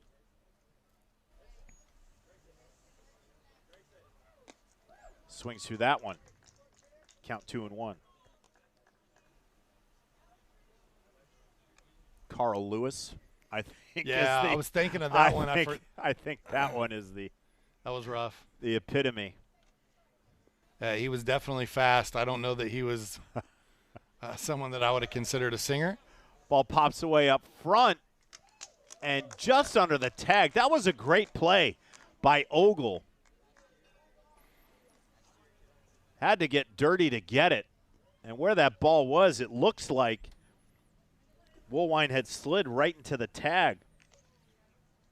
But he got there. And now runner at third, one out for the Thunder.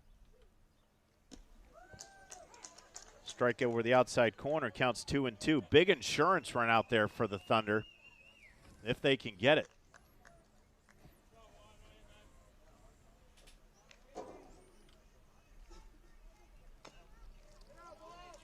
Shot foul at the plate. You know, not necessarily national anthem related, but people much like Carl, who were good at one thing and not so good at singing. Other guys that crossed my mind there, Eddie Murphy. He had some funny parts in some movies attempting to sing, but he actually released an album at one point in time. Party all the time. Yeah, that was a little rough. Oh, that was a dandy. You know, not many people have had such a big acting career as David Hasselhoff, and he's a huge musical talent in Germany. Huge in Germany. The Hoff also makes quite the appearances in the Sharknado series, one of the fine film franchises of all time. Ledger Lions. And 2 down after the strikeout of Essert. Bring up Ledger Lions, base hit back in the first inning. Yeah, Lions needs to find a way to get that run in here. Swings through that one, strike one. Pretty good cut. Got a nice insurance run there to build yourself back out to a 2-run lead just 90 feet away.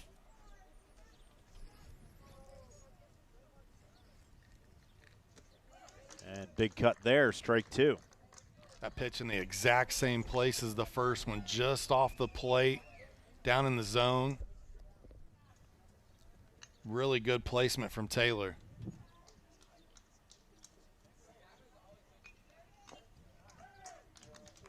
Nice challenge there. Comes back inside that time, mixing it up a little bit. Stays alive. Count 0-2. Woolwine waits at third, trying to cross the plate, get that insurance run to give him a 2-run lead heading into the top of the fourth. Fouls that one back. Stays alive, 0-2.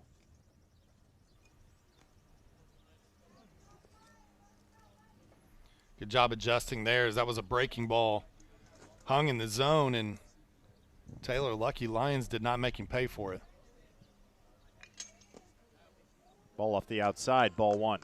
I like that idea because that's what you got him to chase on the first 2 strikes of this at bat. I'd go back there again, to be honest with you. Just bring it up a hair. And a shot to center. Clark has the beads on it, right in the glove. Run stranded at third. Yard Goats still behind 1. We'll go the top half of the 4th. You're watching the Greater Lafayette World Series right here on the ISC Sports Network.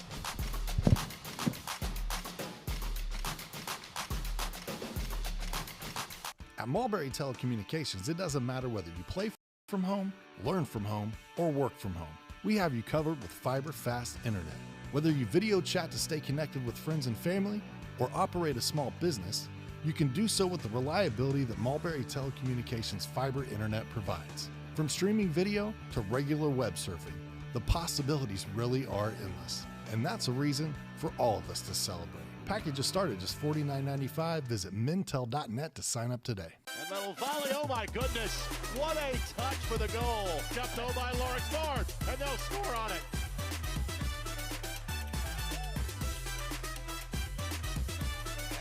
Oh my goodness. Give it to him. Rolls through the lane, and he knocks him. Oh my goodness.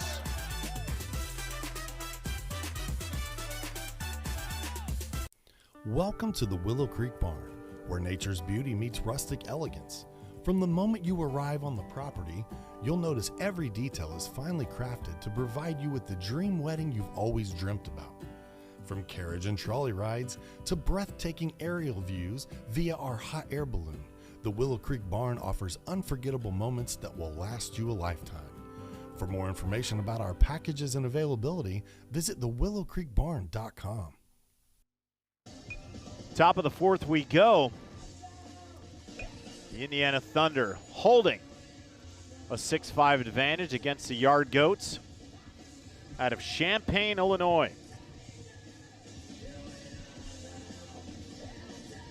We heard in the last inning our announcer Pat Simon call for the 30-minute mark, as each game designated for an hour and a half. And basically you get to the inning of that time. So if they called 30 minutes or 5 minutes in the 4th and they actually get through that, and then the game would be ended prior to that next inning, at the end of the next inning. So if they got to the next inning within that time frame, they would play the whole inning. Yeah, and we saw yesterday, very close. What they say, 15 seconds. They were able to. The pitcher. Yeah. He was working quick, and he got through that inning. There were 15 seconds to spare, and they started the next inning. They would go on to win that game. Ball high and away from Clayton Brown. Ball 1 to Brody Mueller, the leadoff hitter.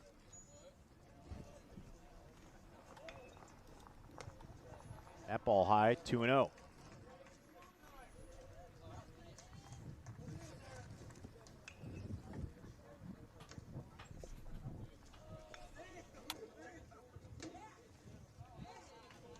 Two and 1 the count to Mueller. Yard Goats trying to get one back. And that ball high, 3-0 the count, 3-1 the count.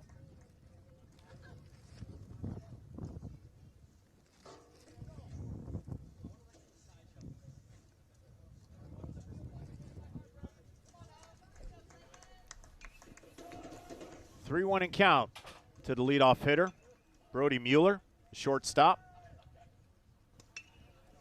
And that ball finds the outside corner, makes it full.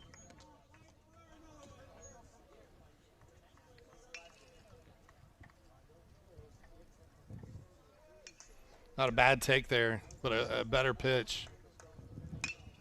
And this ball shot up the middle into the glove of Woolwine, fires to first, and he got him. And Mueller just gave up on that.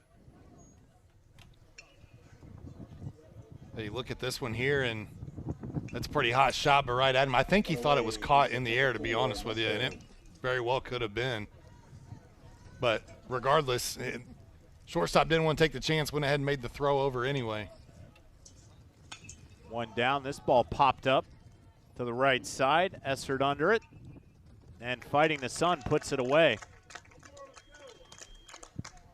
And the players have had to battle that sun all day today. Two-way brings up number 35. And we see some great plays, and we've seen some cause some havoc on the right side of the field. But two down quickly for the Yard Goats. That brings up Gavin Taylor, the pitcher. Yeah, with the time limit looming, if the Yard Goats go down here in quick order, they're going to have to do the same to the Thunder to earn another inning. This ball fouled that way to the right side. Count 1-1 to the pitcher, Gavin Taylor.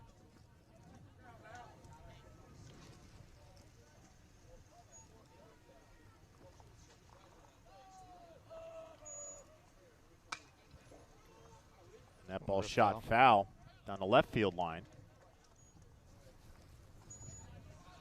Now the count 1-2.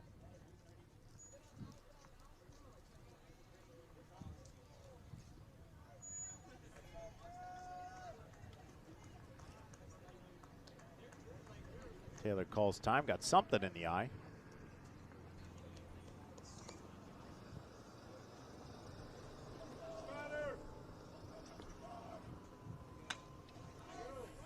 And shot the left. Under it is Kayla, he puts it away. So a 1-2-3 inning for the Thunder. We'll go to the bottom half of the fourth with the Thunder up 6-5. Yeah, we'll see if they make another announcement on the time here. I would be curious as to how close we are. Obviously, home team coming to the bat here.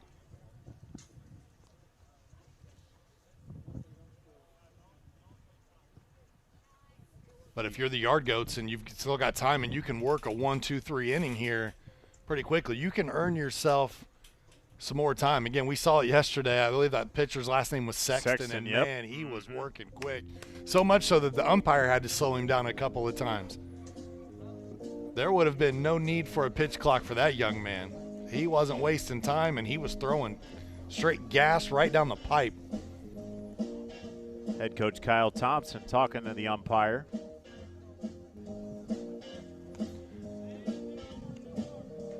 I think they're still going back to that play from earlier where the umpires had the meeting in the middle of the field. It was that ball that was hit just to shallow right that dropped. Something happened on that play that has caused some conversation a few times now. Be very interested to find out what that was all about. Sean, you'd mentioned the possibility of an in-flight fly rule, but with two outs, that would be nullified, and that ball fell into no man's land. Unless there was some interference on the base pass, I'm not sure. But Kyle Thompson's still talking about it. Possibly something different, but he's talking to the field umpire. Yeah, wanting to get clarification and a better understanding, whatever it is, and getting his money's worth today. It looks like he's being courteous about it, and usually if you are, the umpire has no problem standing there and giving you a further explanation.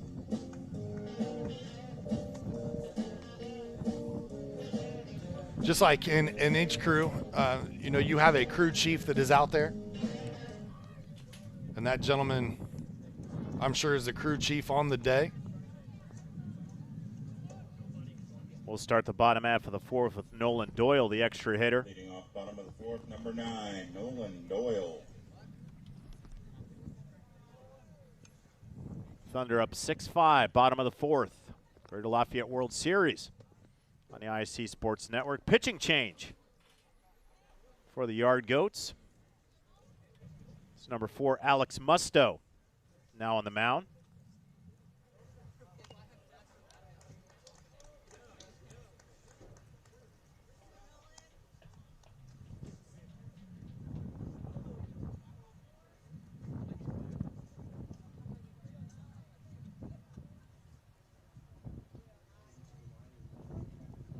Works from the stretch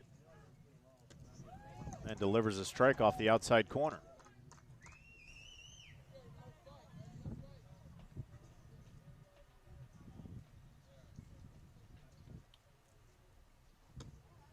Ball on the inside misses.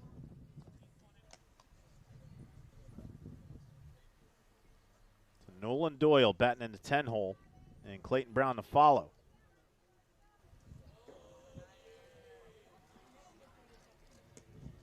Off the outside, and now the count full at 3-2. Still working pretty quickly here. I like it. It's what you've got to do to try to get through this inning. And just misses low. Leadoff walk for Nolan Doyle. Yeah, to your point, that just down in the zone. Umpires, we've hit the 15 Awful mark. close. 15 minutes left now here, so Race to plate number 15, still a Clayton great Brown. opportunity to play at least one more inning here.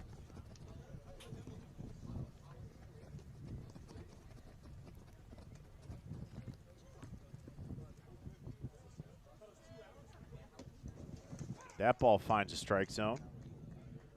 1-0 to Clayton Brown, who took over pitching duties. Started off in right field, moved to the mound. But you can about guarantee, John, if you get to 5, you're not getting to 6. So you got to understand that if you're the yard coach, you're probably going to get one more at bat in this game. Obviously, you got to take care of getting 3 outs here.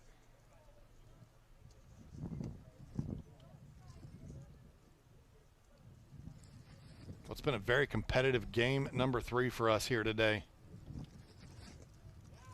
That ball in the dirt found its way into the glove of Lemke. But to count 3-0 to Clayton Brown with Nolan Doyle on first.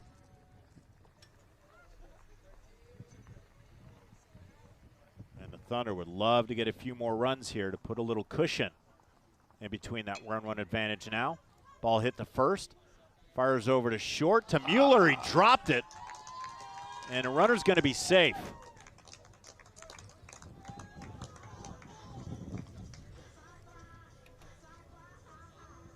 That's going to be an error on the shortstop, Mueller, as Clayton Brown gets to first. Number 7, Andrew Kaler. Looked like he just took his eye off of it as he was ready to transfer that.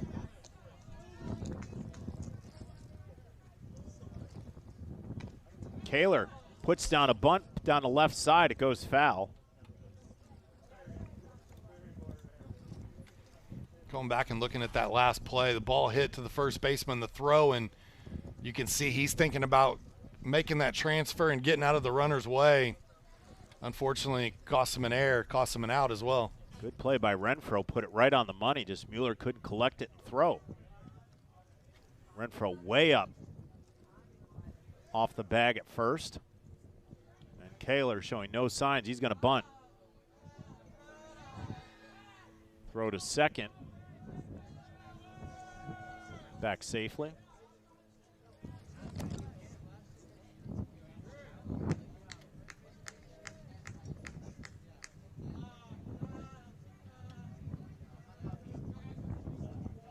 And that ball got him. Caught him on the backside there. He'll jog that one off. That's the 4th hit by pitch today that the Thunder have taken. You know, a lot of times your teammates will say, well, at least it hits you in the meaty part of your body. It doesn't matter. It hurts. It's a baseball. Well, here's Brooks Johnson, who's 0 for 0 on the day, has scored twice, but he's been hit twice.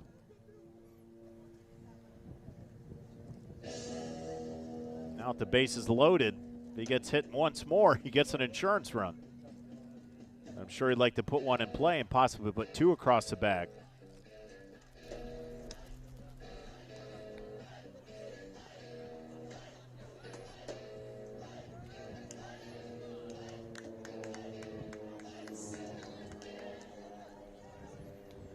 Now to plate number 14, Brooks Johnson. Obviously not an ideal situation here for the Yard Goats as you've got them loaded up, no outs. You got the time working against you. That ball down low to Brooks Johnson. You want to get out of here with it still being just a one-run game to give yourself an opportunity. And puts the ball on the play to short. Mueller fields it, fires a second, one down. That throw's not going to make it to first. Run will score. Big insurance run for the Thunder, 7-5 in the bottom of the fourth.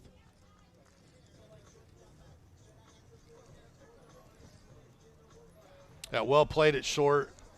There took the sure out, went the short way to second. Couldn't turn it in time to get two. But as you said, Thunder add an insurance run. That is huge for them. Clayton Brown gets to third. Brooks Johnson at first. Runner easily going to take second here. No throwdown.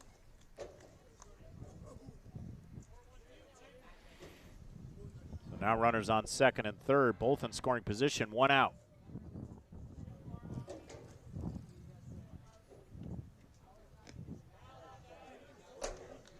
Lemke just kept that one from going to the backstop. 2-0 the count. Iron, 9:30 mark.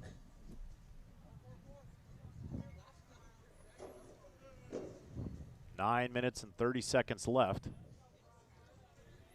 Yeah, basically 4:41 Eastern time.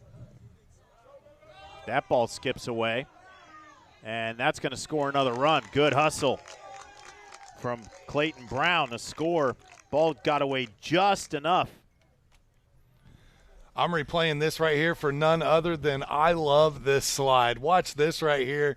Coming into home plate head first. Hey, Mom, you got some laundry to do. Great heads-up base running from the relief pitcher, Clayton Brown. Puts the 8th run on the board. And use a little basketball terminology. The Thunder working the clock For in sure. this situation, burning some time. Yeah, they're doing a great job of moving it around. moving the ball around, right? Moving the runners around. This ball's going to find its way foul. Seems like they're working the counts.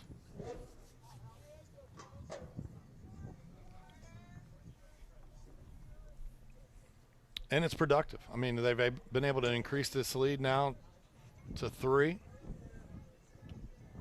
Carter Thompson with the chance to put another one on the board. To Mueller. That will score the run. Mueller fires to first and gets him. Run scores, and now it's 9-5.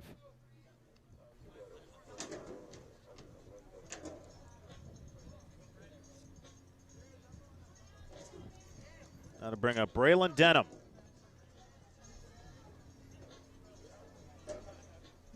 Two outs. It brings up number 16, Braylon Denham. Denham 1 for 1 on today. Walked and scored in the first, base hit back in the second. Beat out an infield single. Still around 7 minutes, 6.5 minutes left to go. So if you can get this final out here, you'll at least get one more crack at these guys. But the Thunder have done their best job of trying to push this beyond reach at this point in time. Taking a 1-run lead, making it a 4-run lead. Ball down in the dirt, evens things up at 1-1. We'll see the Yard Goats after this as they take on Titans Bets. That ball down and low, 2-1.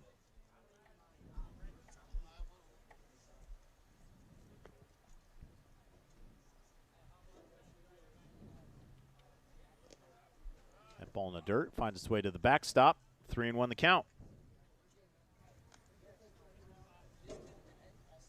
Musto trying to get out of a 4-run fourth for the Thunder.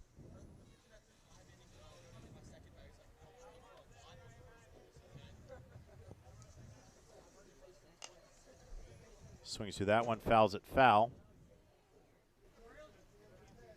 Now the count full, 3-2.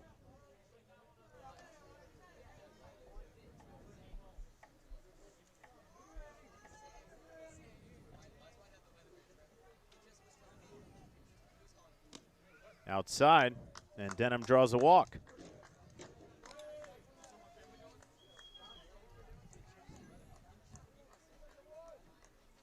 That'll bring up Peyton Robertson. plate number 3, Peyton Robertson.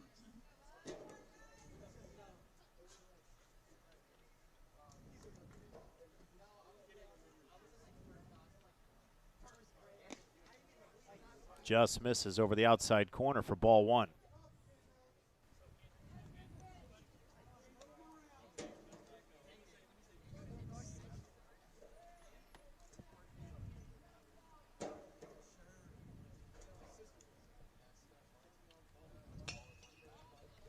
Ball popped in the air. Dill has a beat on it, puts it away. And that's a third out. But the Thunder put 4 on the board. One last chance for the Yard Goats. Top of the 5th coming up. The Greater Lafayette World Series 15 and under bracket right here on the ISC Sports Network.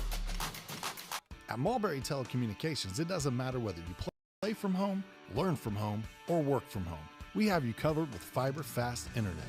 Whether you video chat to stay connected with friends and family or operate a small business, you can do so with the reliability that Mulberry Telecommunications fiber internet provides. From streaming video to regular web surfing, the possibilities really are endless. And that's a reason for all of us to celebrate. Packages start at just $49.95. Visit mintel.net to sign up today. And little volley, oh my goodness. What a touch for the goal. Jumped over by Lawrence North, and they'll score on it.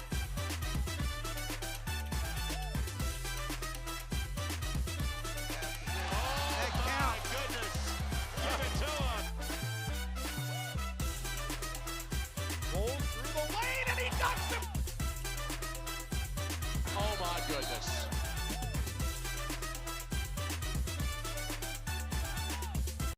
Well,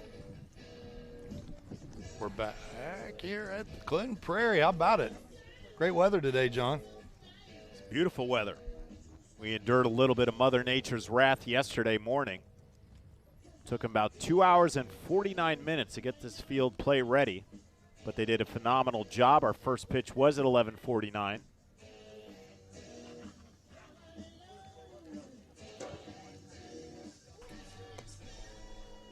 But the weather has been phenomenal today. The sun's been out all day. It has caused some havoc on the right side of the field.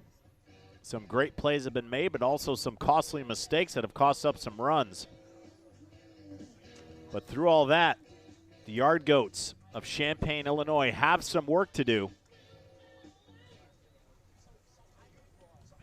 as they find themselves down 4 runs. And this their final 3 outs. And regardless of what they do here, the Thunder's going to get another chance. So if the Yard Goats happen to tie this or go ahead, the Thunder will get a chance. But the Yard Goats, no choice but to at least put 4 on the board to get this thing to the bottom of the 5th. Their best outcome that they can get right now, Sean, is a tie. Yeah, regardless, this game's coming to an end after 5 innings, so they've got to score 4 here or this game is over. There's a strike from Clayton Brown. To Levi Clark, the center fielder. He's been on base twice. Hit by a pitch in his last at bat.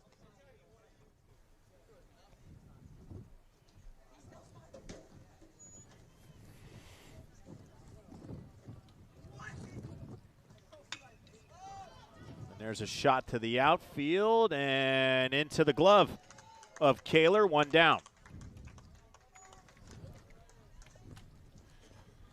Gives this one a pretty good ride here to left field, but it hangs up just enough. Left fielder able to camp out, make a play on the ball. Nicely done.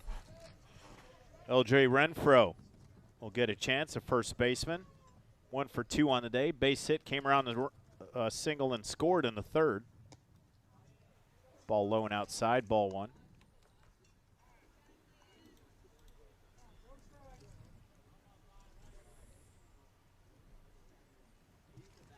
Two outs remain for the Yard Goats in their top half of the 5th, and that's due to the time limit, hour and a half on these games.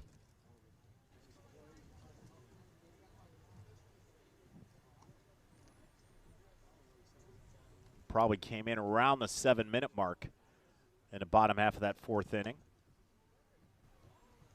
And another hit by pitch. That one just clipped him there.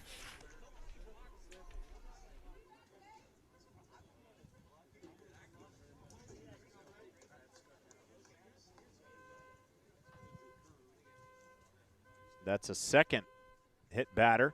Now at bat number 7, Thompson. For the Yard Goats. Now bring up Braden Thompson, the left fielder. Singleton scored back in the 3rd. That almost caught him at the feet. Ball 1.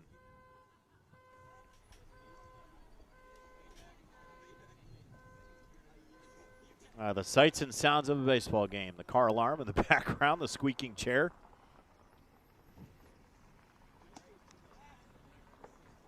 Ball outside, 2-0.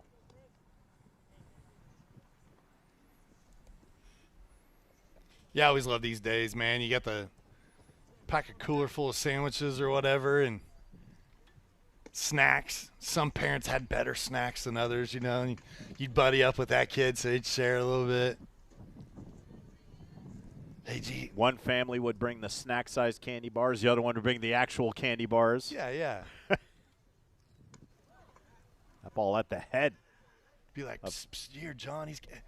He brought Nutty Buddies today, you know. And then you're like, hey, John, what's going on, man? Oh, I find ourselves getting into a Little Debbie conversation here soon with that fine variety of snack cakes. That ball finds the dirt. That's going to advance the runners. And now 2 on for the Yard Goats with 1 out. And, Sean, one thing to think about when you think about a lot of the teams around here from Indiana, some have come from longer distances, but most within earshot of Frankfort, Indiana. Yep. But then you think about teams like Wisconsin, like the Yard Goats coming from Champaign, that long distance. You don't want to go home early. That's a long drive back. You came here for a reason. Sure. And you have to make a little bit more extra plans in order to leave the house, to leave the pets, to leave whoever you're leaving to make these trips. And you want to come back with some sort of hardware. You know, it says a lot about this tournament. You know, for Ryan Johnson and his crew to be able to build up, take what was a, pony baseball ran tournament. It vacated the area.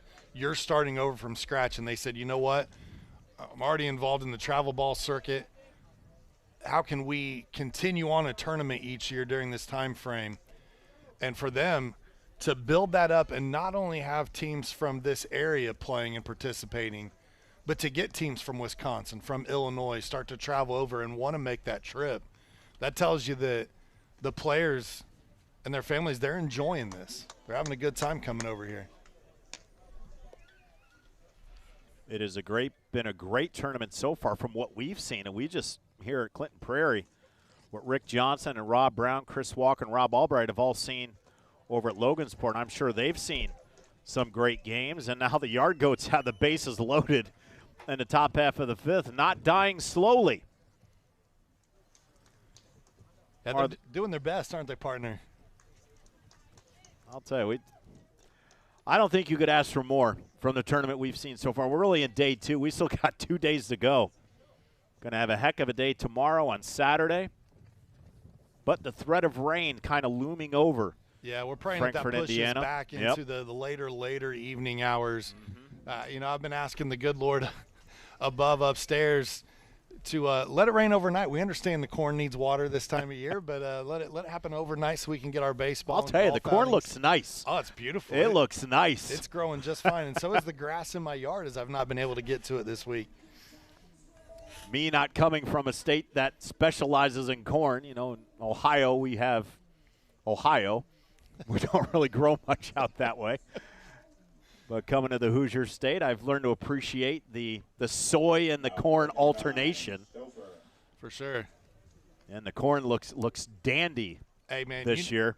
You know you're from this area when you start choosing what country roads to take based off of the year, right? Because I'm going to take it this year because this year those fields are beans, and I don't have to worry about not being able to see around the corn.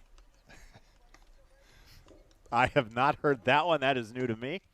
6 years into the state. Thank you, Mr. Walker. Yeah, I'll tell you, there's a lot of farmers in this area that do a great job of rounding off the corner so you can see at those dangerous That's intentional? intersections. Yep. My And goodness. there's others that they will plant past the right-of-ways. Make it very dangerous out there in some of those country crossroads. The farmers playing games at the corners of the intersections. My good, what am I learning today? Buckeye State, can you hear me? Yeah, a lot of people pick the road they want to travel on based off of how long is it going to take me to get there.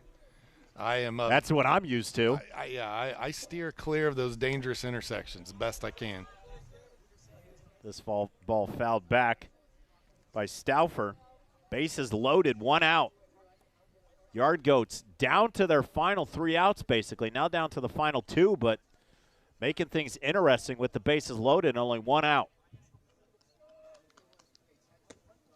That ball inside. Count evens up at 2-2.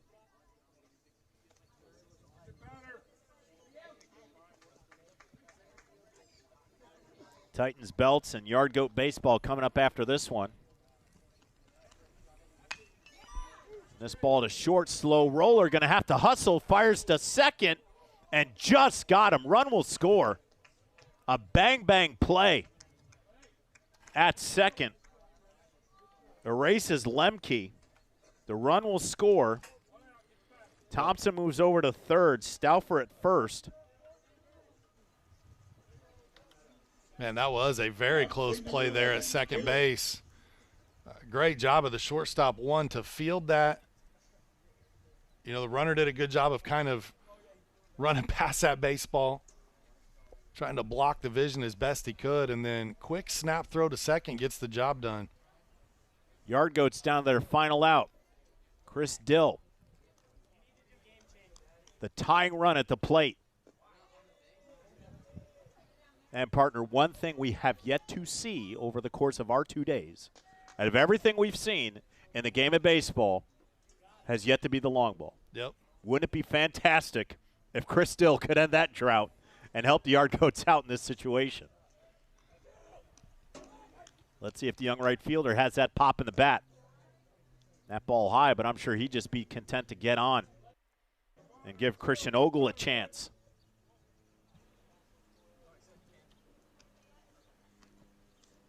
Yard Goats look down and out going to this top of the 5th, but they have made things interesting as that one finds a strike zone.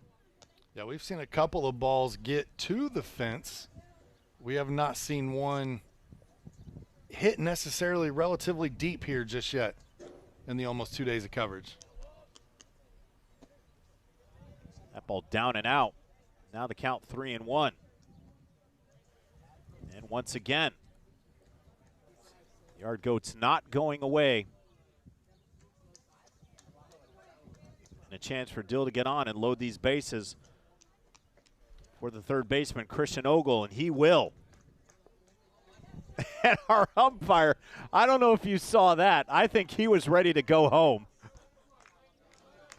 I'm sorry, folks. That'll bring up Christian Ogle to the plate. That caught me. Our umpire just looked distraught after that final pitch. As Chris Dill takes first, Stauffer over to second. Thompson remains at third, bases loaded. And that ball high. Now what a swing this would be right here, partner. Oh, my goodness. Christian Ogle, he has that stand. I mean, he looks good at the plate. And puts a charge into it. Is that going to find the grass? What a It did not get it. Thought he had it. Almost a spectacular way to end the game. And Ledger Young, or Lucky Young, comes up just short of making a spectacular play in center field. Watch this. Full extension off the glove, hits the ground, ball pops out. And that's going to score 2. And what else can you ask? Welcome to the Greater Lafayette World Series, folks. My goodness. Yard Goats down to their final out, not going away quietly. What a spectacular effort out there in center, though. The tying run 90 feet away. The go-ahead run at first base and a chance for the leadoff hitter, Brody Mueller, to make this game extremely interesting, as it isn't already. That ball finds the inside corner of the plate. Strike one.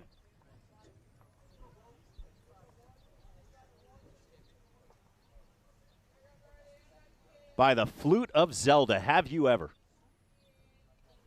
Heard that saying that you just said? No.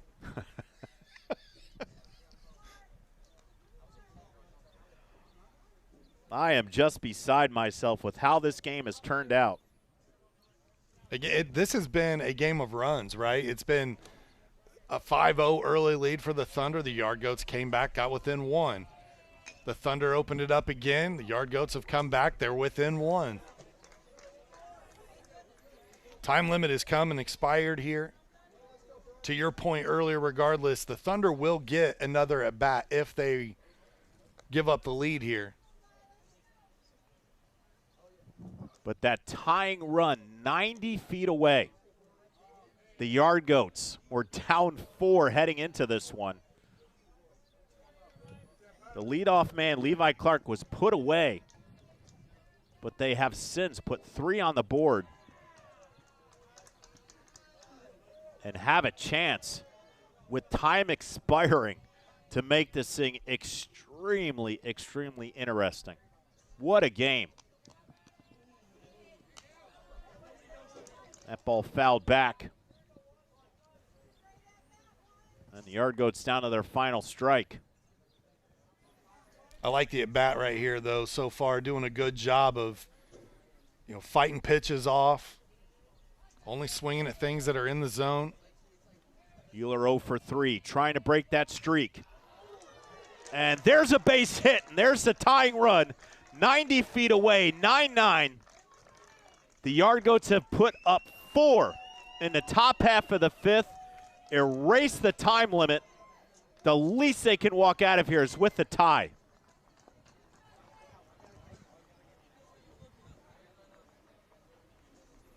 Yeah, good rip there into left field. Good piece of hitting.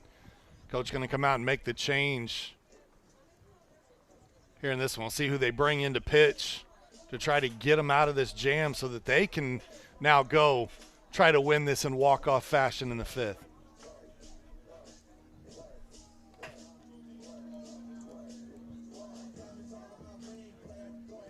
Sean, I'm just letting it breathe for a little bit here. I am beside myself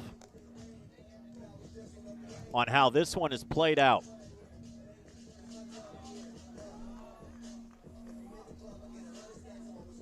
You had talked about if the Yard Goats could get through the inning and get to at least the top of the 5th in order to get a chance, and they were able to do that with some time remaining. But they have come back here. The first out, Levi Clark, routine fly to left field, 1 out. But since then, the Yard Goats have put up 4 runs to tie this one at 9-9, and now the ability to go ahead in this one. The Thunder will get another chance, but the worst possible outcome during this inning, aside from losing, was at least a tie for the Yard Goats. They have accomplished that. Yeah, resilience, man. It's huge. And you love to see that, especially, youth playing here in this game. These are young men that are 15 or younger on this squad, and both of these teams showing fight, resolve. I can tell you that if I was a coach of either of these teams, I'd be pretty darn proud of the resolve in the fight. 2 on and 2 out. Bring up number 4, Musso. That brings up Alex Musto.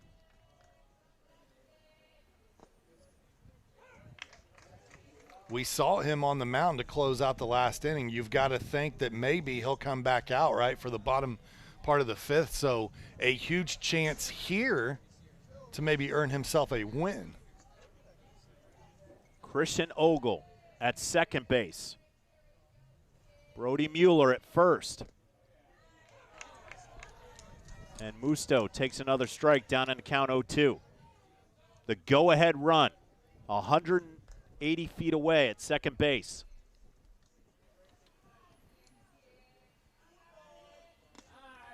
And just misses off the outside corner. Good pitch from Andrew Kaler from Lebanon High School. You've heard me say it a few times. That's a good miss, though. I mean, that is right there. And that ball was shot down the third base line, but just foul. And we'll do it again at 1-2.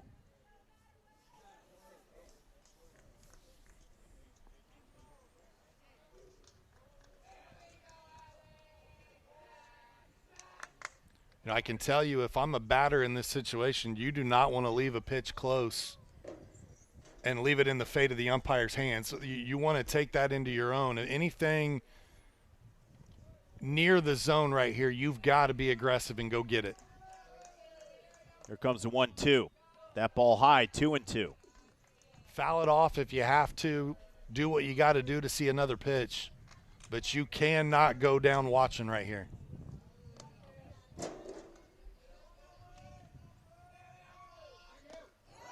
And the strikeout.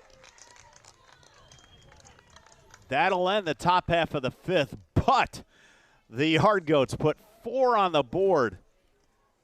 And all they can hope for at this point is walking out with a tie, which can happen now. The Thunder get one more chance to see if they can't put that one run across the diamond to end this one at 10-9. But I tell you, did you think that this was going to happen going in the top half of the fifth? I sure didn't. You know, I was questioning whether we were going to get to the top of the fifth. They did a good job of earning that extra at bat right before the time limit expired. And now a team showing fight and resolve, clawing and fighting their way back. And what it looks like right now, I mean, if you're a Yard Goats fan, is they ran out of time because they fought back. They've taken the momentum in this game. And they hold it. Now the Thunder obviously can still walk this off. They can get the win here. It was a great piece of pitching from Kaler to come in, get that last out. And I said, you don't want to go down watching. And he didn't. Must have made a great swing on that last pitch there from Kaler. Kaler just got the best of him. The inning will lead off with Sam Woolwine, who walked and scored in that fourth inning. That's got to be the message here, right, as you come back out for the bottom of the fifth is throw strikes, get on top of hitters, make them beat us. Don't allow base runners, free passes. You know, you got to keep this in the zone here. You can't have any walks, hit by pitches. That is a consistent theme that we've seen throughout these first 2 days of baseball, is that leadoff runners get aboard via free base and then come around to score in crucial times that play a part at the end of games like we have right now heading into the bottom of the fifth, and this one tied at 9. Yeah, as soon as the runner gets on, it puts the pressure on everybody. Now the catcher's got to keep the ball in front of him, can't afford a wild pitch. You know, you always have the threat of the runner stealing. And then once they get in scoring position, it's all bets are off at that point in time. And, Sean, this is the part of the ball game. You can go through a couple innings, making a mistake here, making a mistake here. Yes, they will build up. But now all those aesthetic things have to come into play in this bottom half of the fifth for the Yard Goats to at least maintain this tie. But at the same time, the Thunder have to come out aggressive. And they have to watch the pitch. They have to be aggressive at the plate and see if they can't plate that final run and win this one 10-9. Yeah, the Yard Goats almost have to be perfect here in this half inning. And that's a lot to ask for out of 15-year-old young men, but I'll tell you what, that's what they got to be, or the comeback was all for naught. Musto out and ahead early, 0-2. Woolwine puts us into play, and the out. Dill puts it away. There you go. You get the first out right there. You kept the leadoff hitter off the base paths. With one away, brings up number 11, Lucky Young. And Lucky Young, who almost ended this game in spectacular fashion out in center field, will get a chance to see if he can't get some retribution at the plate in this bottom half of the fifth. Yeah, that effort is probably one of the best effort plays we've seen in the tournament so far. Laid out, sacrificed body, and that was in his glove until the point that he rolled over and that's where he lost the ball, or this game would be over. Count 1-0. That ball outside 2-0.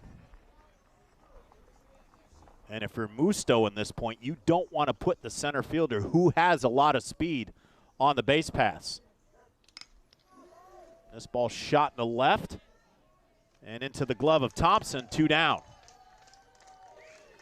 So now the Thunder down to their final out. Good job pitching to contact. Got a couple of solid pop flies there. Defense doing their job behind you. Down to the final out of this game. And will we see our second tie in day 2 of the Greater Lafayette World Series? A slow roller to short. Mueller has to charge, fires the first. Got him. And he got him.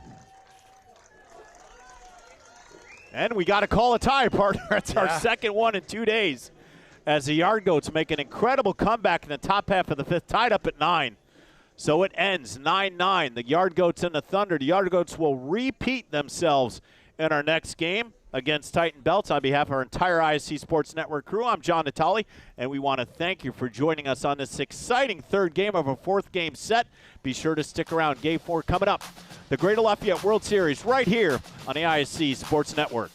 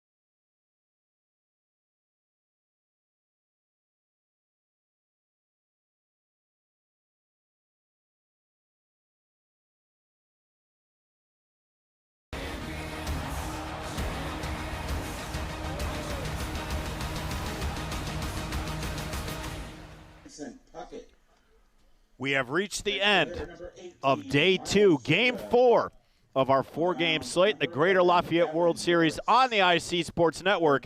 And if things continue the way that they have in these first 3 games, strap them on, hold them tight, because we're going to have ourselves quite the ride here for game 4 between the Titans 15 and under group and a team we just saw, the Yard Goats, who pulled off one of the greatest comebacks that we'll see in a long time here on the IC Sports Network. A pleasant early evening, everyone. Alongside my broadcast partner, Sean Walker, I'm John Natali. And Sean, everything aside, we have seen just about everything today that we didn't see yesterday, capping off what has been a great, wonderful, exciting, exhilarating 2 days of baseball for the Greater Lafayette World Series here on the IC Sports Network. Is there anything left in the tank for these teams to do that we haven't seen, except for one thing? And I know you know what it is, the long ball. Will we see that today, or will we see that tonight, or will we see something that we didn't think we're going to see here in our final game tonight here on the IC Sports Network? Boy, in all of our years of covering this tournament, I don't remember seeing a game where we ended in ties very often, and we've gotten 2 of them already, you and I. And we are underway as the Yard Goats, as we just saw, down 9-5, heading into the top half of the 5th, able to put 4 runs on the board to tie that game. We don't say that quite often. There's really only one sport where there's a legitimate tie at this level, and that is soccer. But we have seen 2 in pool play. as Mueller, the first out. Or no, that was a bobble. All right, now that's really creepy. If you look at this screenshot, that is the same team, folks. That is not a runner leading off of second. That is a member of the Titans. We had talked about Laundry Day in 2 games ago. But that is quite the contrast. As this ball shot foul. And Mueller will have to retreat all the way back to first base after the error on Vanderplatz.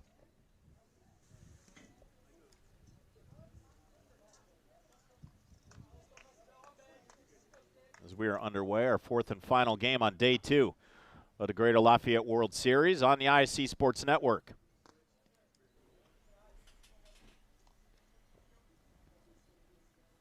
Count 1-1 to Alex Musto.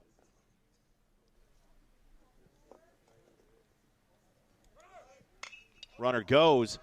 This ball shot to left. It's going to find the grass. Gets under the glove of Dolan. And on that miscue, Mueller will move all the way to third.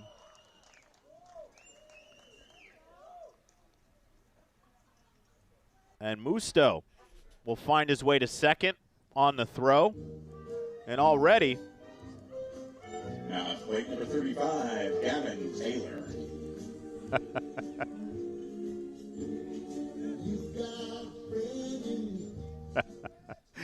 Oh, goodness. I'm sorry, folks. That one just got me. That was a miscue on the half of the audio crew at Clinton Prairie High School. Runners on third and second. Nobody out. Gavin Taylor, the extra hitter. The pitcher in last contest, in Game 3, pops this one up to the right side. And Anderson will put it away for the first out.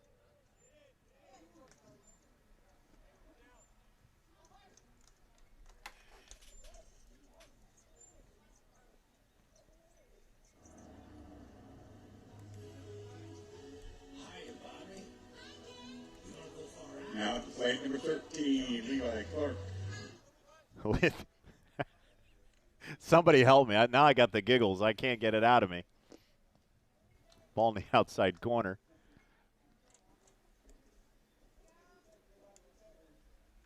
Count 1-0 to Levi Clark, the center fielder. That ball finds the outside corner, 1-1.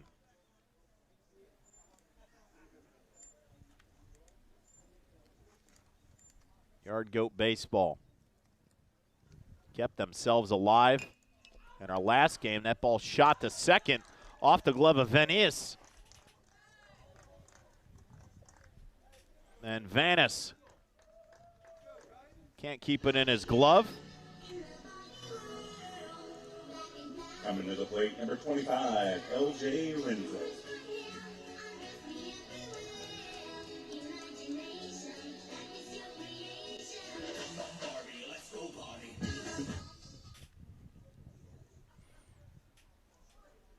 That brings up LJ Renfro, the first baseman, as Levi Clark reaches base on the air by Vanis. This ball golfed in the right. It's going to drop. That's going to score a run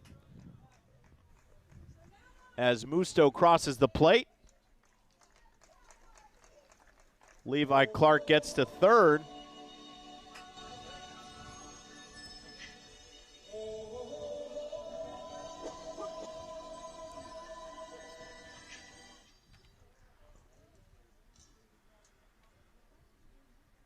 Partner, I'm trying. I'm trying real hard. I don't know what's going on. I love the walk-up music right now. Is it walk-up music? They're having a great time with it. I mean, I don't know what it is. But if that's the song choices of these kids, I am actually enthralled right now. A little kung fu fighting for Braden Thompson, the left fielder.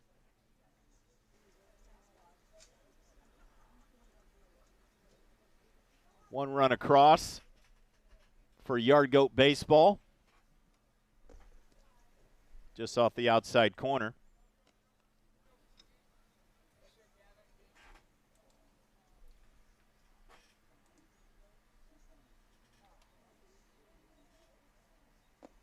Runners on first and third, and there's a strike.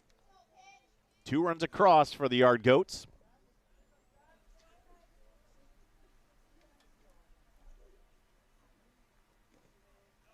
That ball in the dirt. The pitcher in the dirt as well there, kind of lost his footing as he followed through on that one. And up on his knees there in front of the mound.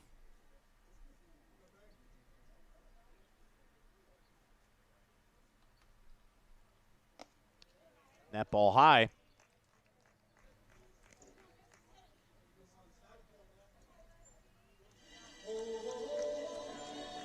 I don't know if that's walk-up music. Now, plate number 17, Chris Limke. Hey, when you get to the final game of the day, John, you're just allowed to do pretty much whatever you want. I mean, play it.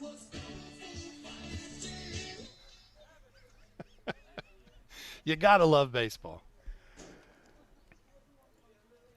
My job is challenging in a lot of ways, but once I get the giggles, yeah, it makes it tough, it very, very hard. It's like the outtakes of all your favorite movies when you stick around after the credits to watch some of those. And those are some of the like, best scenes. How in the world did that not make the movie?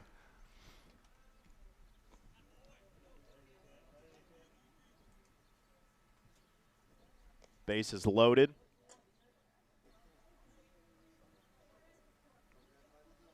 Mueller and Musto have scored. Levi Clark on third. Renfro at second. Thompson on first.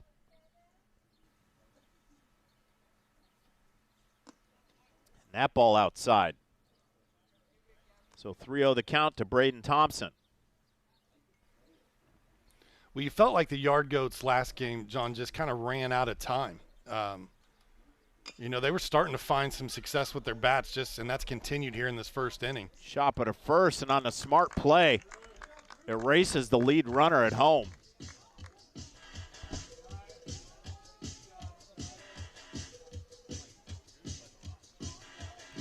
You know, I hope that this playlist is shareable on Apple Music is all I can say, because I'm going to look for it after this game. And I know it's from Footloose, but that doesn't bring the movie to mind for me. It's Tommy Boy, unfortunately. That makes it even funnier. This is Flashdance. I'm sorry. Yeah. Flashdance, I'm sorry. But just Chris Farley at the gas station. Oh, yeah, reenacting that scene. Oh, my gosh, that's cold. I'm a maniac. Oh, boy. Rest his soul, one of the great comedians. Oh, my goodness. Chris Farley, one of the best to ever do it. One of my favorite movies to watch that my wife refuses to watch with me is Beverly Hills Ninja.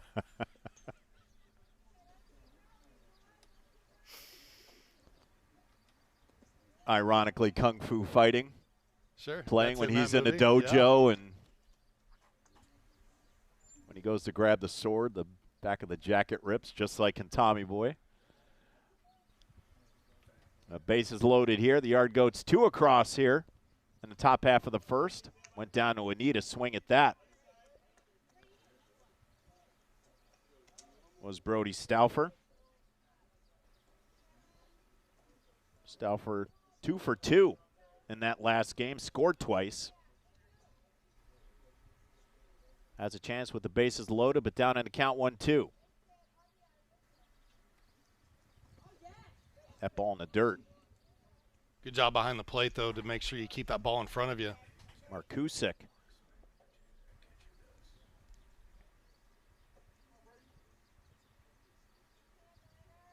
Count 2-2, 2 down, bases loaded.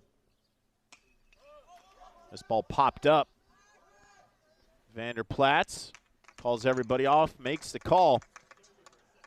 And that'll do it for the Yard Goats in the top half of the first, but they put 2 on the board.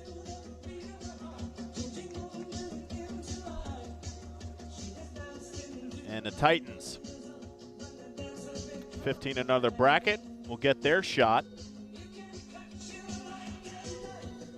We saw in the game earlier today where one of the players had a different jersey than his teammates, but it was a lot closer to what they were actually wearing. Not the complete the alternate. Opposite, right. Adam Clendening joined us here for graphics for this final game of the day, and he just said, what's that position in volleyball that wears the different The jerseys? libero. So the shortstop is the libero for the Titans today. That's a great analogy, Adam. Randy Ogle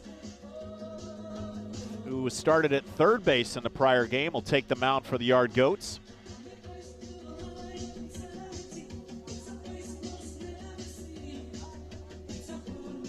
Sean, you know a lot of the Clinton Prairie staff. I'd like you to give them a shout out as we end day 2 here in our fourth and final game. I know that Pat Simon has done the PA duties, done a great job throughout these first 2 days. Yeah, Pat Simon, Matt Scott, the guys on deck that I know that are there each day. Obviously, the grounds crew out there as well. Want to give a shout out to Curtis Camp and his maintenance crew as well, because this grass has been thick this year, and those guys came out and mowed multiple times before this tournament to get it cut down and then cut it again so it wasn't, big clumps of grass all over the field. Athletic director Chad Peckinpah does such an amazing job. He also doubles as the boys basketball coach, taking them all the way to that state championship game this year. Want to send him well wishes. I know Matt Scott's been kind of filling in for him in preparation of this tournament. And leading off for the Titans, number 22, Noel they just have such a great, it's almost as if it's like a family over there at Clinton Prairie, and so many long-term coaches and teachers. It's a great environment. One of the reasons, even though I'm a Frankfort alumni, I always say I feel like I was adopted by the Gophers. That's where my kids graduated from. Big news coming up on your front in a couple weeks. Yeah, daughter's getting married.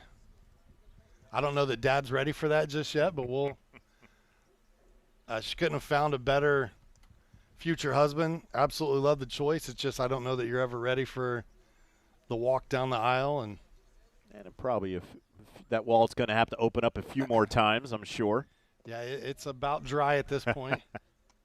That's why I'm spending 4 straight days with you out here on the baseball time. Working overtime between Mulberry Telecommunications and the IC Sports Network. This ball shot up the middle, and diving play to his right is Stauffer, and makes a great play. Wow, what a play. Watch this one. This is a second baseman ranging over like a shortstop here, moving to his right. Sliding stop, bounces to the feet quickly. Look at that throw on the money. Huge play. And Vanis not happy with the call, but bang, bang play. And erased at first, 1 down for Vanderplatz. And this one up the middle. Mueller fields it, fires over to first, 2 down. I'm sorry, I called him Carson. How about that middle infield defense on back-to-back plays here? Coming to the plate, number 19, these guys doing a good job behind their pitcher. And that's what you want to see right there. That's the confidence that you'll have out on the mound when you know those guys behind you got your back. As Vincent Puckett I'm sure this song will make its appearance in a couple of weeks. Chicken Dance is usually found at the That'll be at the Walker wedding. Not the Walker wedding, actually. It'll be the Rice wedding. The Rice wedding. That's all right. The Walkers will be in attendance, I would hope. The White Barn, a quality sponsor of a lot of our events here on ISC. Yeah, Willow Creek. And, man, it's a beautiful venue. Corbin family does such a great job. We saw Malachi Corbin of that family out here on the field earlier today. Had a good game. One of like 9 or 10 siblings is Malachi. Okay. Large family.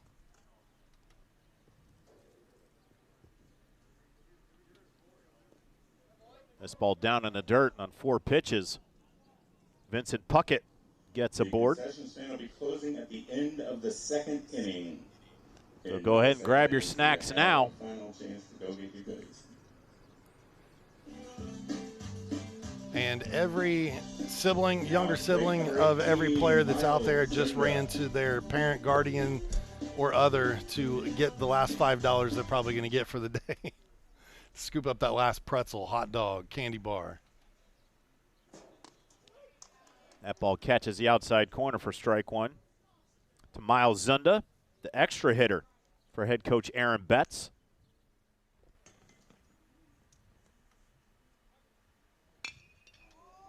This one to center field, right in the mid of Clark. And that'll do it for the first inning. Yard Goats hold a 2-0 advantage. We'll go to the top half of the second. You're watching the Greater Lafayette World Series right here on the ISC Sports Network.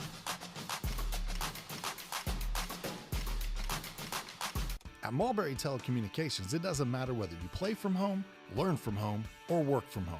We have you covered with fiber-fast internet. Whether you video chat to stay connected with friends and family, or operate a small business, you can do so with the reliability that Mulberry Telecommunications fiber internet provides. From streaming video to regular web surfing, the possibilities really are endless. And that's a reason for all of us to celebrate. Packages start at just $49.95. Visit mintel.net to sign up today. And that'll volley, oh my goodness. What a touch for the goal. Jumped over by Lawrence North, and they'll score on it.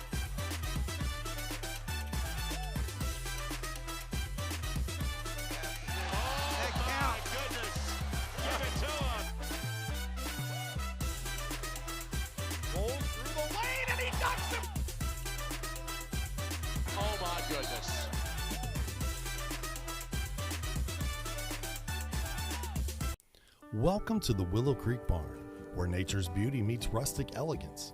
From the moment you arrive on the property, you'll notice every detail is finely crafted to provide you with the dream wedding you've always dreamt about.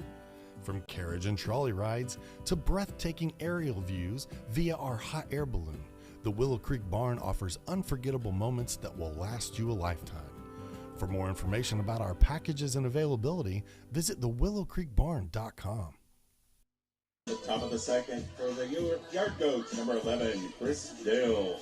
And Chris Dill will lead things off for head coach Luke Fenton, Yard Goats baseball. Little Queen Bee. I believe that's who that was, right? That is Beyonce. Okay, I was right. I know what the kids are listening to. As Gavin Norris delivers a first pitch ball to Chris Dill, the third baseman. And Norris, a little hitch in that delivery. Right there. Yeah, we've seen some different deliveries over the course of this tournament, that's for sure. But if you throw strikes, it doesn't matter what you go through as long as it gets to its destination. That ball off the glove. Armakusik. You know, many would argue that Reggie Miller had a really ugly jump shot. And I would argue that he's one of the best three-point shooters of all time. So he did create a rule, though. Can't kick that leg out. Sure. He did it his whole career. I know he did. That's exactly I think why. that rule actually came down after Kawhi Leonard came down on a closeout. Or that was given the shooter room to land. That was actually You're right. Peja Stojakovic who came down on Kawhi Leonard. Yep. And that was impeding the shooting space. But that kick out, that was solely Reggie. Cheater. No, Reggie used to do it. Hey, man. No, Reggie is, an Indiana legend. The Indiana Pacers making their first NBA Finals since the year 2000. There's a shot to left field, but right into the glove of Dolan, one away.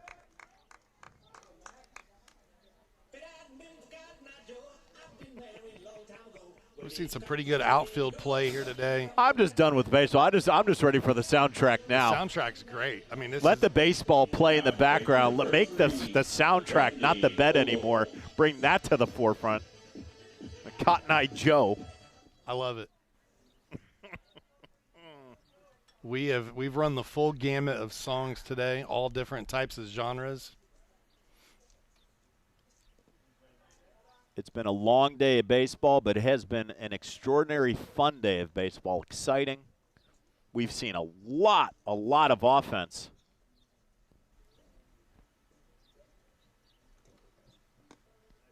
And the pitcher, Randy Ogle, swings through that one.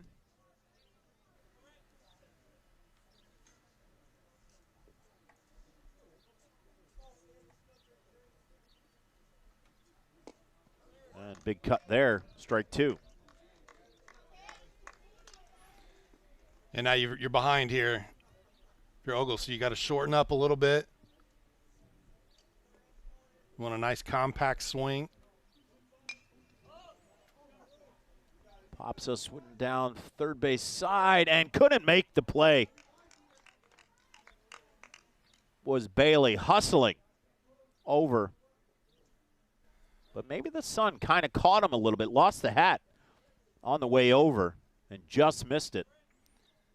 I feel like Bailey ditched the hat intentionally there. It looked like he kind of grabbed it, had it in his hand, and tossed it to the side. Maybe afraid that was going to slow him down.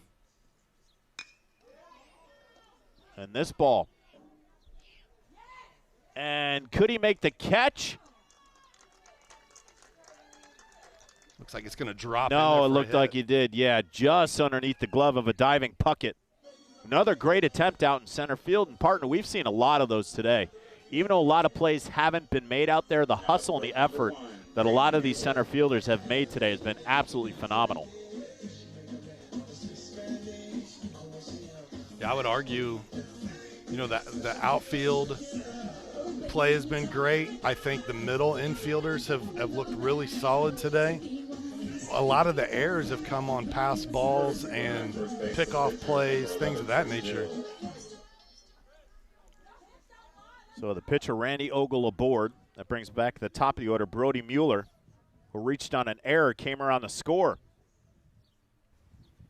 in the first, and rips a single off the glove of Bailey. And that's about as great as an effort you're going to get from a third baseman, just off the top of the leather. Yeah, another look here as it comes in, gives it a good solid rip, and just out of the reach there of Bailey at third base. Number 4, Alex Musto. Now Musto, who came around the score in that first inning for the second run. Sees the ball go up high. Runners on first and second, one out for the Yard Goats in the top half of the second.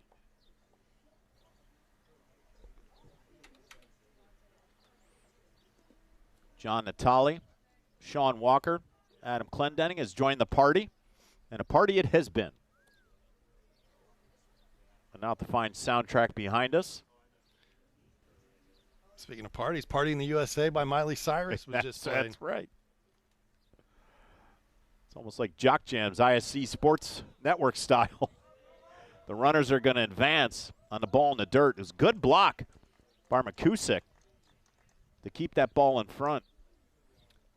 Here you go, John. Trivia question for you. Do you know who wrote the song Party in the USA by Miley Cyrus? Hannah Montana. Same person, but no. I don't. I took one in the dark there. I don't know. Yeah, this is one that I shouldn't know. Jessie J actually wrote that song. I have no idea who that is. Yeah, she's from across the pond. All right, if you said that, I would have figured she was a character from the Dukes of Hazzard. I don't know. We're going to have a mound visit.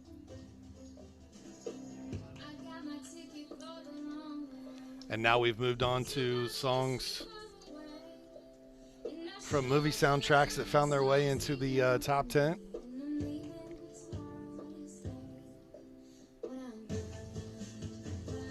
I know this song. I don't know who it is. I believe this is actress Anna Kendrick singing this song. And again, I'm sorry that I know this. I remember her from Hilton commercials.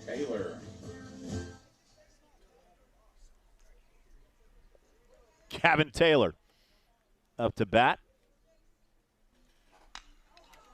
And puts a charge into that one. And over the head of Dolan. That's going to score too easily. On his way to third is Musto. And Gavin Taylor, one of the harder hit balls all afternoon. Yeah, tattoos this one over the left fielder's head, and then, as you said, John, scores 2 runs. Well hit ball, and man, the Yard Goats, they've got the bats working here in this one. And that ball is going to find the glove. Musso going to try to tag. Here comes the play at the plate. Throw there, and he got him. Great play from Dolan.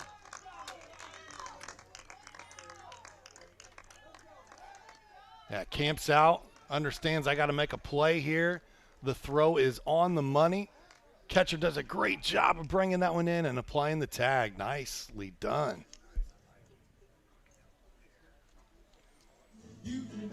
And, you know, we've talked about the lettuce or the flow of some of these guys in this tournament. I would argue that the catcher has the best head of hair of anybody. I was going to say, I was waiting for you to see that. Looks we have Thor behind the mound. Now, I believe if I'm not correct, this is the father of Hannah Montana, right? This is Billy Ray Cyrus. Yeah, so I was right. You always got to be careful with it. I know my country tunes.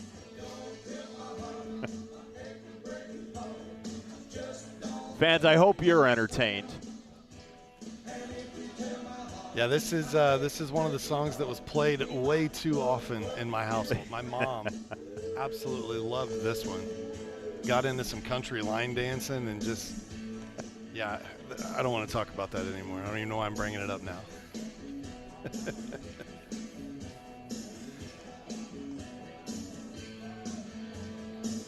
You know, it's been great watching this baseball game, the baseball tournament, the last 2 days. And as you said earlier, bringing back memories of just being out on the field and playing and then growing up, right? And some of the music they're playing. Well, I think that's what kind of makes it fun for these kids, Sean, is that they're probably hearing a lot of these songs for the first time. They don't know what's going on, but it's exciting. I think they know that the staff is having fun at this point, trying to entertain themselves after 2 long days of baseball, but rightfully deserved, as the staff at Clinton Prairie has just done a phenomenal job inside the booth, on the field, just running around, help us out, getting lineups and everything before the game goes. So they deserve a little fun too, and I think the players are enjoying it as well. Yeah, I know that my daughter always tells me, or used to always tell me, my youngest, this one's put in play. Gavin Norris, and a good play from Dilda Renfro. But she would always say, Dad, the 80s called and they want their dance moves back. I have a feeling that some of these kids are probably like, go take that playlist away from them. Somebody go grab the music player up there. Now plate number 20, Henry Bailey. And the Village people. But again, it pops memories of something different in my head, is when Homer Simpson was standing in the mirror and he pretended he was thinking that he was built, and he was flexing his biceps and his pectorals. I've done that a lot. In the mirror to Macho Man. And this is ripped to center, and it's going to find the grass. So Henry Bailey. And they just called him Macho, so now everybody getting involved. That good piece of hitting right there. Good Now plate number 10, job Matt of just Dolan. taking that pitch, putting it into the outfield, and getting yourself on first base. Let's see if the Titans can get the bats going here and score some runs. Brings up the left fielder, Matt Dolan. And pops this one up in the center. Clark under it, grabs it.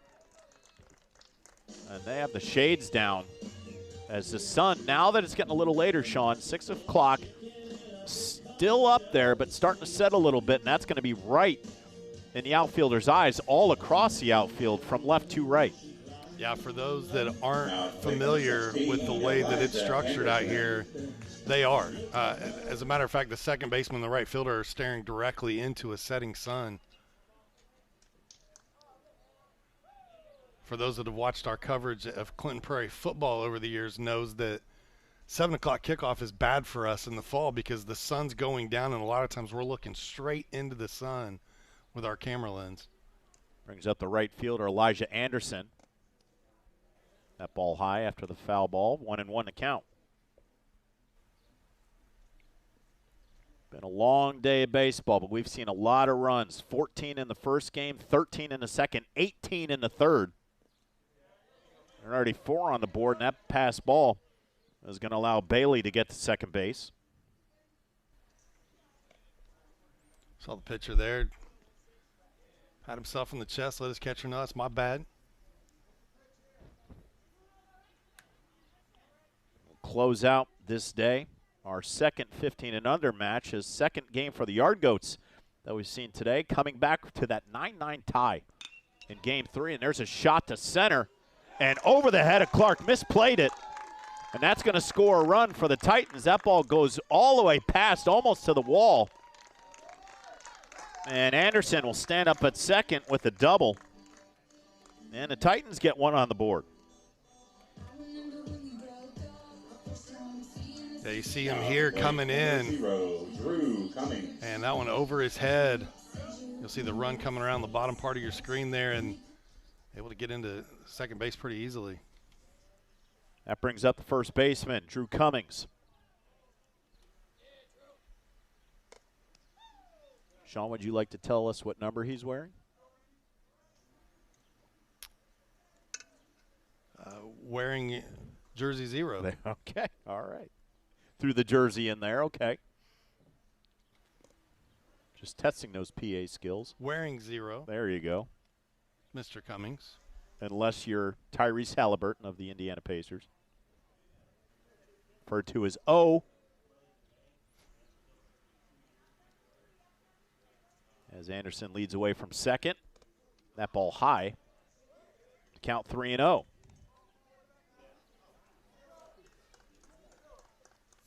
Titans trying to get a few back, giving up a 4 spot in the first 2 innings to the Yard Goats.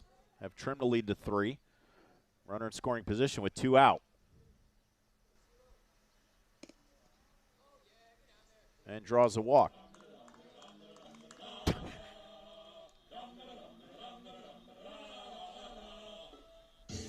I do know who this is. Save a Horse, Ride a Cowboy, I believe is this song. No, I thought this was Coming to Your City. Might be. I thought this was the previous theme song to College Game Day. Might be. Okay. I might have missed That's that all I know who that is. And here's Thor. Same artist. Here's Thor himself. Matthias Markusik, the catcher. We've seen 8 games so far. Easily the best head of hair. And swings through that one. Big cut. 1-1 the count. Cummings get first. Anderson at second. And that one's going to find the gap and misplayed by the center fielder. That's going to allow the run to score all the way from second base. And the 10-hold hitter, Markusik, drives in a run.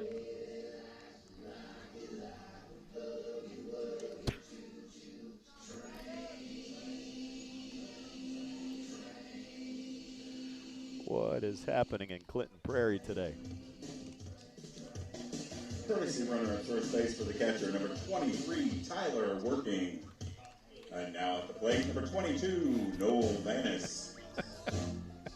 Tyler Working is the courtesy runner. For Markusik, the catcher, as Noel Vanis will get his second at bat. Grounded out to second in the first to lead things off. Takes a ball outside. And the runner Working will take second base. So now runners in second and third with 2 down. And the Titans again creeping into that lead. Chopper down the third baseline, foul, 1-1.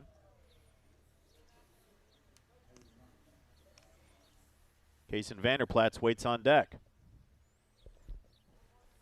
Hey, you got that tying run there in scoring position now, and what a big hit this would be with 2 outs.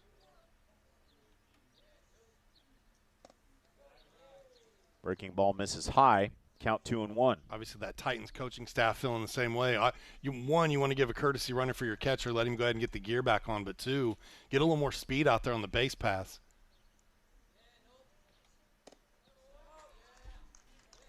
And now 3-1.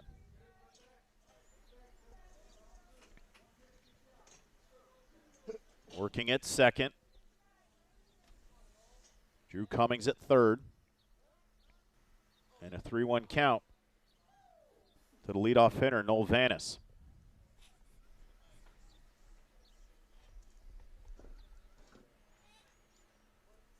Fourth and final game of day 2 of Greater Lafayette World Series on the ISC Sports Network. And draws a walk, so now base is loaded. That'll bring up Kaysen Vanderplatz. Grounded out to short in his first at bat. Starting to struggle to find the zone a little bit here. Coach going to come out and have a conversation. Yard Goats still have that 2-run lead. Come out, calm the storm right here. Try to build your pitcher back up, get him to throw some strikes here and get this final out of the inning. Head coach Luke Fenton talking to his young pitcher.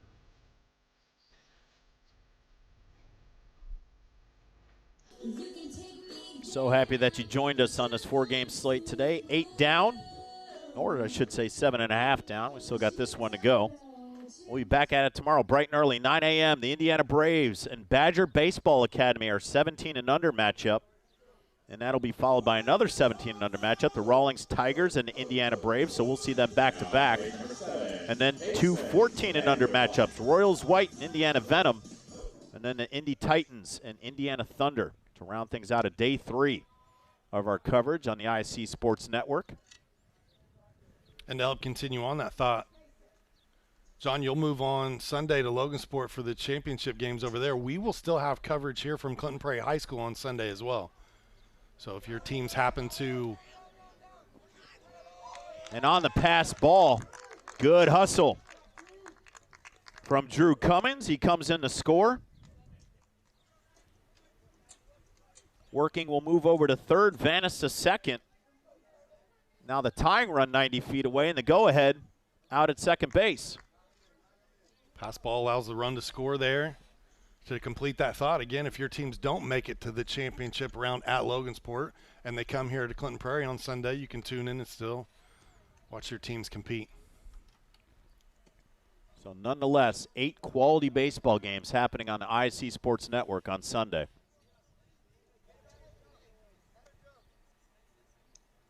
We appreciate everybody tuning in. Thank Rick Johnson and Rob Albright yesterday at Logansport. Rob Brown and Chris Walker out there today.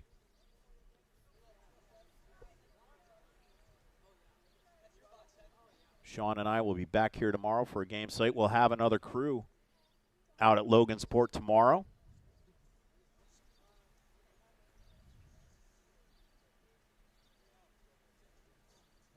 A YTBD, a yet to be decided, of who we know is going to be out there, but there will be people out there. We promise.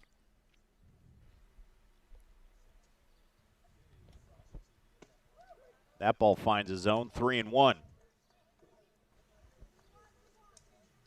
I think I still got the take on here. If I'm the Titans. And a slow roller to short. And fires over to first and got him. But the Titans put 3 on the board. They cut the lead to 1. We'll head to the top half of the third. Yard Goats, chance to get one back. You're watching the Greater Lafayette World Series right here on the ISC Sports Network. At Mulberry Telecommunications, it doesn't matter whether you play from home, learn from home, or work from home. We have you covered with fiber fast internet.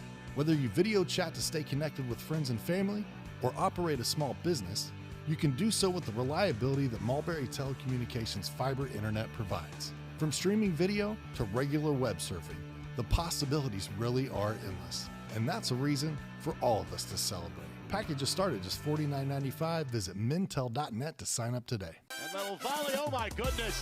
What a touch for the goal. Jumped over by Lawrence North, and they'll score on it.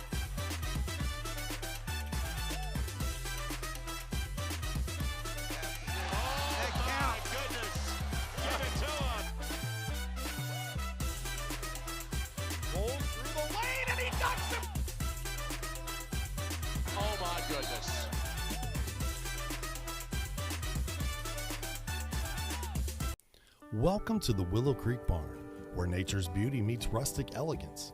From the moment you arrive on the property, you'll notice every detail is finely crafted to provide you with the dream wedding you've always dreamt about.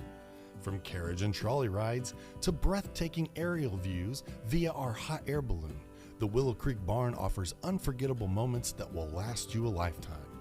For more information about our packages and availability, visit thewillowcreekbarn.com. Leading up. Folks, I'm sorry. It's hard. It's really hard to battle through this. But it's great that it's 6:16 in the evening. We're in our fourth game, but we're having fun here in the booth. But also probably more fun out on the field for the staff of Clinton Prairie, for the players on the field. And the Yard Goats of Champaign, Illinois hold a 4-3 advantage of the Titans. And, well, Sean, we've been talking about it all day long, both days. Leadoff runners aboard on free bases. Yeah, and for the Titans, they just made their comeback here. They're down just one run now, and as you alluded to, you don't want to give those free pass.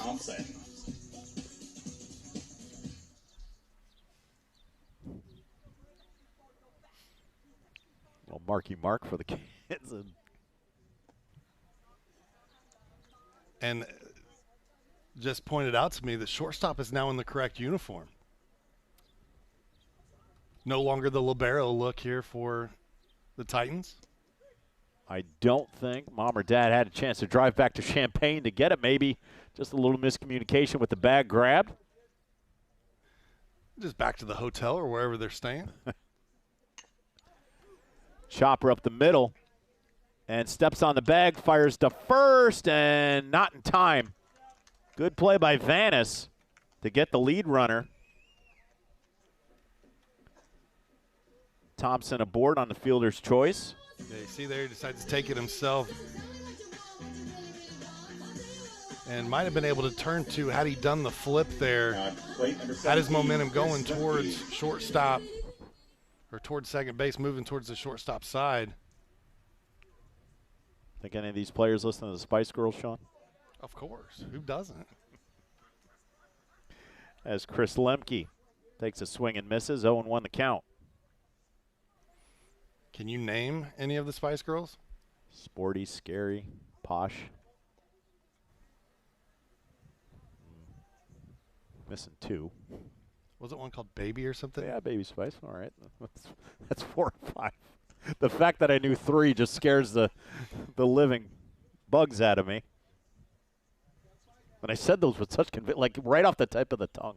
Yeah, you were right there with it.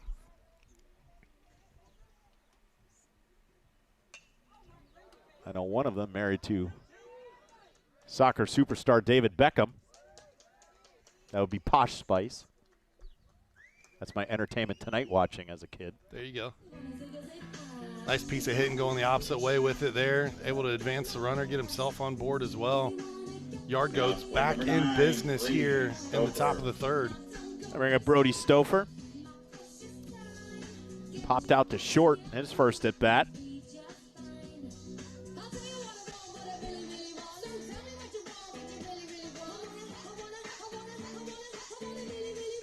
Number 25, first runner. And I think the umpire was just calling time. He wanted to hear the chorus.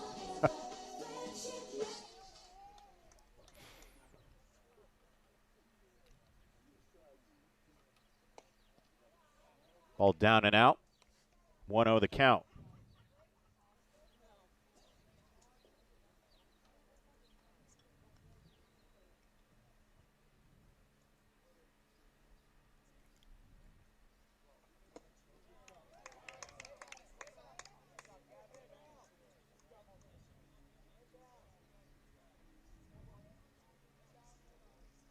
That we left out Ginger. Just for those returning back to the previous comment of the 5 Spice Girls.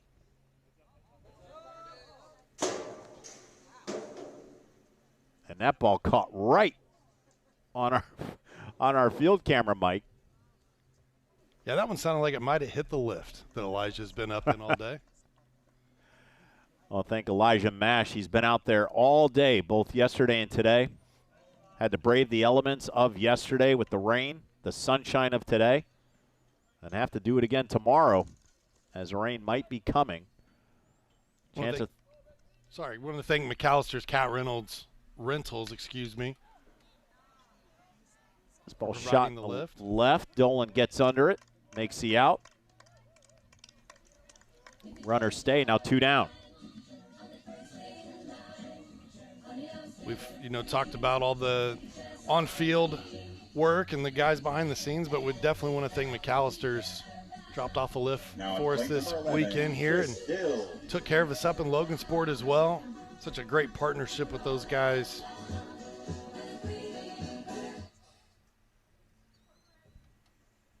That brings up to third baseman Chris Still, flight out to left. His first at bat. Breaking ball just off the outside corner for ball 1.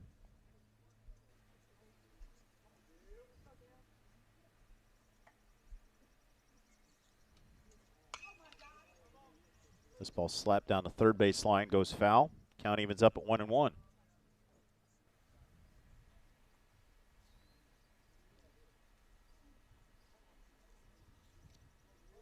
Want to give kudos to our crew out at Logansport today. Rob Brown and Chris Walker handling the play-by-play duties. And the color, Jordan Chu and his crew, Dalton Cox, Eldon Wheeler, Matt Patayo. The camera crew. Out here, it's been Elijah Mash. Inside, Adam Clendenning joining us for Game 4. And myself, John Natale, and Sean Walker with you in the play-by-play in color all afternoon. And we have seen just about everything over the course of 8 games in 2 days, and we still have 2 days to go. But we couldn't have asked to be in a better place here on the ISC Sports Network doing the Greater Lafayette World Series. 2-2-2, cross the board, 2 men on. Runners go. And that finds the outside corner, strike 3.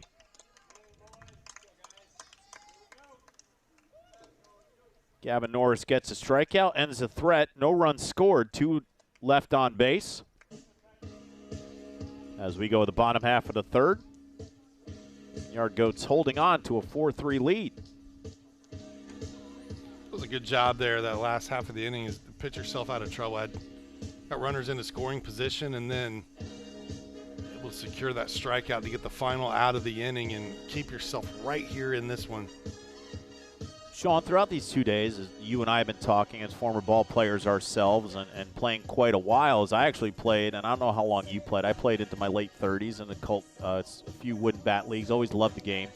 Always loved getting out. Still think I can get out there. I don't know if I could.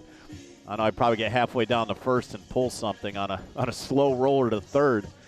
But what has been the best memory for you coming back, watching these kids play, knowing what you said about the sense and the sounds and everything that comes along with playing summer baseball at the youth level?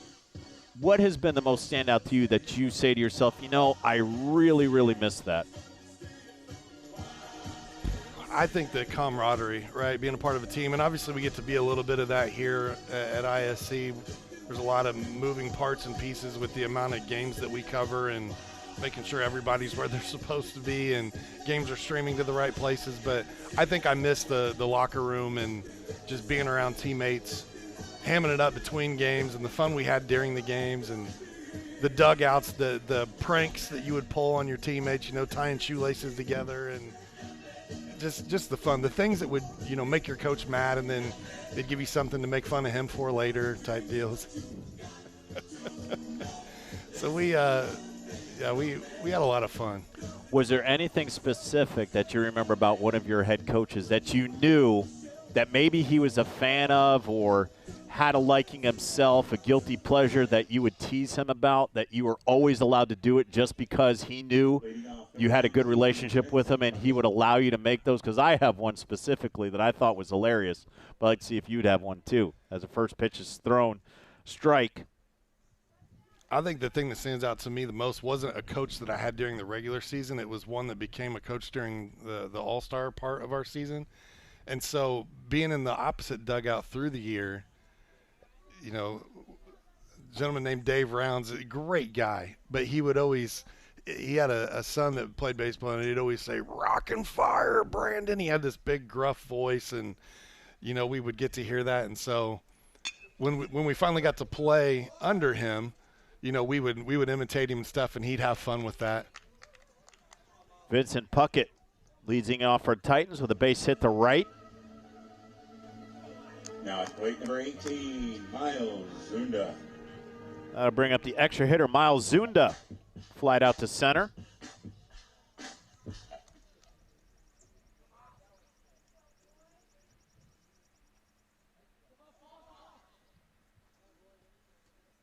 And good communication there from the team, telling him to step off as Puckett got out to a good lead at first. I think one of my favorite all-time memories playing, though, John, was not something that I accomplished. I was on the team.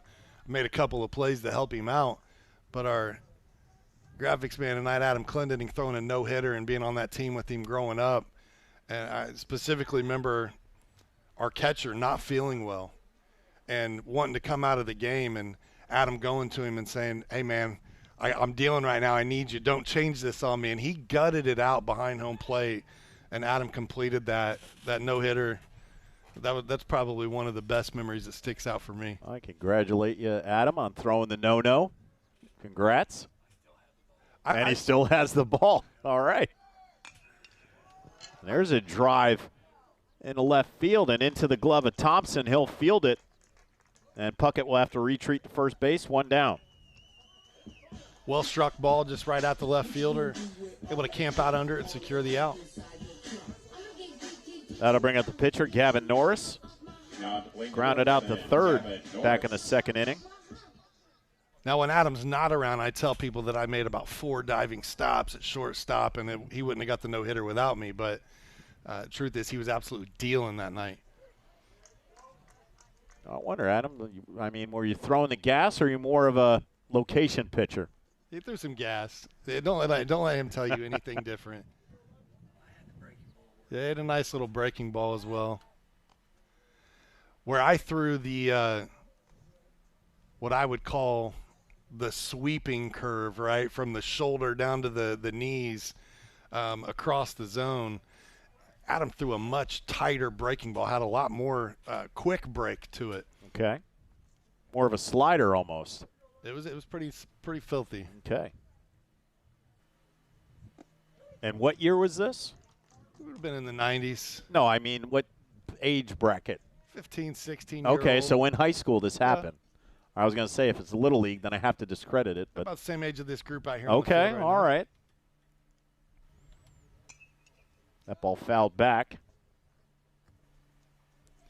You know, I think the best part about those memories, thinking back about them too, John, is, and it's something that these kids they'll take for granted right now, but looking back for me is, you know, I had pretty much the same coach growing up. He picked me almost every single year.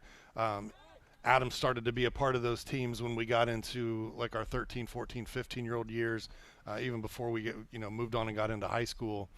But both the catcher I was telling you the story about and him, they were a father-son combo. They are no longer with us.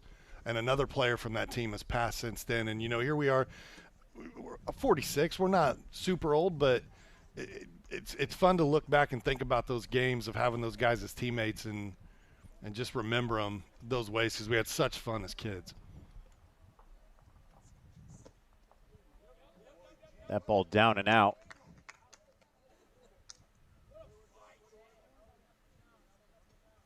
Titans one aboard, one out. Find themselves down one, the bottom half of the third. And that got him. So another hit by pitch. That just probably grazed the uniform. Oh, my goodness.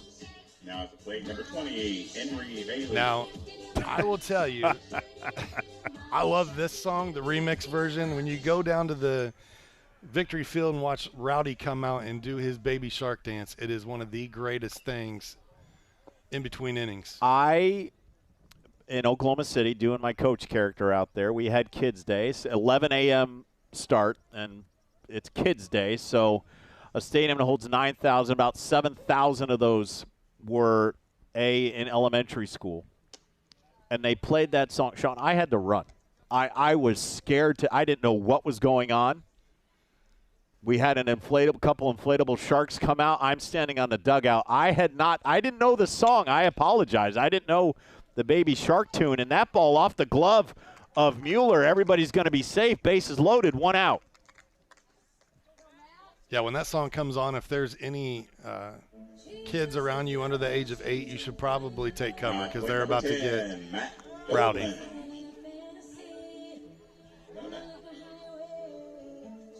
To hear the shriek of 7,000 kids when Baby Shark came on, I felt it was blood coming out of my ears. But my goodness, that woke me up. And I didn't know Grandma got involved and Grandpa and Uncle Jay and just everybody got involved in that song. They probably listened to it 15 times on the way to the stadium. Oh, my goodness. That was a wake-up call for Coach. He wasn't ready for that. Bases loaded, 1 out, bottom of the third. How about this Titans team right now? They got a little something cooking here. Bases loaded, only 1 out. Trailing by 1, trying to put a charge into this one, see if you could drive this ball to the outfield. That ball off the outside corner, 2-1.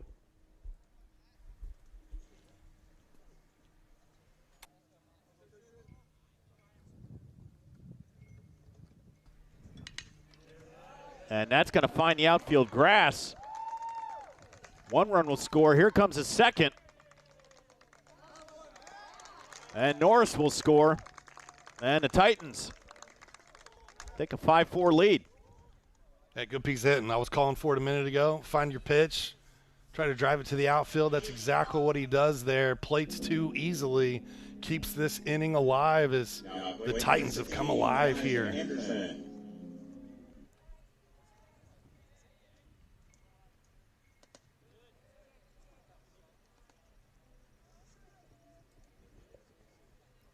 One down. Runners on first and second. And that brings up Elijah Anderson. Fouls that one to the right side. Oh, what a great! play. Oh, just off the glove of Lemke. Another great effort from the catcher position. We've seen a couple of those today. Watch this hustle right here. It looked like it was going to get all the way out of play at first. He finds it, reacts, and just couldn't quite squeeze it. Great effort from the catcher, Lemke. But the count evens up at 1-1. Runners on first and second, 1 down. That in off the handle. Lemke giving chase again. I'll tell you, he must have overloaded his calories this morning and needs to burn some of those off, right? Number 17.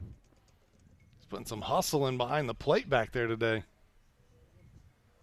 It's probably the playlist. It's got him charged up, ready to go. Yes, I'm sure the Baby Shark song really got Lemke fired up.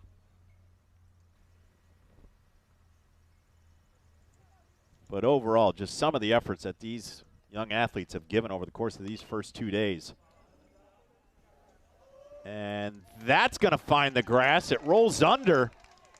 And that's a tough play for Bailey. Didn't know if that ball was going to be caught or not. Just went under the glove of Thompson. But headsy play by the left fielder to fire over to Dill to get the force out at third.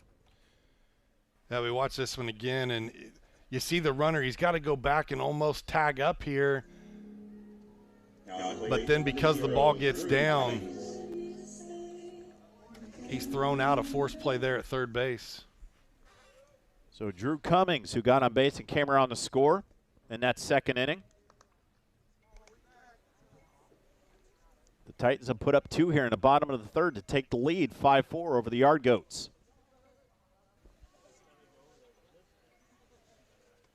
That ball high.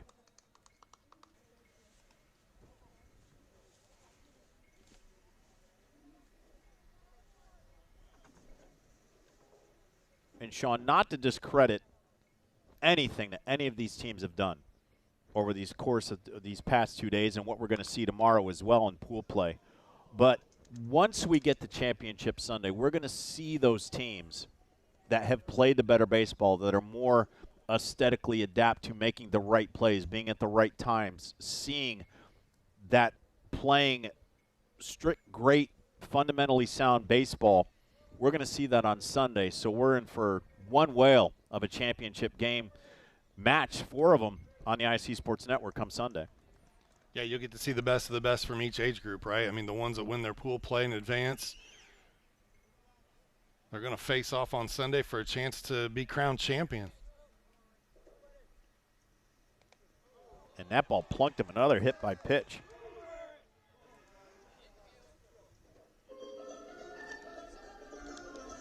They'll load the bases up here for the Titans, who lead now 5-4, and they got an opportunity to build on this. And this is the perfect walk-up song for the catcher with the best hair in all of baseball right now. Maybe they did that on purpose.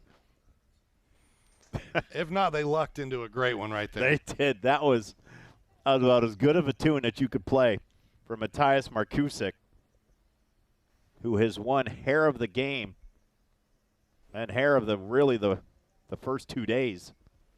That pitch hit the last batter, and I think they're looking at him down at first base right now. He didn't flinch much. He went down and took his base, but I think they're just double checking to make sure that hit him kind of on the hand wrist area, and sometimes that pain takes a second to really set in.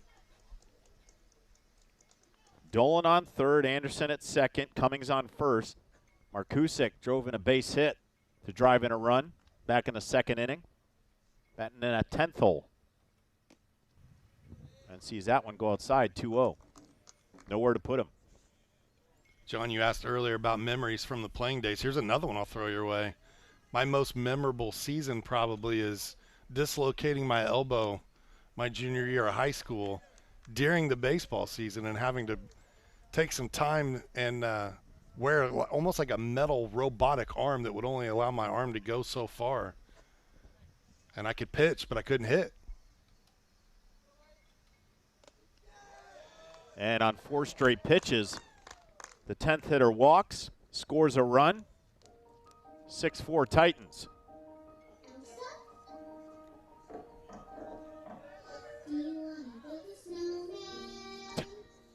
Conversation happening here between catcher and pitcher. They're going to give a courtesy runner once again as the catcher made his way to first base after the walk. Courtesy runner first base, number 28, Tad Castorson. Catcher.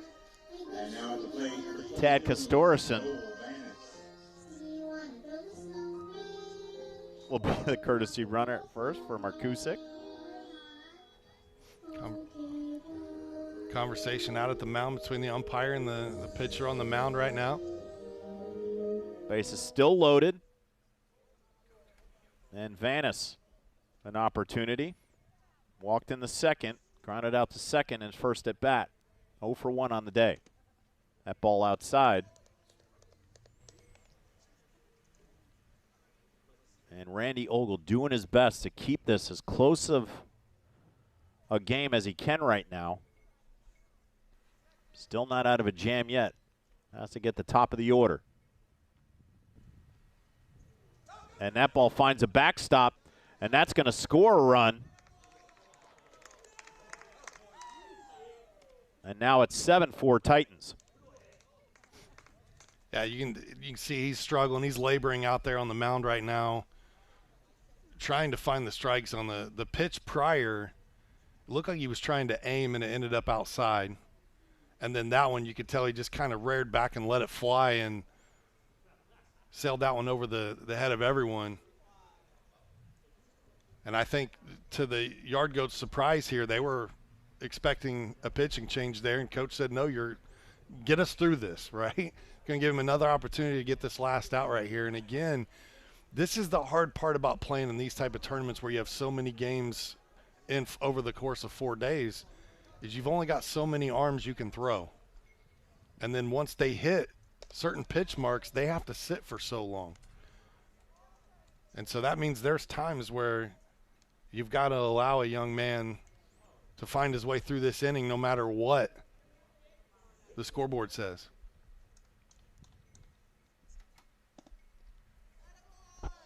And Vanis draws a walk, reloading the bases.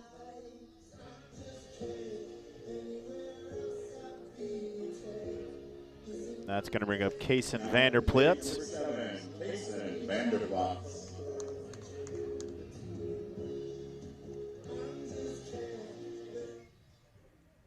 Bases loaded, 2 outs.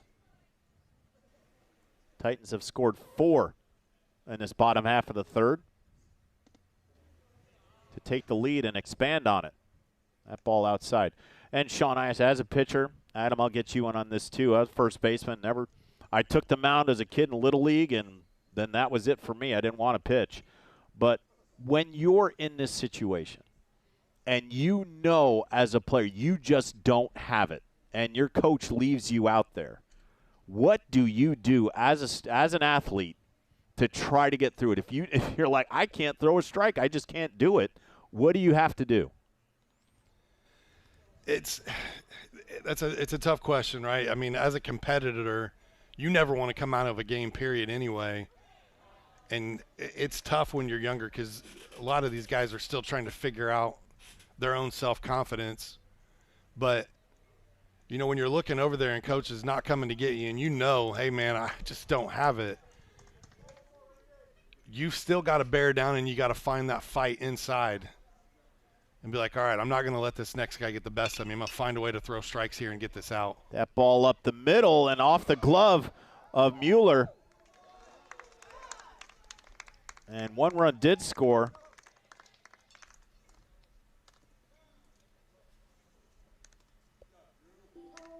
And we'll see. Vanis is on second. I mean, coach was trying. He was trying to give him an opportunity to get out of this inning, go 3 full, and work his way through. And, you know, in your mind, you kind of look up and you go, okay, now it's 8-4. I got to try to limit the damage. The time limit's starting to go. And so you're still fighting.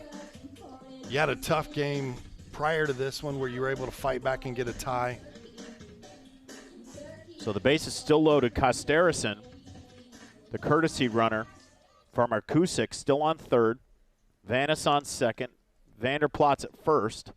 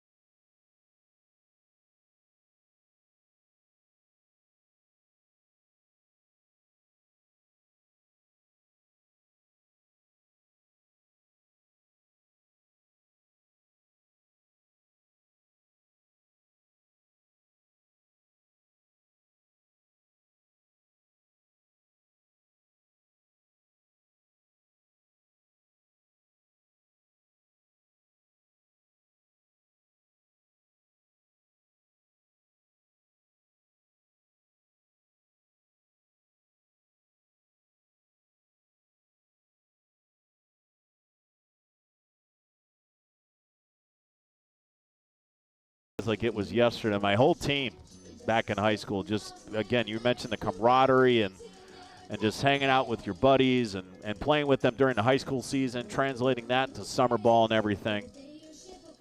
And relationships everlasting. Still talk to a lot of those guys, and that's surprising. You know, a lot of my baseball teammates that I had many moon ago, even going back to Little League, there are some guys I still connect with. So it's just a sport that you do a lot of traveling and you're always around these guys, and just the relationships continue throughout your life. That brings up Vincent Puckett. They batted around here. Puckett led the inning off with a single. Came around the score. The base is still loaded. The Titans have doubled up the yard goats, 8-4 here in the bottom half of the third. That ball high from Thompson.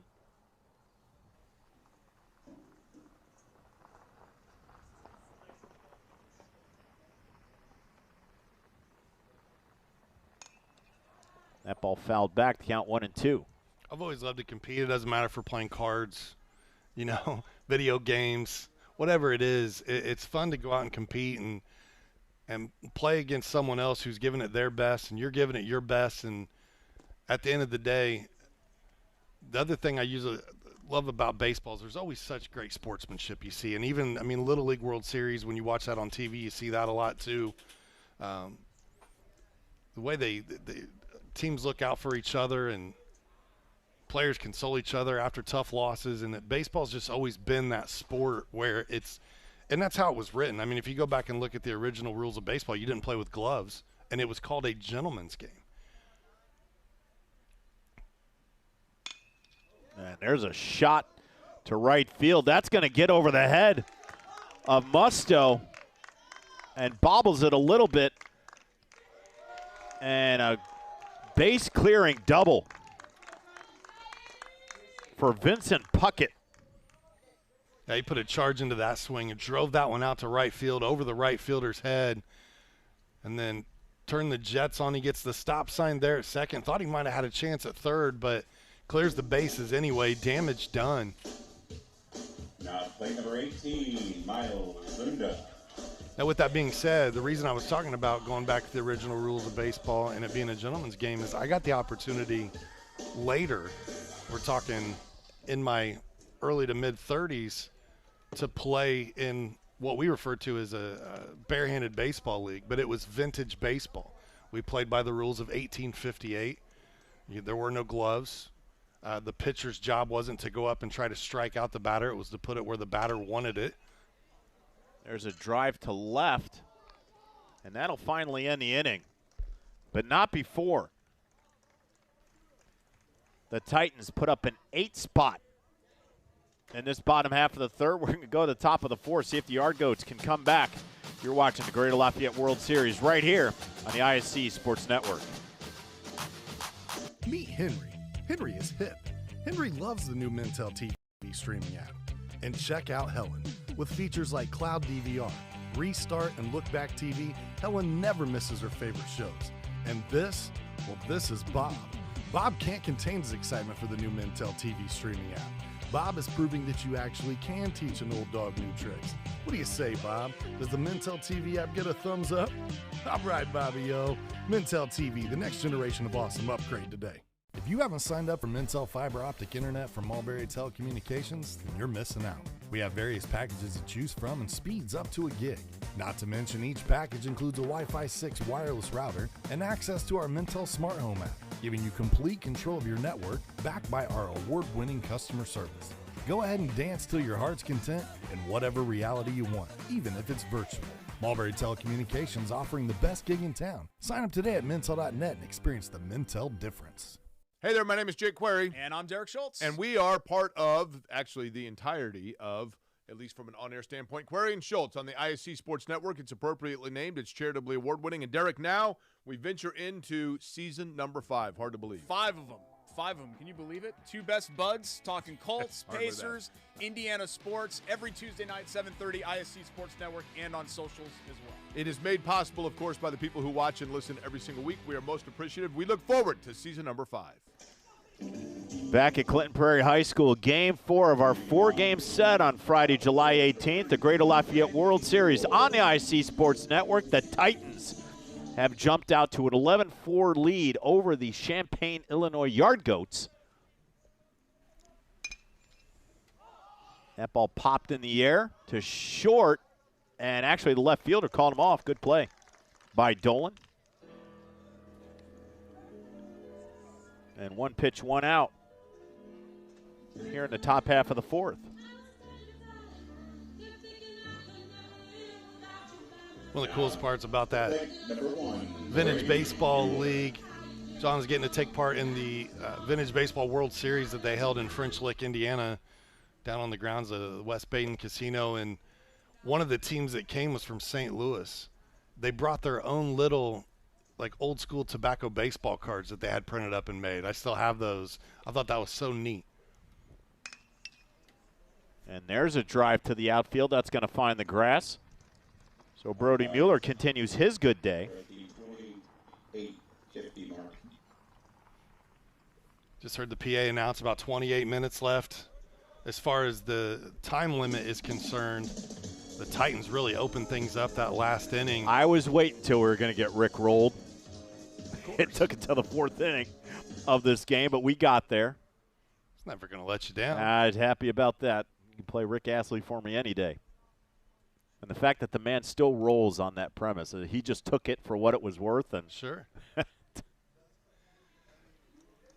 You know, in between innings, I sent over a message to Matt Scott and said, this is the greatest playlist ever. And his text back, as you get the steal here, nice jump, was good old Pat. He loves this stuff. So we are crediting Pat Simon with the playlist. Pat Simon, thank you. Our PA announcer through the weekend. PA announcer for Clinton Prairie.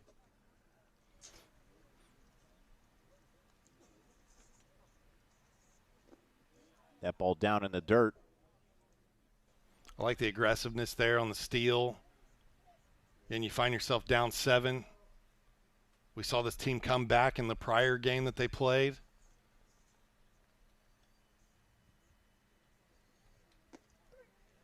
That ball finds the outside corner. Musto. You know, and they're announcing it over the PA to the umpires. This is how much time's left. These players hear that stuff too. And so a sense of urgency builds on everyone. And a shot. That's going to find its way into the outfield. That's going to score Mueller from second. And Musto stands pat at first.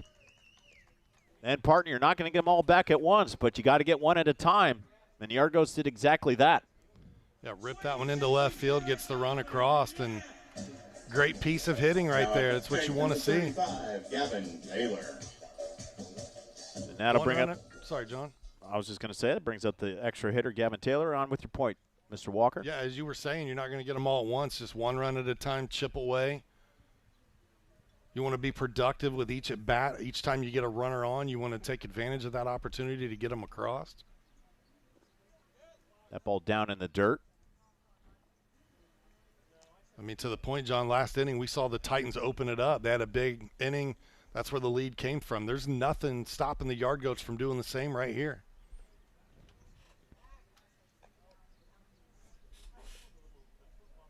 We saw them do it in the game prior to this. Earn themselves a tie. Down 6 here. Runner goes. Great throw. And that's a great P right on the money to erase Musto. 2 down in the top half of the 4th. Yeah, you see here, tried to get a good jump, and, man, that throw, matching the hair, beautiful. Right on the money. So the 2-6 put out on caught stealing attempt. And now Gavin Taylor works with a 2-0 count, nobody on. And now 3-0.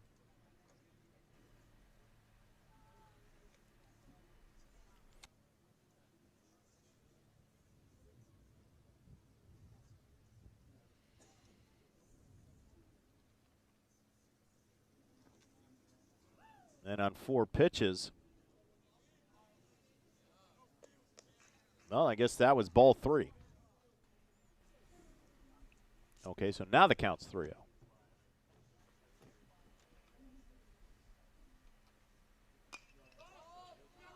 Pops this in the air. And great play. There we go.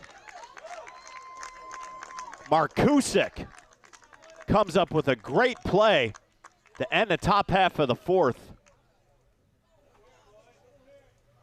Got him. He's waving everybody off, letting them know I'm getting this ball.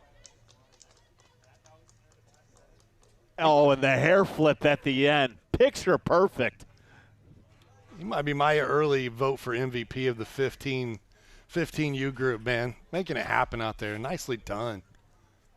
Great play, and that's what you love to see, Sean. It's 6:56. These players have been here for a long time. It's late in the evening.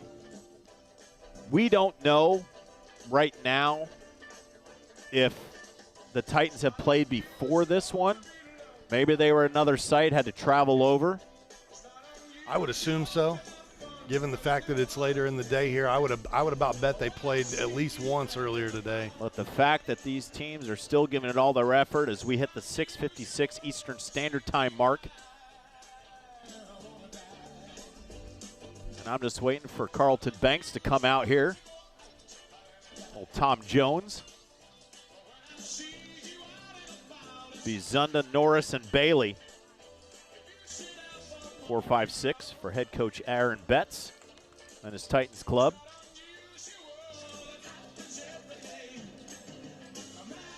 It's been a fun day of baseball here on the ISC Sports Network and the Greater Lafayette World Series.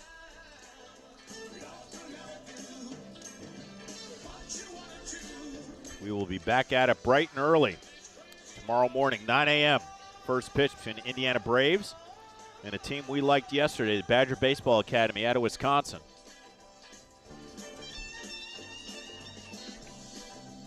And then the Braves will stick around for game 2 against the Rawlings Tigers. And then we go to the 14 and under age group. So we go from the highest to the lowest.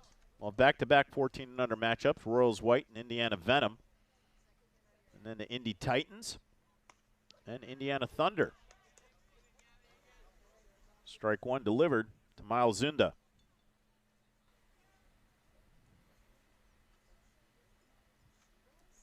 You're just listening to you read those names off. It sounds like we're in for a good slate of baseball tomorrow.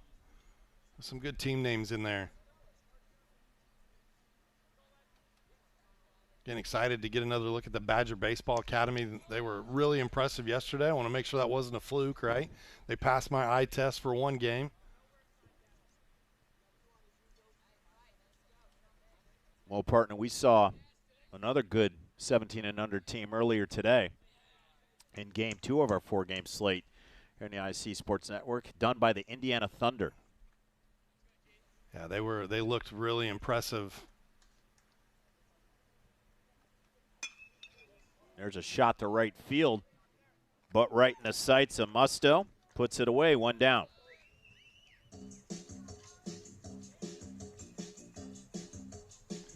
You always love that play as an outfielder.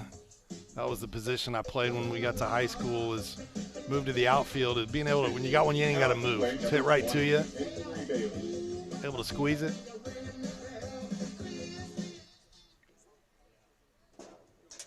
That'll bring up number 20, the third baseman, Henry Bailey. Puts a charge into it. Gets it through the hole between short and third. And Bailey aboard. He's been on base 3 times so far. Yeah, he's 2 for 3 on the day now, and as you said, found himself on base 3 times. He's played really well with this Titans group today. That'll bring up the left fielder, Matt Dolan. Reached on an error back in the third, came around the score in that big third inning. Now at the plate, number 10, Matt Dolan. There it is. That just brings a huge smile to my face. Just keep playing it through the hole at bat.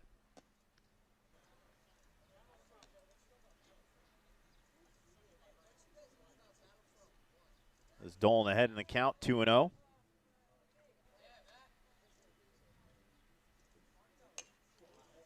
Takes a high chop at that, fouls it back, 2-1.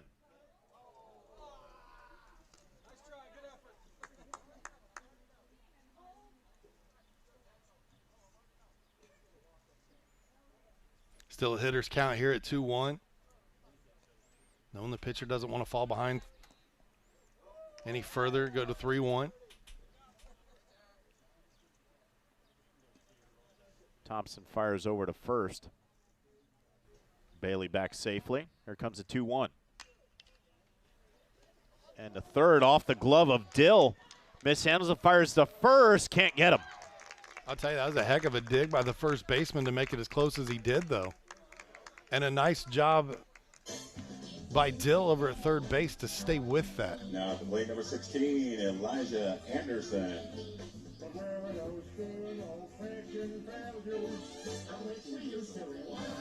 Partner, can you take over for a second? Little Family Guy happening now, and playing a little in the background as Pat is just having a day up there. Oh, my.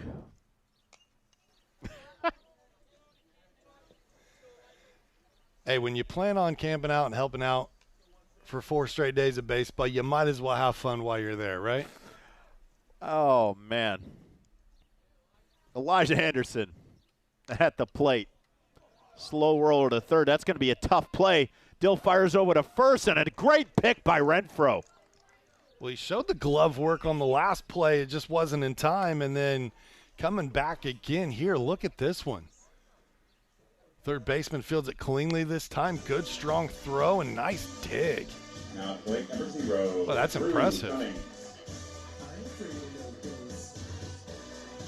Ray Parker Jr. on the soundtrack.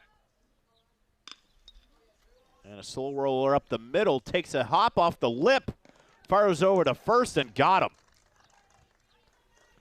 So 2 quality plays back-to-back. Ends the 4th. We'll go the top half of the 5th.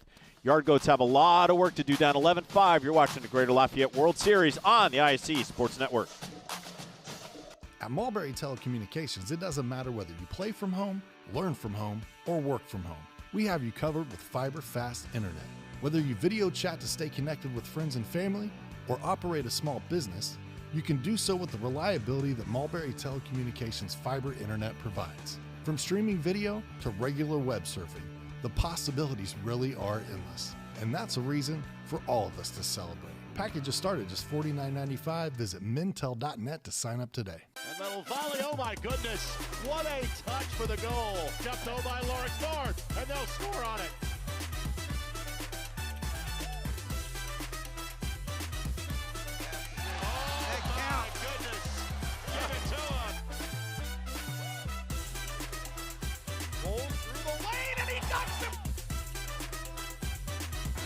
Goodness.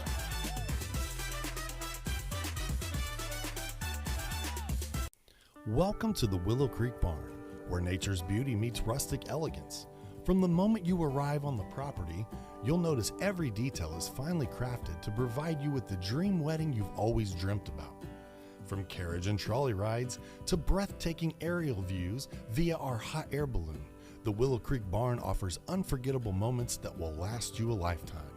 For more information about our packages and availability, visit thewillowcreekbarn.com.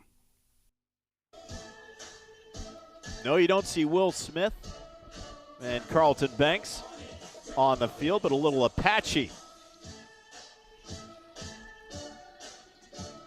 from Pat Simon, and he's controlling the playlist. But a fun environment here at Clinton Prairie High School in Game 4 of our 4-game slate here on the ISC Sports Network, the Greater Lafayette World Series. Happy to be with you as we've clipped the 7 p.m. mark. Now 7:04 Eastern Standard Time. The Titans hold an 11-5 advantage over the Yard Goats. John Natale and Sean Walker. There's a shot to third. Bailey fielded it. Fires over to Cummings. 1 down. Yeah, good play there. Nice job fielding position. I think of the last 3 or 4 outs that we've seen recorded in this game, there have been some good defensive plays. Sometimes you're watching this tournament and you forget the age group that you're covering at the time, because these guys are making plays out there that they make it look easy. And I know that some of these plays are not. They're not simple.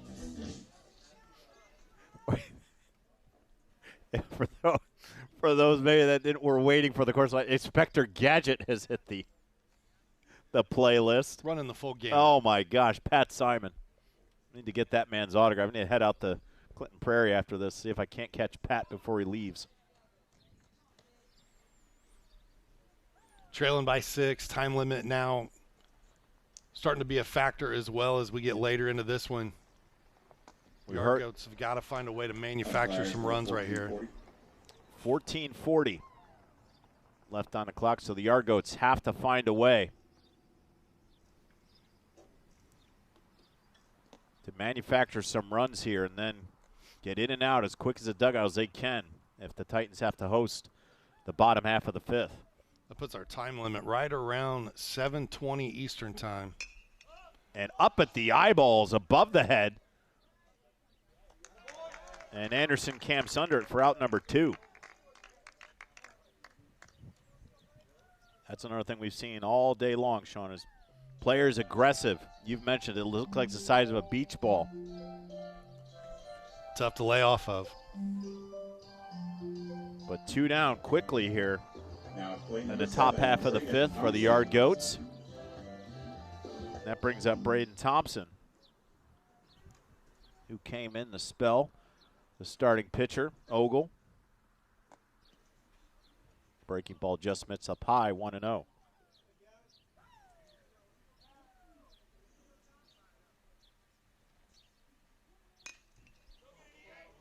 And that ball is going to find its way into the grass past the diving Anderson. On his way to second is Thompson. He'll get there standing, a 2-out double for the Yard Goats. Again, able to hit, go opposite way here. I love the hustle, but just couldn't quite get there. That allows the runner to advance to second.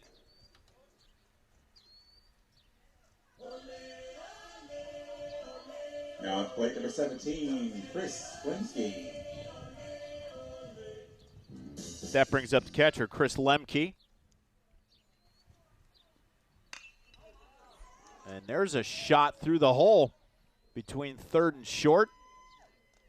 Well, he hit that ball so hard that Thompson had to put on the brakes rounding third. Yeah, absolutely ripped that one off the bat that time. Lemke wasted no time, jumped all over that first pitch fastball, ripped it into left field. So after getting in 2 quick first outs, Thompson and Lemke have come through with 2 consecutive hits. And runners on the corners with 2 out. Plate for 9, Brody Stauffer. Stauffer going to try to get on track here, 0 for 2 on the evening.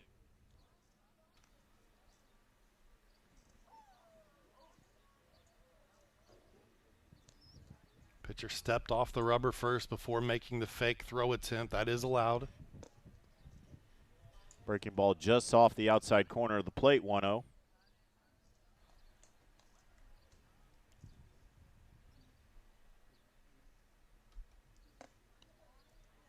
That ball high, 2-0 the count.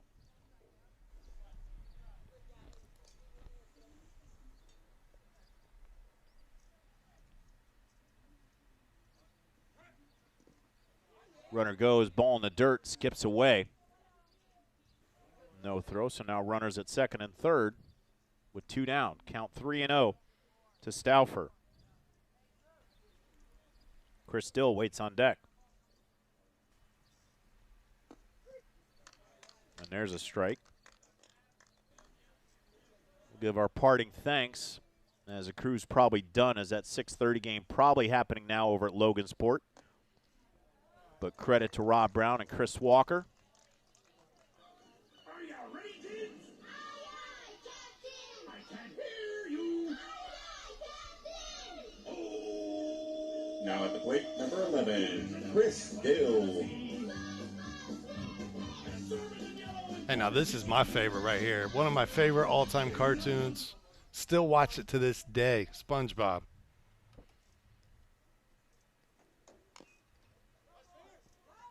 Ball fouled at the plate for strike 1. I do have to say that I have purchased, Dr. Squatch fan of the soap variety, have purchased both the Patrick soap, which is a passion fruit scent, and also the SpongeBob soap, nice pineapple scent. There you go. Low grit and 0 grit. Umpires were at the 10-minute limit. I know you'll appreciate this being the Star Wars fan that you are. I got the Star Wars gift set for Christmas one year. I have the Obi-Wan cleanse and also the Yoda cleanse. Lots of fine scents. Dr. Squatch, a fantastic brand. Went back to bar soap I did after using it one time. I was a body wash guy through and through, had the puff and everything, and then I got Dr. Squatch and I went back to bar soap. I don't know you're supposed to admit that on the air. What are you going to do? If they're playing SpongeBob SquarePants and Family Guy and Rickroll,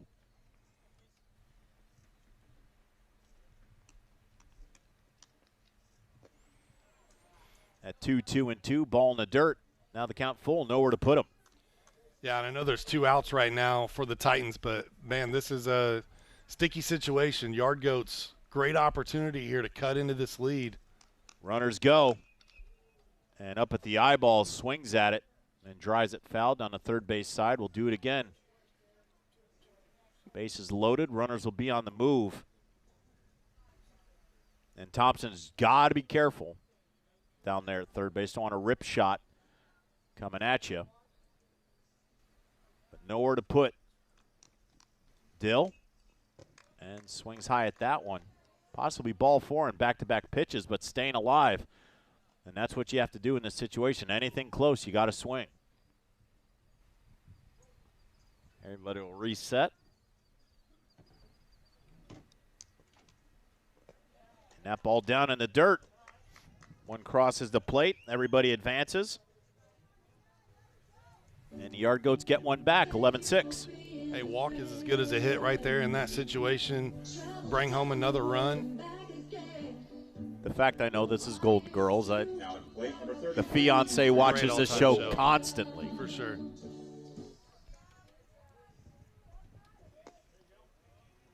That ball on the inside corner to Randy Ogle, the starting pitcher. Struggled a little bit, but able to maintain it. Got out of the inning, and I'm sure that built the confidence of the young starting pitcher. Started third in the previous game.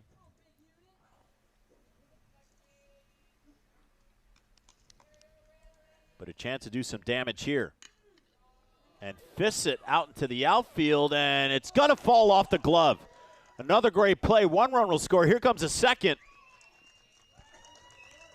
And Randy Ogle helps his cause, gets two back on the board, 2-out base hit. And the Yard coach, Sean, once again, showing resilience. And the top half of the fifth, tying run at the plate. Yeah, this is that never say die attitude, right? I mean, these guys have continued to battle all day long. And every time you think that you've got them on the ropes, they fight their way back. That's going to give Brody Mueller a chance. Has had himself a day. That ball to center field and put away.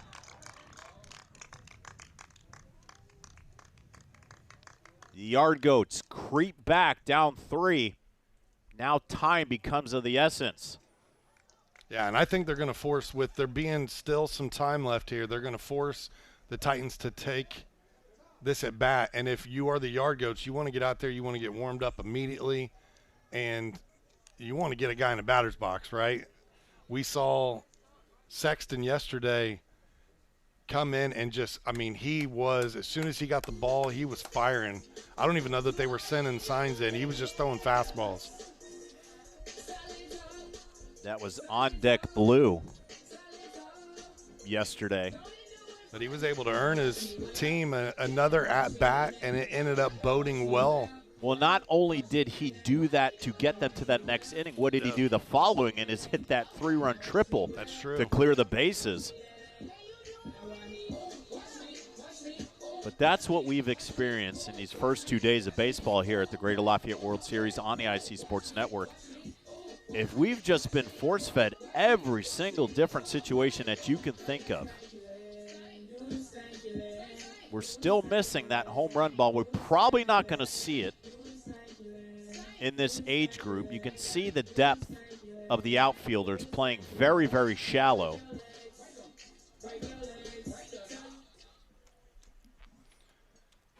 Yeah, and you could see right away the Yard Goats, they took a few warm-up pitches, and they were looking at the umpire crew saying, hey, we're ready. Get these guys back out here. And look at Thompson. He was ready to go. And 2 quick strikes.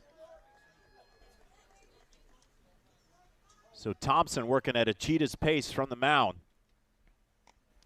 That ball a little outside.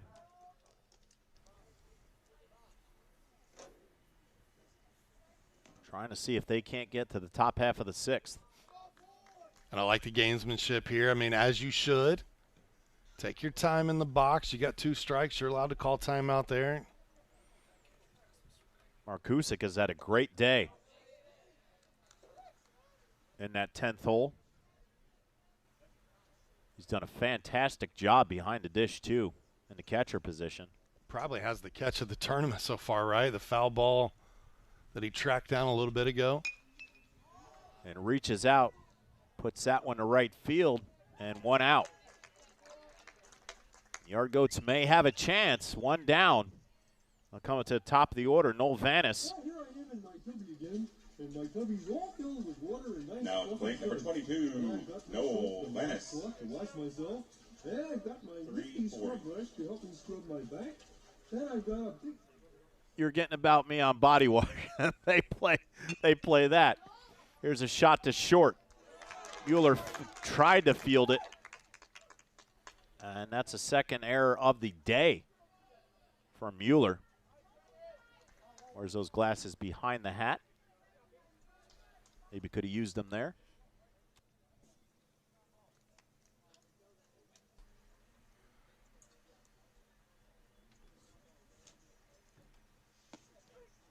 And that ball finds the strike zone.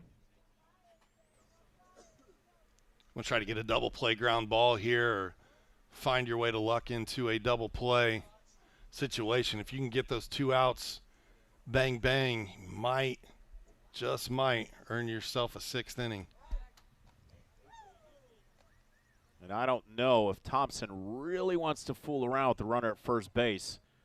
You got to attack quickly. And the possibility of that ball getting thrown away. You want to keep Vanis within reach to possibly get that double play. That ball fouled back. And the count 1-2. Strikeout would help here too.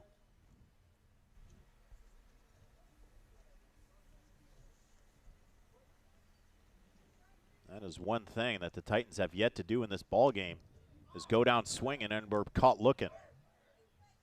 Count 2-2.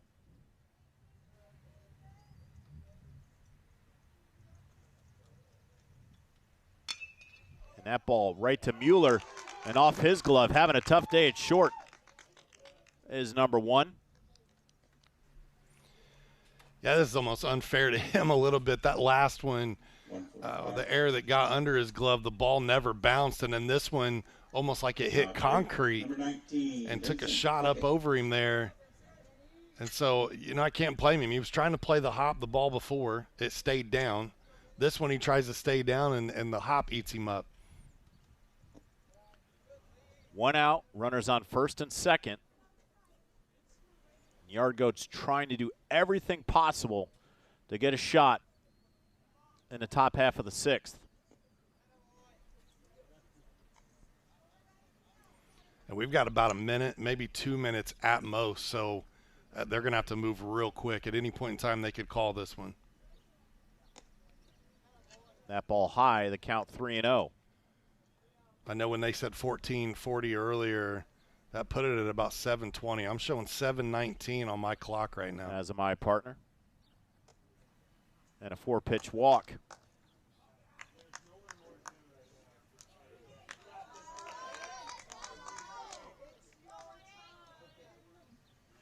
Now plate number 18, Miles Zunda. That brings up Zunda. He's flied out 3 times at each outfield position. We're now at 7:20, so mere seconds probably left on the clock here. And we'll see how we play this out.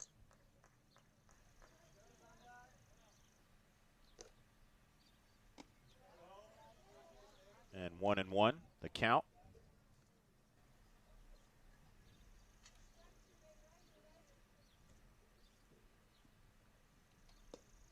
That ball outside, it's going to get past. Yeah, and he just called it. I saw the official there behind the pitcher. And there it is. So the Yard Goats make a valiant effort, but the Titans withstand the charge, win 11-8 in our 4th and final game of the Greater Lafayette World Series here on the ISC Sports Network. On behalf of our entire crew, I'm John Natale, and we want to thank you for joining us on day 2. Be sure to join us bright and early tomorrow, 9 a.m., for kickoff of day 3 for the Greater Lafayette World Series. I'm John Natale. Have a great night, everybody. You've been watching it on the ISC Sports Network. We'll see you tomorrow. Good night.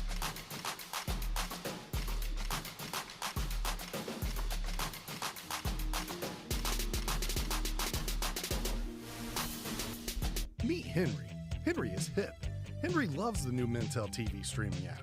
And check out Helen. With features like Cloud DVR, Restart, and Look Back TV, Helen never misses her favorite shows.